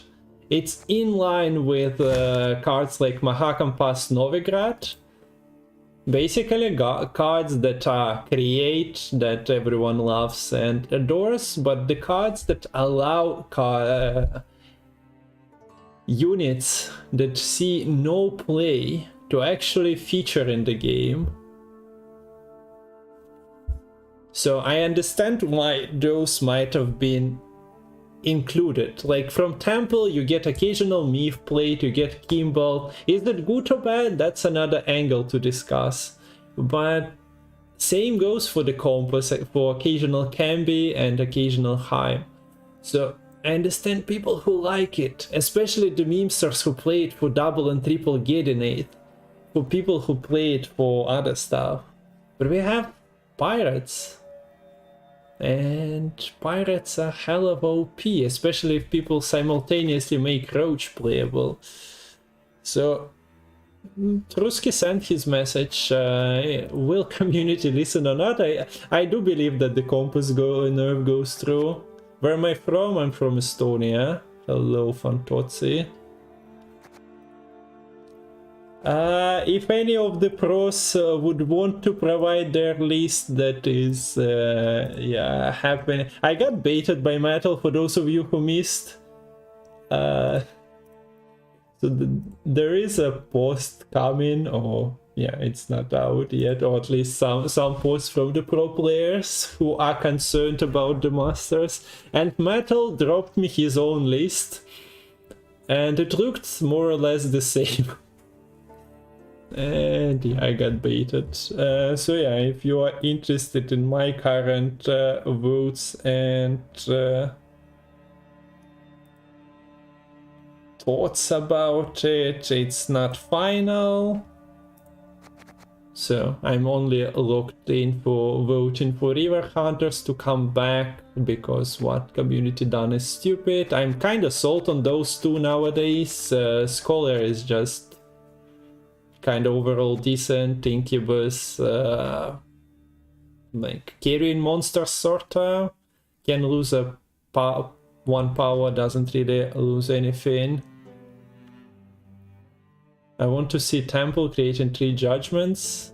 I mean, it's bound to happen. We don't have the dandy, so it's scattered, but people are sharing their gameplay on Reddit, so hopefully, if there is none yet, we'll see that one day. So yeah, I don't really enjoy Compass at... I'd enjoy Compass at 10 more than current at 9. Roach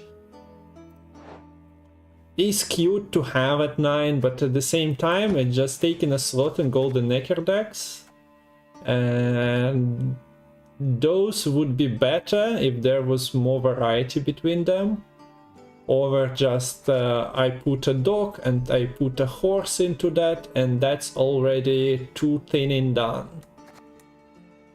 Not every faction has the same means of thinning, but NR has quite a few nowadays. Nilfgaard probably thins as well if necessary. And well, if you cannot play a horse, you cannot play a horse.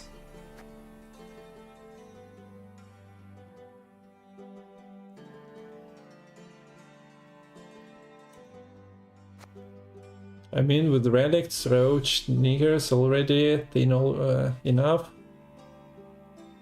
And it's so stupid. Well, не трогай провизию скаута, дай хоть месяц подвишковать. Ну, скаут отлетает назад на 6. Ну, сколько... Ладно, люди голосуют за мутагенератор, уже куда, к 8 провизиям получается, да? Но скаут отлетает. Ничего не поделать. Тем более, что это за движки такие, которые играют в offense. Вот если бы играли этих барабанщиков, тогда да, тогда движки, хорошо. А если играть своих арбалетчиков, которые только все убивают и ничего не оставляют, как так можно? At least power decrease for Azar, since you didn't increase provision. Well, it's not finalized.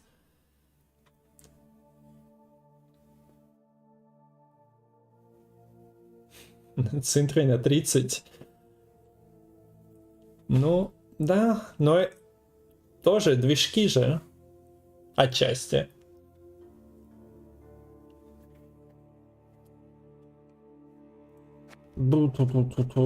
So where was that Matol post? I'll show it, but now I'll preface it with saying that this is, yeah, Matol's list. So since it's his tournament, we can discuss it. It's better than calling this pro players vote. What do you think of power decrease to Joachim to buff Nilfgaard? I had it. I just removed it. So the discussion, the removal is justified by Lerio at the moment, mentioning that you are stealing points from seditious aristocrats. I'm not a pro player. You know what I meant. So this is what Matol, he didn't pay me for that, you can just freely discuss it. So, what happened? I discussed it with Paya a little bit. Like, I see Thirsterdame as a 6 provision engine. There is just no going around it. But if you want to see status Nilfgaard as a consideration, maybe that's the only way to make it. That's not my words, that's Pius, so leaking stuff here. So yeah, I'd rather see Emir at a cheaper provision than the Thirsterdame. but like nerfing or buffing Thirsty Dame by provision is 2 provisions, Emir is only 1. Change the power of the living armor? Yeah, power of the living armor. Totally nerf. Oh, what was the other card? There are more cards like this. I had a list, but somebody posted it on Reddit as well, so I deleted it. Like living armor wouldn't be your priority. It's another construct, so people are going for all in on the construct golden necker, I suppose, although most of them are 10, so that doesn't really work. So you just go Frenzied Dao with double Rock Barrage, and let's be honest, this is it kind of works for Nilfgaard, but there is the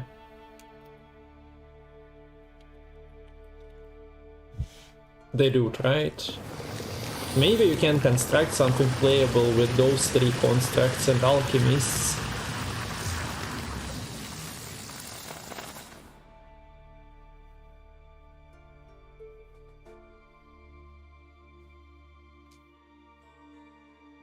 I'm not sure it works that way. Yeah, that's the joke. The armor cannot be changed, so it will be in your hand with 9 or 11 power, but when you play it, it resets.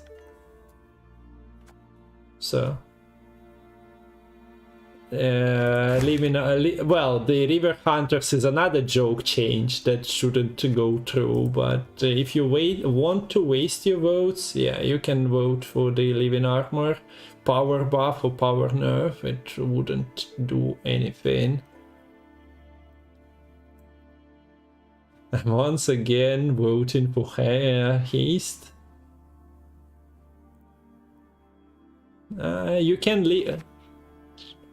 A simple argument is that the card can be at 8 provisions.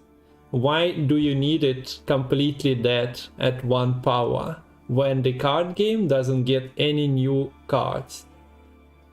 How stupid can the community get? I despise playing against quite a few decks, so I wouldn't mind a few of them. Just Colgrim at 0 power, yes please. I haven't played against Colgrim in 2 years probably, but yeah, I don't like it. Let's move it to 0 power. I know that we can, but I hope people don't vote for the Virgin last BC except for Compass and Scout. I'm afraid that it's gonna happen with Nilfgaard.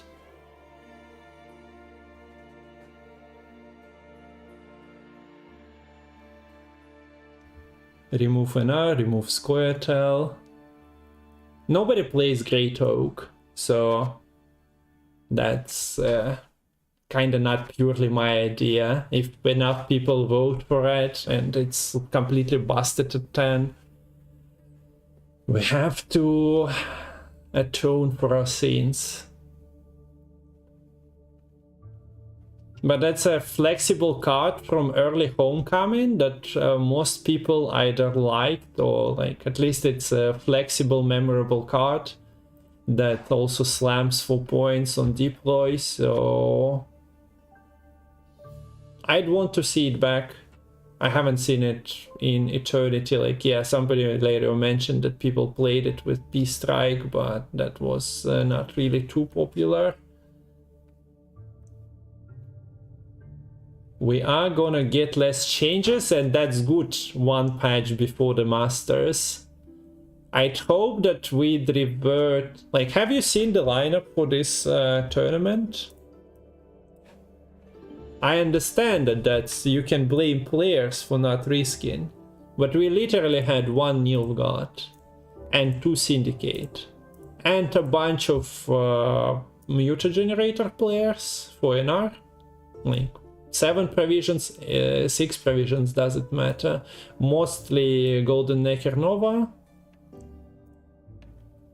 Squirtle was kinda all over the place. Monsters have a good tournament deck in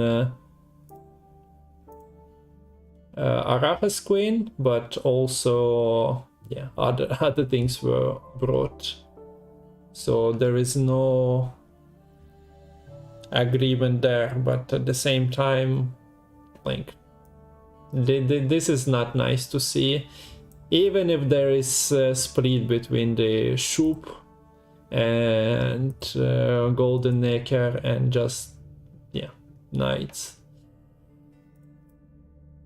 The fact that only one person considered bringing Nilfgaard is a bit disappointing. And it's not only that, oh, they decided not to risk it for the tournament, they played it on ladder as well. And I don't think results are too promising. To be honest, Skoya good in here only because of one deck. Well, there was a multiple Guerrilla Tactics control lists and a Pure Harmony. So it's not... I mean, yeah, that's the Compass and Scout problem. Yeah, but there is no Nilfgaard. Nilfgaard is not being chosen over monsters and over green faction. Skoya. Decklists for the tournament decklists. Dex is kinda reserved for the YouTube promotion, so sorry for that. But go and follow on YouTube as well. But yeah, thanks for watching. We're gonna be finishing here. This is your last chance to follow as well, why wouldn't ya?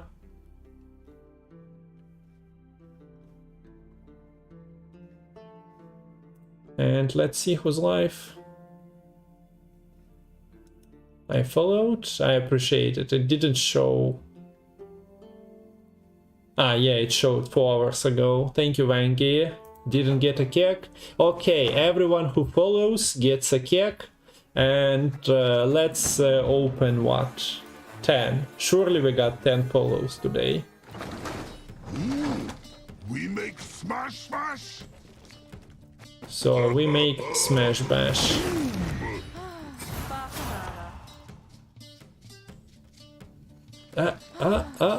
Okay, that's 13 kicks. But no gold so far. Papanada. That's 2. That's not goody, Shoop. Shoop is baiting, like... Why is he baiting? Those are not great kicks. Bronzes overall. How do you buy kicks? I want me some... Oh, wait, there are different kicks. I want me different kicks. Wee.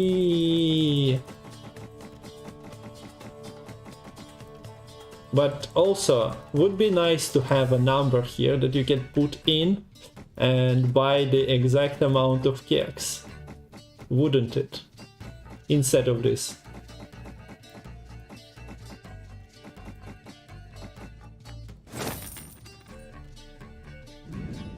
Maybe someday.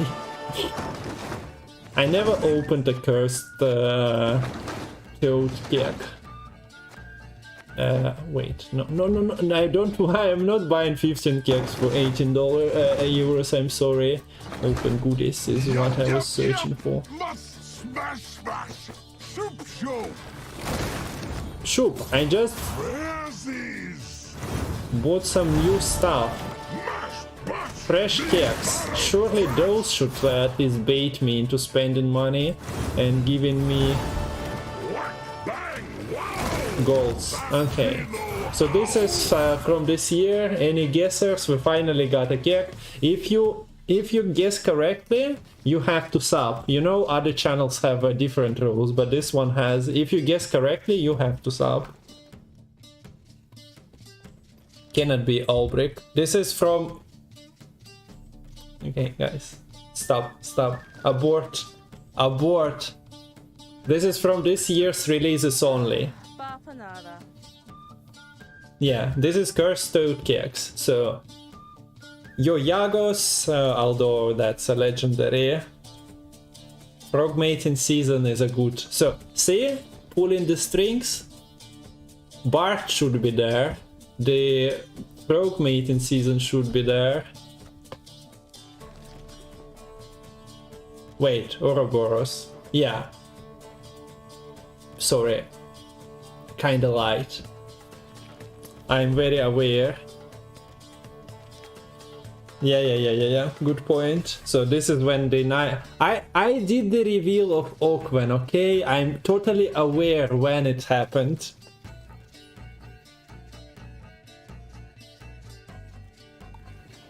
Splinter Screw. I cannot even come up with the card. I'm very bad with the timings. So last year, surely last year was the Golden Necker Grand Prix. Eltibolt?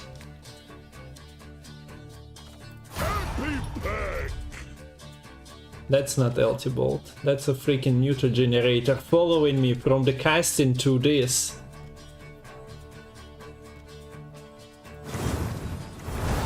So nobody guessed. So I guess nobody has to sub.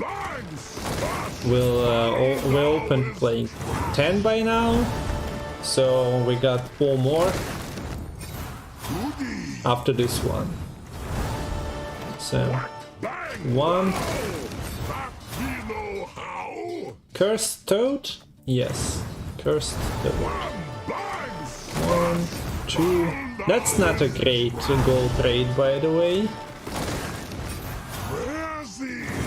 Atrocious. Oh, the final kick.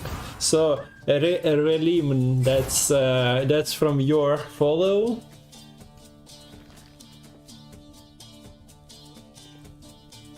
Cannot be Ada. This is the previous year. I'm gonna go for Oakwen because that's a legendary. That's from a year ago. That's a card I revealed. Irondite kick. Irondite is epic, isn't it? Here. Dagon is better, most likely. Although, as I said, I'm pretty bad. Zdarovo, Marlock. Yeah, we're just finishing here. Damsel in Distress, good shout. We got 2. Ira is legendary. Thank you for the information. I wouldn't know. I never look at the corners of the cards. So 3, 2, 1. Well, I have to sub, but I'm already sub. Lucky me. Wow. No.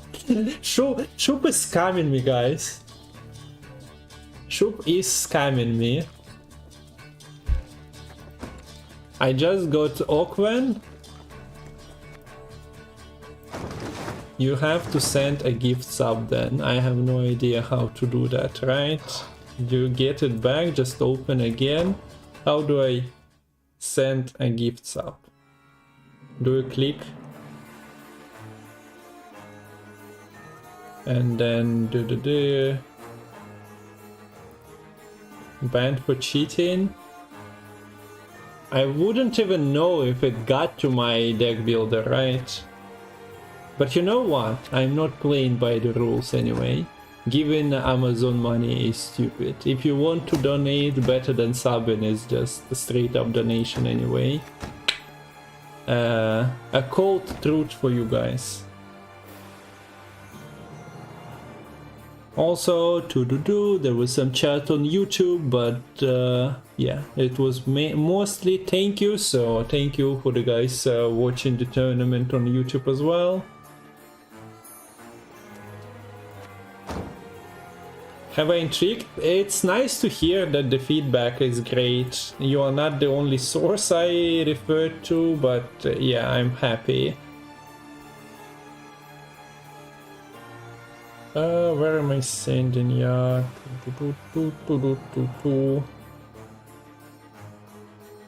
So Rikov went live. I guess he's still streaming.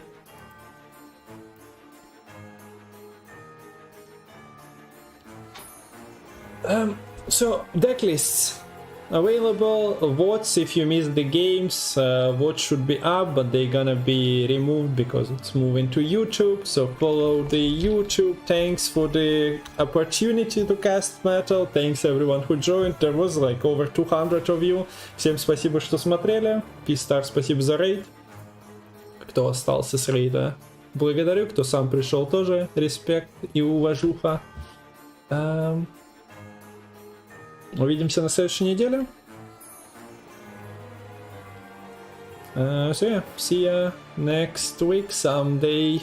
Definitely on Friday, but hopefully before that. And say hello to Rikov.